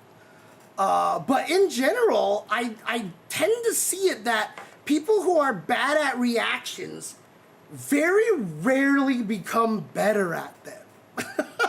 Very rarely. I do think it's possible But I think it's significantly harder than people saying, go to training mode and just set the dummy to do 3 different things and practice reacting to them. That works for some people. It doesn't work for me. The reason why it doesn't work for me is because there is a significant difference in my brain between knowing it'll eventually happen and not knowing if it'll ever happen. I cannot get my brain to find a middle ground between those two. And when I'm going in training mode, like, my brain is already thinking drive impact. So as soon as I see a drive impact, I know what buttons I'm aiming for. When I play in a real match, when a drive impact happens, half the time I die because my brain goes, what am I supposed to press? And then I die. That's it. That's it. Like, I'm just literally, my brain is like, I'm supposed to what? Well, too late now. I better block, and then I die, right? So it's not about like learn. It's like there's just a disconnect there, you know? And maybe if I go into training mode forever, eventually my muscle memory will get used to hitting the right button. But again, my brain is always going to be thinking about drive impact in that training session. And so it doesn't simulate a real world situation for me. And the way that I play so much by emotion, by mood, by mindset, like, if I can't plug that into, if I can't practice it in a real world scenario, I'm not I'm not actually training my reactions. It sucks. It sucks. I hate it. I hate it. But see, flashy flash, I am very good at DDR, but DDR is not reactions. People don't realize this, but DDR has a very little to do with reactions. What happens with DDR, and especially because they tend to write notes in a little friendlier way, it's only when you get to like the stupid songs do they really start just throwing craziness at you. But at one point in time, friendlier way, it's only when you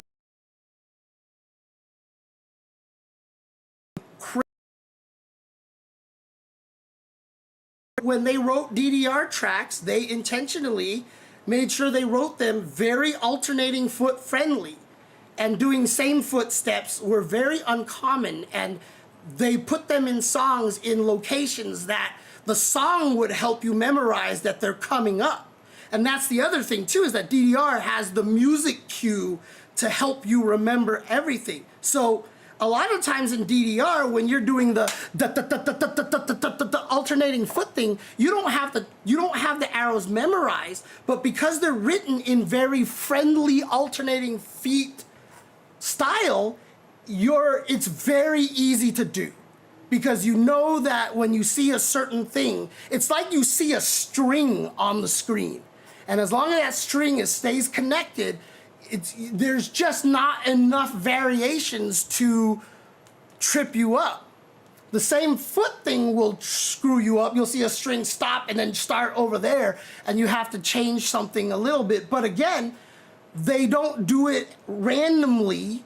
They put the same foot charts a lot in places where either it makes sense in the song, or on a certain refrain of the song, they keep doing it at the same place all the time, or they just throw one cheeky one in for fun that you just remember as coming up, because when that gets to that part of the song familiarity just starts to trigger the warning in your brain. You know, DDR is so very little about reactions. It's crazy. It's so very little about reactions. It's only when you get to like the ridiculous like level 18, 19, 20 that people are starting to do a lot more reactions. But no, DDR is not about memorization, and it's not about reactions. Very weird. But a lot of it has to do with how they write the charts. And a lot of it has to do with, you will be reacting the first time you play the song, maybe, unless it's an easy chart. But if you play the song like 2 or 3 times, like it stops becoming reactions because you don't memorize the charts, but you memorize the song. You remember how your feet move with the song. So there will be parts that's like ba ba ba ba ba ba ba ba ba ba ba ba ba. But like, while if you are doing that with no music, it's like really hard and you forget that it's coming up. But if you're playing a song and it's going through the verse, going through the verse, going through the verse, and now you know this part is going into the chorus, you're already mentally prepared for the ba ba ba ba ba ba ba ba ba ba ba ba ba. You know, like stuff like that. It's like it's the power of music, and it's also the power of writing good charts.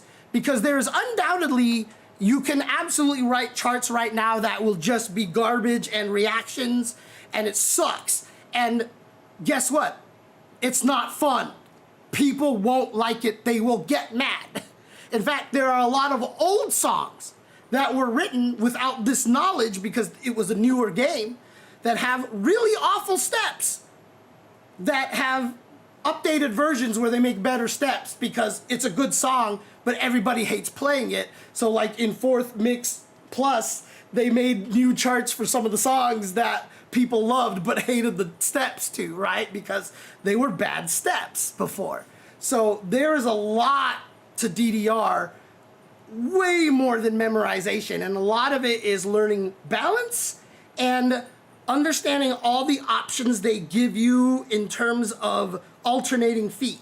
And in fact, there's one alternating footstep that requires you to turn sideways that they purposely put in, that if you don't know you turn sideways, you end up doing a double same foot shuffle, or you can even do like a step, step, step, step, step, and it's really awkward. So like, you can see it, you can do a foot shuffle from side to down, and then come back over here. So that's one way to solve it. You can do step, and then with your other foot go step, step, step, step. But that's super tiring.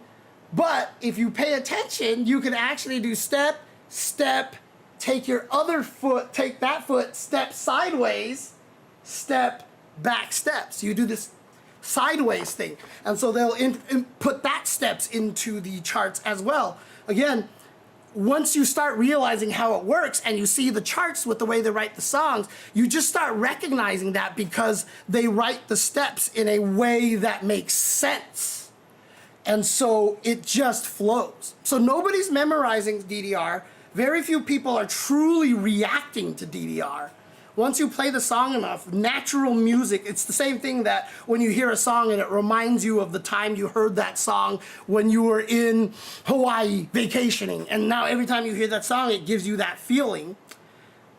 That power of music is one of the key factors of DDR. Playing DDR on mute is pointless. And it sucks. Like, you would just hate everything. It's the combination of the music and the steps that makes DDR fun. If you take away the music, the game is not fun at all. So, oh, hey, what's up, Peter? Dude, I'm talking about DDR. I'm talking about high-level Dance Dance Revolution right now. So you can tell that I have gone completely off the rails right now. Oh, man. So yeah, I used to be really good at DDR. I just don't have the stamina right now. I can still read the notes. Like if you made me play on a controller, I can do very, very well. But if you made me play it, like after 2 songs, I'm dead. Whereas when I was at my DDR prime, dude, my stamina was amazing. I would go out and play basketball with friends, and I just wouldn't get tired. Like I would just be running. I was like great. And then I just stopped exercising, and now I can't do anything without panting and being exhausted like a 50-year-old man. Oh wait, I am a 50-year-old man. Not quite yet, but I'm right there. So, oh man, but yeah, it's not a memorization. It's not a reaction thing at all. Once you get to the higher level DDRs, once it starts getting into like the ridiculous songs that are just stupidly fast, and then you see people they have to hold the bar thing, and then you have to come up with a completely different style. But up to that point, that's basically high level DDR. Until you get to the high level DDR, you can play, like right now, so if you originally played DDR, it was 1 to 9 steps, and then they started making a 10 and then an 11. Well, modern DDR goes all the way up to 20, The original 10s and 11s are around like 13, 14, 15 now. So their steps even harder than that. So getting up to, like in modern DDR terms, getting up to like 12 feet and 13 feet difficulty, you can play without memorization, without reactions, and the steps will generally flow very well for you. And so yeah, DDR it's interesting. It takes a lot to learn DDR, honestly, so. Oh man. And Choni Ranchito, sort of. They keep so what they've done is they've made a platform now for DDR. So there's a DDR in the arcades, and it keeps getting updated to new versions, but what it's really doing is just adding maybe a few extra options and then putting new songs in there. But everything else that was on there previously still is there, unless maybe they lose a license to a song. But you also have the player cards that you can save your data on, and then when you plug it in, it'll show you like, here's all the songs you've perfected. These are the songs that you haven't perfected. Here's your highest score on all the songs, and so you can keep track of everything. And if you prefer playing at 1.5 speed or 2 times speed, it'll memorize that and have it set to that originally for you right away, etc., etc. So it's very complex right now, but the DDR player base is very niche now. It's not nearly what it was before at all. So, what kind of fan is that? As I'm dying here to heat, that's not a bad idea. This was from Evo 2015 or something like that, because as you can see, it's a Quamba fan. It is actually just a Quamba fan. What does this say on here? Professional game peripheral. Oh, in French. Oh, professional game peripherals brand. Yeah, all these different languages and still like this. And if you look to the other side, it's like cool artwork. But then if you look at this side, like people doing katas, you know, so clearly designed for martial arts and stuff like that. So this is a relic product from Quamba. I don't want to keep using this because I don't want to like break the fan, you know, like I don't want to destroy the fan. But again, I said this on a previous stream. I don't know how they came up with this, but if I try to fan myself with like a piece of paper or like with my lanyard, you know, at an event or something like that, you get almost warmer because of how much energy you have to expend to try to make yourself cool down. But these Chinese fans, man, like, I don't know what it is. They work great. And I think a lot of it has to do with the fact that it lets you fan yourself by rotating your wrist like this, as opposed to flapping like this, because flapping gets you tired, but rotating your arm isn't as bad. And then you can also rest it on your arm like this and fan yourself this way. And so you have a pivot point on your arm. And so there's just a lot of really weirdly intelligent design to these fans, honestly. So, yeah. So what I want to do is I actually want to go to Amazon and just buy a bunch of them, like very disposable, cheap versions, so that I can take them with me to events. Because there are a lot of times where you're either in the airport or you're in the venue or something, and you just get ridiculously warm. And being able to take one of these with me and be able to cool myself off, I think would be clutch AF. Clutch as fuck, honestly. So, LA doesn't really have a Chinatown. It has Monterey Park and it has Alhambra. Like, there is a very Chinese area, but you can't call it Chinatown because it's huge. The Chinese area near LA is massive. So calling it a town would not do it justice. It's almost like its own county practically. So let's see here. I have a couple of other questions here. I saw, how would you tell people to improve mentally without players having to get salty over a loss via ranked, casual, and tournaments? How to improve mentally? That's a tough one. That is a tough one. It's hard not to get mad. I speak from experience as a person who has very famous blow-ups all the time on stream. A lot of it really comes down to reframing the idea that you are learning and that there is a reason why you're losing. That is one of the key things. And also to humanize your opponent. Like, if your opponent does something sick, be like, that's sick. I was getting beat up by some guy and I was like so mad. I was like, this guy, I shouldn't be losing to this guy. And then they did something really good and I was like, that was sick. Okay, I'll give that to you.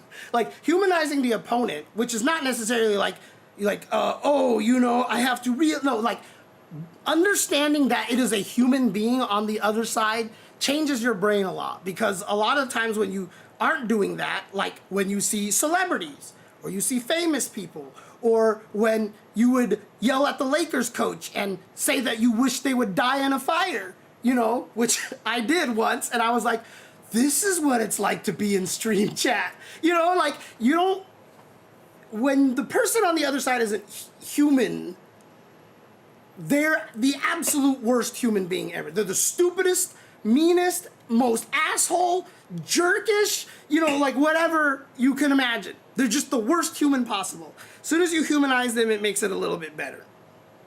So that's one way. And then second way is understanding that if you're losing to something, it's your fault. That is another very important thing to do, because if you're losing to something and you don't know how to beat it, like, this move is so cheap. Like, for example, I was having this problem against Sagat because I haven't fought enough Sagats yet to lab out a lot of stuff. Sagats were doing something to me and I was like, this seems really good and broken. And then I found out by going to training mode that the move was punishable, but in my brain, I just deemed it plus on block. So I just never counterpoked. So my opponent was like, this guy doesn't know. And so like he just kept coming at me with it and I never punished it because I didn't know. But if you're losing to something, it's your fault because you don't know something. And the reason why you know that this is true, like, because a lot of people will be like, no, there's no way you can beat it. There's no way, it's too good. If that was the case, they would be winning every tournament with that tactic. But if you never see anybody actually use that tactic, it's not that good. There is a weakness, go find it, right? So again, I've talked about the labbing concept. Make sure you go to training mode and lab stuff. And as painful as that is, because I hate it too, because I just want to get back into the next match after I lose. But sometimes I'll lose a match and I'm like, no, I need to test this. And so I just turn off the matchmaking and I go and test it. And I'm like, oh, cool, right? So like, for example, here, let me show you like an example of something that I had to go lab and learn how to beat, right? So like I said, Sagat is new. I've been getting beat up by Sagat a lot. It wasn't JJ Redick, actually, it was Mike Brown. It was Mike Brown. I was having trouble dealing with Tiger Knee. Like, if this guy came here and did this, I was like, what? Hang on, let me do something. So basically, I was having trouble with Tiger Knee, right? So, oops. I was like, crap, like, I'm -2 in that situation. And if done at the right range, even when stand blocking, I'm still -2. He's still plus, right? So if the Sagats learn how to aim this properly, I just didn't know how to fight this. I was like, what am I supposed to do to this Tiger Knee? Like, obviously you just saw me backdash there, but that's only if I predict it. But like, if he just does it out of nowhere, I was like, what do I do? So I was like, okay, let me try seeing if I can see it. Oh, I can jab it. So I can do, oh, look at this. Oh, and then so I was just like testing all these combos here. What can I do? And then I was like trying to mess with it. And a lot of the times when I was fighting it, I was like, crap, I keep trading. Like, obviously in training mode, when I expected it's easy, but then in real matches, I couldn't stop it. And I was like, what am I supposed to do? Like, how do I fight this, right? And then at one point in time, I was just like, oh, that was a punish counter. Oh, that was a punish counter. Okay, that was too far away. Oh, okay, that was punish. Okay, that's punish. How late can I do this? That was still punish? That was still punish? I'm not scared of tiger knees anymore. I'm not scared of tiger knees anymore. And so, the fact that I've lost so many matches to Sagat's just doing that to me, I was trying to like Tatsu it because my Tatsu can be air invincible. I was trying to do all the stupid stuff to it because I didn't lab it, and I've lost a bunch of matches to Sagat's who just tiger kneed me to death, and I didn't know how to stop it. If I just actually sat down and trained for a little bit, I would have no problem. So again, the moral of the story is how you not beat yourself up and get discouraged is when you lose to something, that is your cue to go to training mode and figure out the solution. And with replay, takeover, it's very easy to do.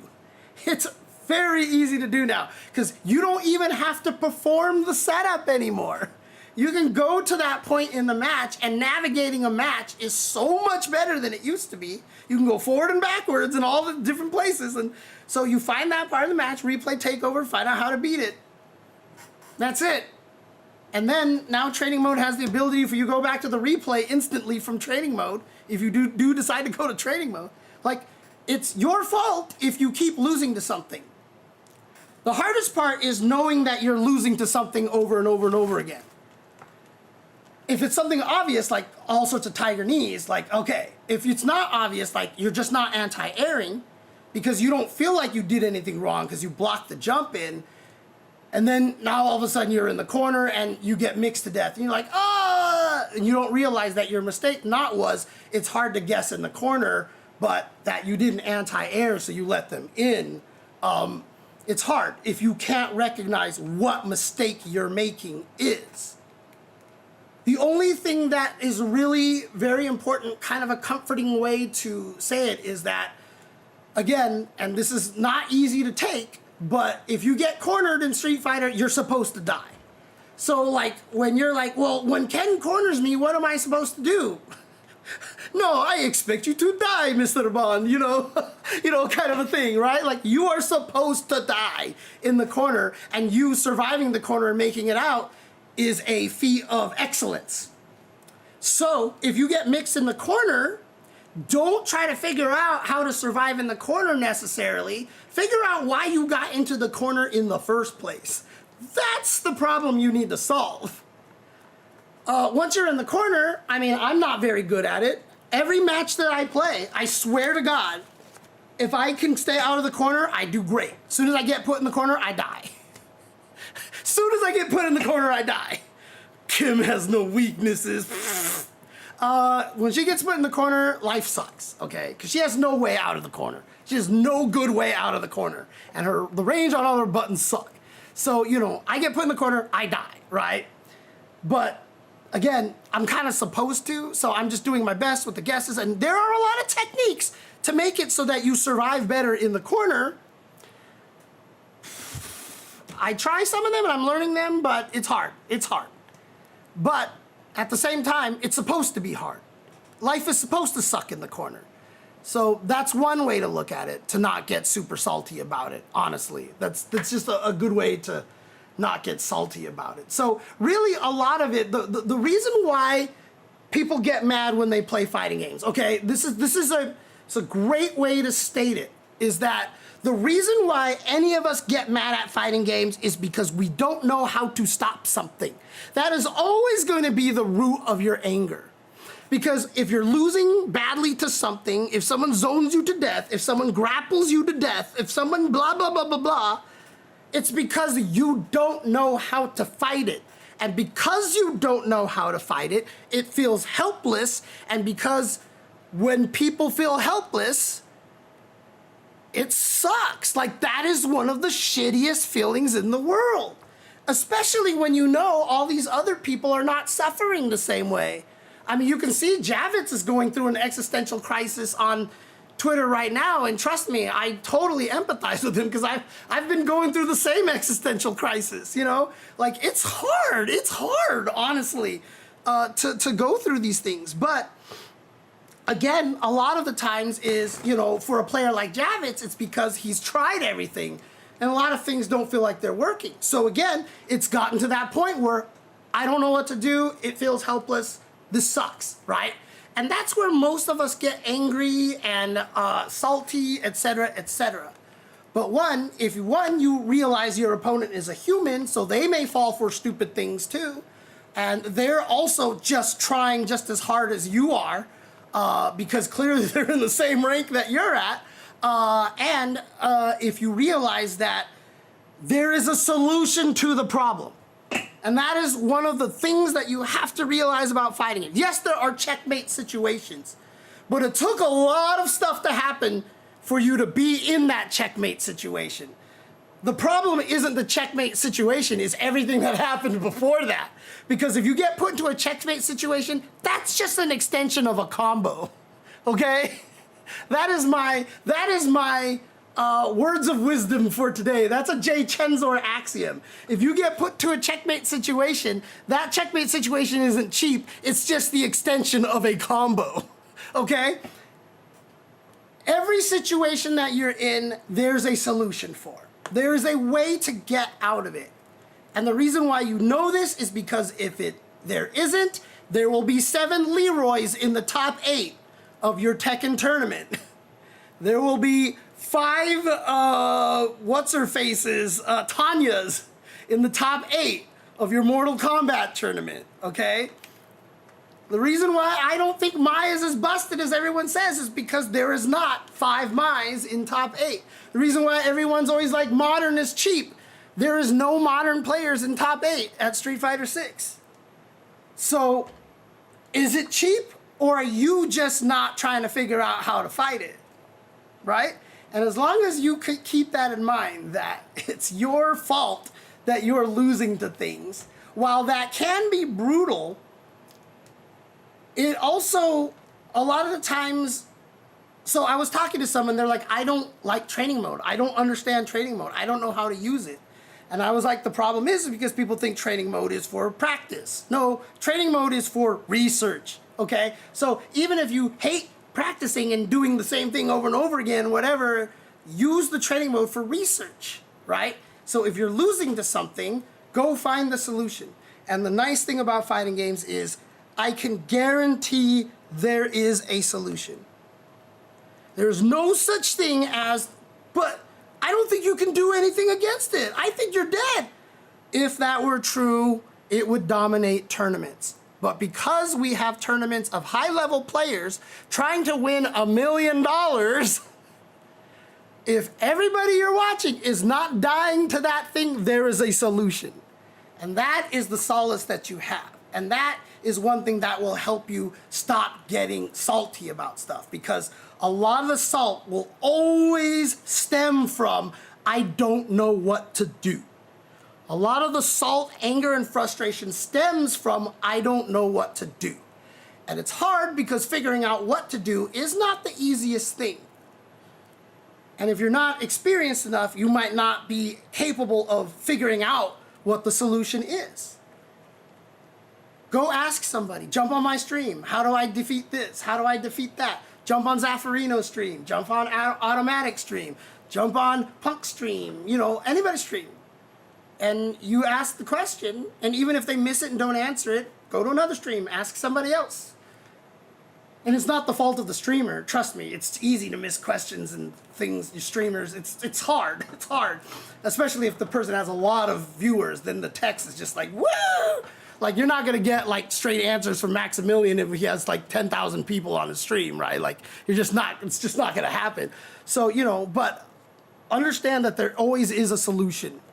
And so it comes down to you finding out the information. And if you learn to enjoy finding out the information, if you think of it as exploration, if you think about it as like, oh, I learned, like, you see how this pastry comes out and it's in this crazy shape, and then someone shows you the video of the chef doing it, and he's like, yeah, make these little marks, fold it this way, and voila, it looks like a flower all of a sudden. You're like, whoa! Like, if you think about it that way, then it helps you become a stronger player.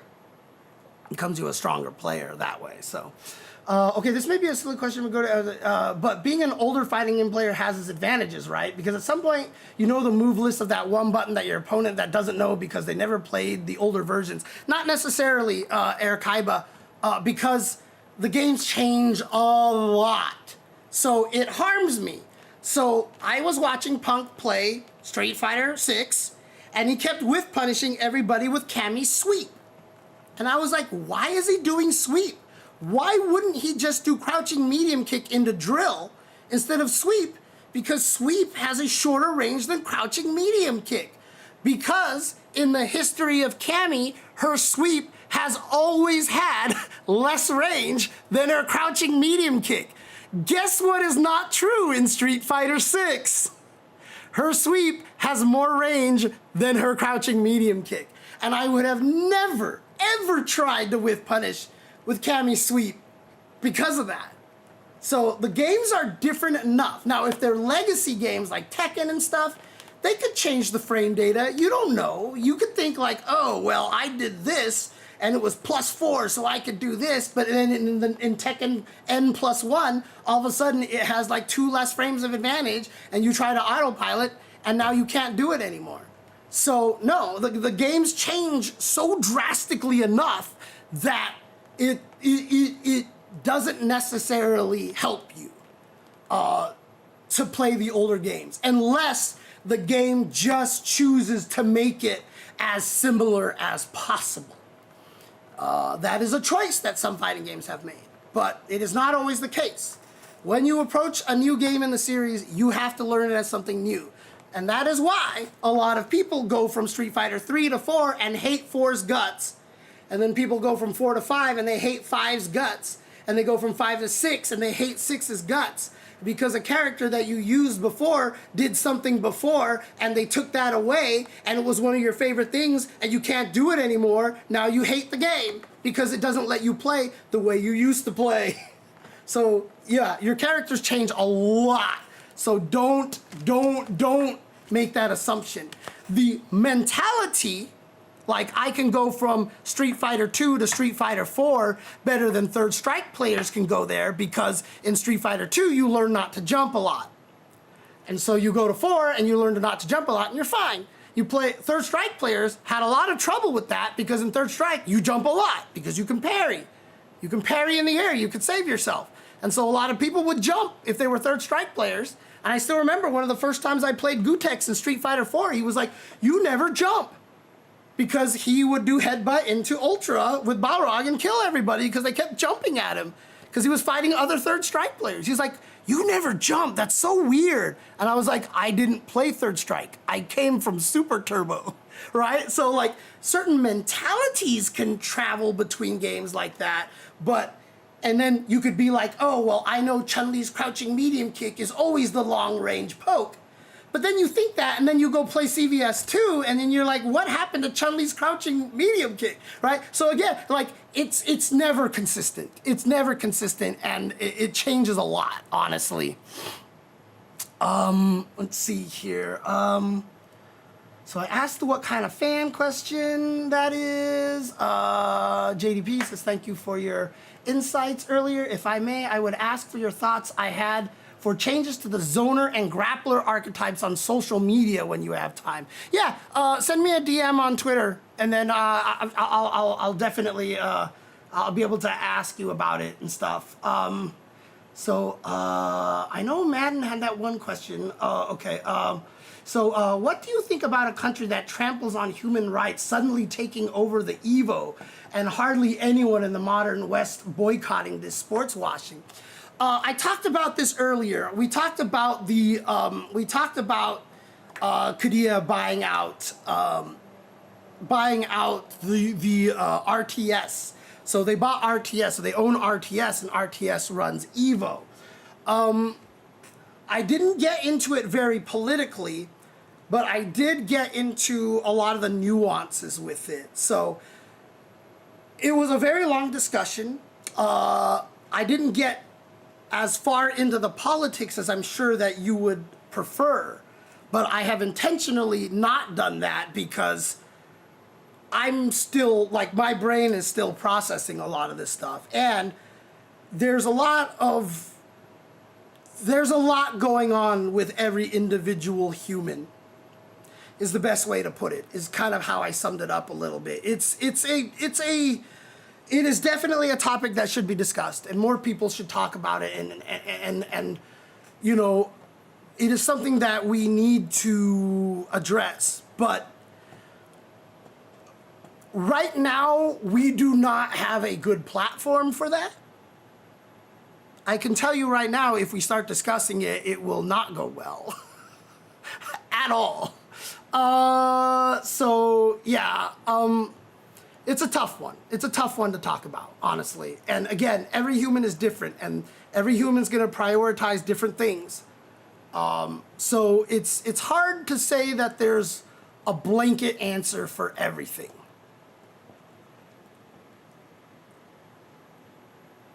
I wish I could, like,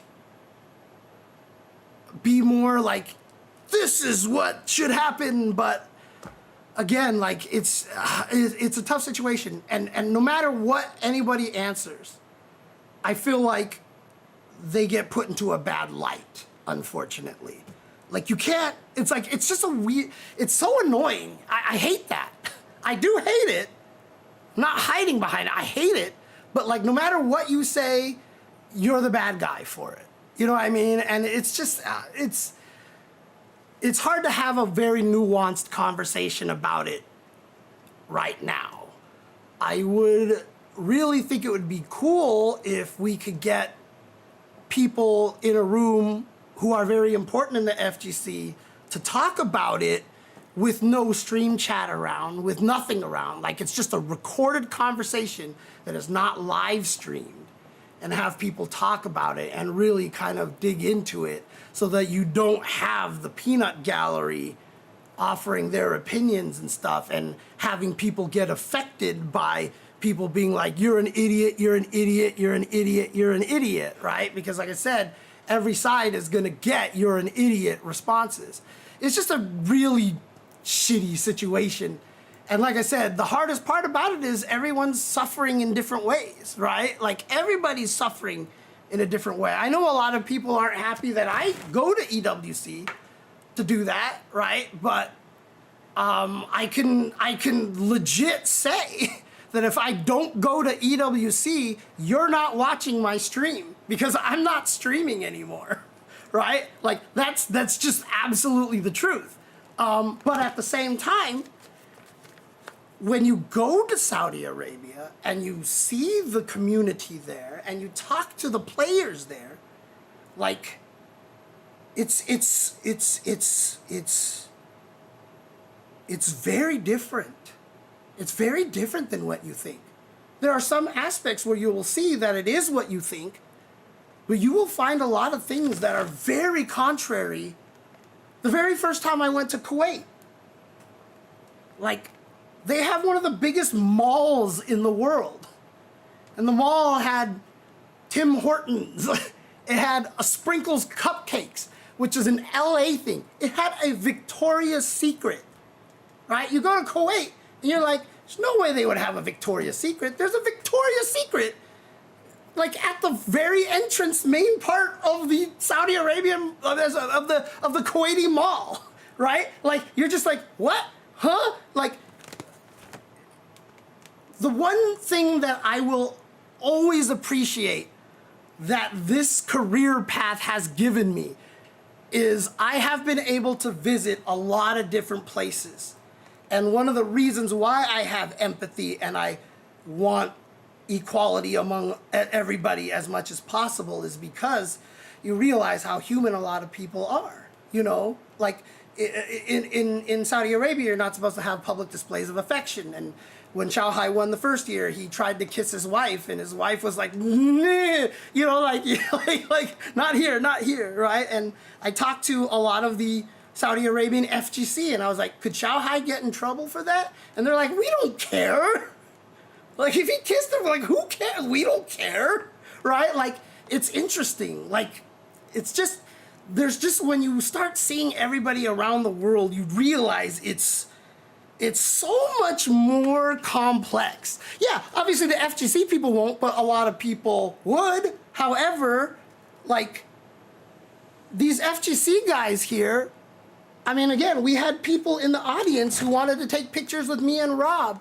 You know, they brought their kid from, you know, for their birthday because they love the FGC. You know, this last year, I had a lady who saw me and was like, oh, are you the person with the cat, Jasmine? And I was like, yes. And she was like, me and my daughter have been looking for you all weekend. She really wants to take a picture of you. She's a fan of you. She's a fan of Jasmine and all this stuff like that. And you're just like, it's cool. You know what I mean? It's like, it's nice. It's nice to have stuff like that. You know what I mean? It's so, and again, I'm not trying, because obviously this is what a lot of people are saying. See, James, this is their goal. They're trying to sports wash all this stuff. But, well, yes, but at the same time, I just, like, it's weird. It's weird. Like, because then people argue, okay, so you boycott that, but then do you boycott 2XKO, right? Do you boycott 2XKO? Because apparently Tencent is involved in a lot of, like, the surveillance technology on the Uyghurs in Xinjiang, right? So should you boycott 2XKO as well? Should you be boycotting everything about Fatal Fury? Because clearly it's owned by the same Saudi government. And you know what the thing is? I don't know the answer. This is the important thing. And this is why when I first talked about it, I told everyone to go make their own conclusion. Don't conclude because you heard your favorite influencer say something, or because I'm a Democrat, I'm a Republican, I think this way because my party thinks it. Go and research it and figure it out yourself. Make your own conclusions. And everyone's gonna come to a lot of different conclusions. And again, I don't know what the answer is. I don't know what the answer is. I have no idea. Like, I have no way to definitively say, like, yes, this is what we should know, that we shouldn't do, because I don't know the answer. And honestly, part of me also feels like I just don't know enough to be able to answer it in a lot of ways, you know? So it's tough. It is tough. And it's a kind of it's an awkward, so I would prefer if none of this was happening, for sure, obviously, but that's not the reality. And the reason why I haven't spoken about it on Twitter or anywhere else is because I don't know the answer. I'm still in that position right now where I'm still trying to figure things out. And like I said, it's tough because I obviously believe very much in one thing, but then also, like, I have these other problems. I just made the comment earlier on stream that, like, if I lose my house, I lose my house. You know, like, I said that so flippantly, but that's an actual reality for me right now. I can't pay my mortgages right now, right? So, like, my decisions are very different because I'm in a position where I could lose my house. So the decisions that I make are going to be affected very differently because of the situations that I'm in, right? So this is why it's like it's everybody is different. Every situation is different.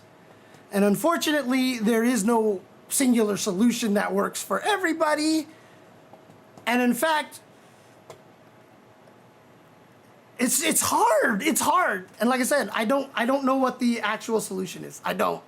And that's just how it is. So, you know, it's kind of it's a tough situation. It's a tough situation. So, oh, man.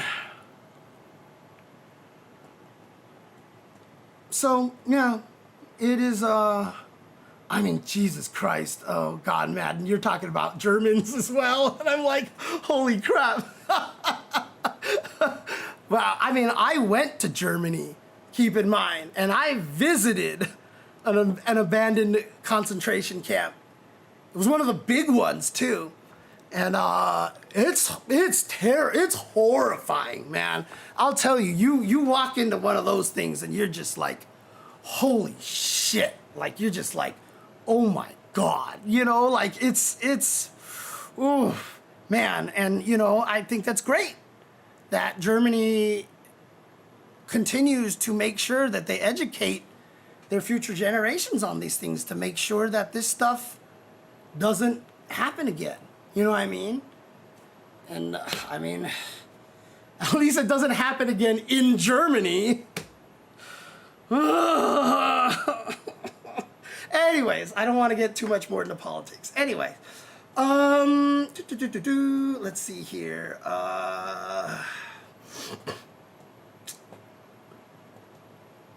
We get punished for what happened 80 years ago and our generation is not responsible for it. The funny thing about it is it's not even necessarily that long ago either, right? Like, there was just a post that posted up. It was like, happy birthday to Ruby Bridges, you know, who was the, you know, that black girl, the black girl who first attended that the white school and has that very famous photo of her coming out with all the security guards around her. And all the people were like, you know, spitting at her and all that stuff like that. She's 71 years old right now. It wasn't that long ago, you know? I remember there was, I was reading a story about a lady who just died. She was like 105 years old or something. And she was describing what the Victorian era was like when she was a child. You know, she was describing what the it's like. There was one president who had kids so late, and their kids had kids so late, and their kids were so late, and it was like the 12th president of the United States, and that guy's grandchild is alive right now. Like, it just happened that they had babies that late in their life, but literally like the 12th president of the United States has a grandchild alive right now, or something like. It's one, no, 12th is Lincoln, right? So it's not Lincoln. It's it was one of the other presidents. I can't remember. So yeah, it's crazy, right? Let me see. President has grandchildren alive today. The only president known to have a still living grandchild is John Tyler, the 10th president. His grandson, Harrison Ruffin Tyler, was born in 1928 and is the last surviving grandchild, according to a recent report from the Washington Post. The 10th president has a grandchild that's alive today. Like, people don't understand what time is, you know? Like, you hear about these stories and you're like, man, that was ancient history. Like literally the 10th president of the United States is able to have a grandchild still alive today. Like, what the fuck? Like, seriously, like that sounds insane. That sounds absolutely insane. Oh, man. Yeah, absolutely. People don't understand while the wounds may have been inflicted by their forefathers, many generations will carry the scars, those grave wounds. Dude, like, you know, people, like, that's why, like, a lot of the current generation gets mad at, like, the boomers and stuff. Or like, what's your problem? I just worked this and I bought a house when I was, it's like, it's your guys' fault that this generation can't afford a house right now. You realize, right? It's like, you guys put all the systems in place that makes it so that these people are living out of their cars at a Planet Fitness, okay? Like, I don't want to hear that shit at all, dude.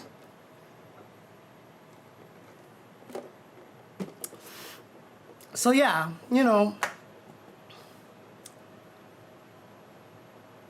there's no ethics in consumerism, you know, as they say.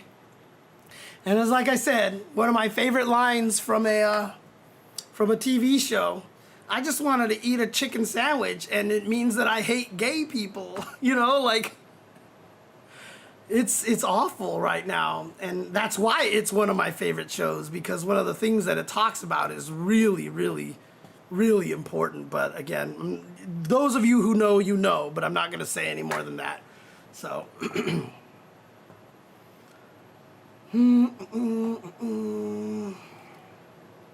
what fighting game do I think plays the smoothest? That's an unanswerable question. It just depends on what you think is smooth, right? Like some games like Marvel 3 can just look like absolute craziness, but I promise you that game's movement is crisp. And it's one of the things that I like the most about Tokon when I played it, is that I like the movement in that game. And then there were some people who are like, I think Tokon's really clunky. So it's hard to say. It's really hard to say. How long do I think I could filibuster? Very long time, Danny. I could filibuster for a long ass time. I could take any topic and turn it into a 5-hour discussion free. And a lot of that comes from the power of ADHD. Because you're just like, blah, blah, blah, blah. Oh, which reminds me of the story of when I was a lad, when I was a youth. I was in high school, and I was talking to a friend. We were in driver's ed class. One of the funniest things about driver's ed class was that we had to turn in articles every week about car accidents and write a summary on it. Instead of doing that, I drew comics. Do you know why I drew comics? I've always wanted to be a comic strip artist because I grew up reading the Peanuts and I loved Charlie Brown. And so I really wanted to be a Charles M. Schultz. So I drew a lot of comics back in the day. And then, like recursion, you have to jump back out of that whole entire thread and get back to the original topic you were talking about. Trust me, I can filibuster forever. Oh, man. Anyways, it is 12:30, and I think it is time for me to call it a night over here, because also I know that this dude is hungry. This dude is hungry. Hi. Hi. Hi, buddy. Oh, look at him. Look at the cute cat. Look at the cute cat. Hi, Nathan. Oh, you're hungry. That's why you're being so affectionate, because you know that I respond to affection better than anything else. Meanwhile, Jasmine, I don't know what happened to Jasmine. Jasmine has turned into I'm hungry, meow, meow, meow, meow, meow. Like, I'll wake up in the morning and she knows I feed her when I wake up. And so I'm like, let me go use the bathroom first. So I go to the bathroom and she just stands out the bathroom just going, meow, meow, meow, meow. And I'm like, Jasmine, stop. Jasmine, stop. I don't know what happened to her. Oh, man. No. I'm going to check out 2XKO for sure. For sure, I'm going to check that out. So, but here's the kitty. Hi, Nathan. Hi, Nathan. Oh, look at him. Look at him.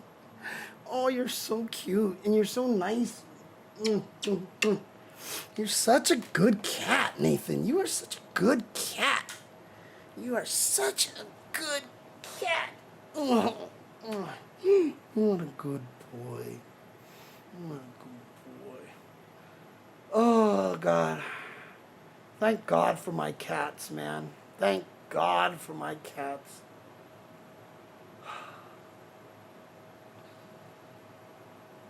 If I didn't have these two cats, I'd probably have died of a heart attack already.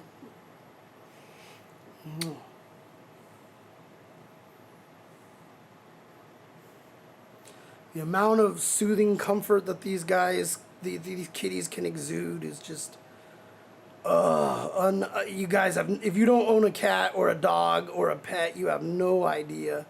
You have no idea. Good boy. Good boy. Look at him. He's not even fussing. He's being a good boy. All right, Nathan. I'll let you go, okay? I'll let you go. Cat reactions are amazing. Like, I swear I barely lift my arm and he already knows. Like, he's going crazy, so he's already leaving. Okay. Anyways, guys, thank you for hanging around and tuning in and watching and everything like that. Before we go, let's see if we can raid somebody. Let's see if we can do that here. Let's go back to Twitch, see if there's anybody to raid right now. Do I want to raid a Street Fighter player or do I want to raid a 2XKO player? Wow, there's a lot of Street Fighter players on right now. There's 2XKO. There's a lot of 2XKO as well. Let's see. All right. Oh, cool. Let's see here.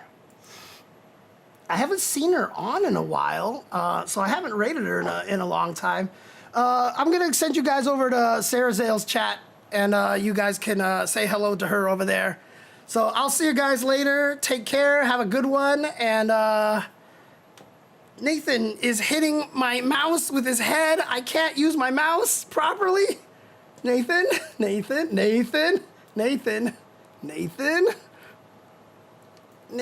Okay, okay. All right, I'll see you guys later. Take care. Have a good one. Peace out. And I almost went into the other Tuesday show ending. Okay, Tuesday show ending. The day that this podcast graced your ears was the most important day of your life. But for me, it was Tuesday.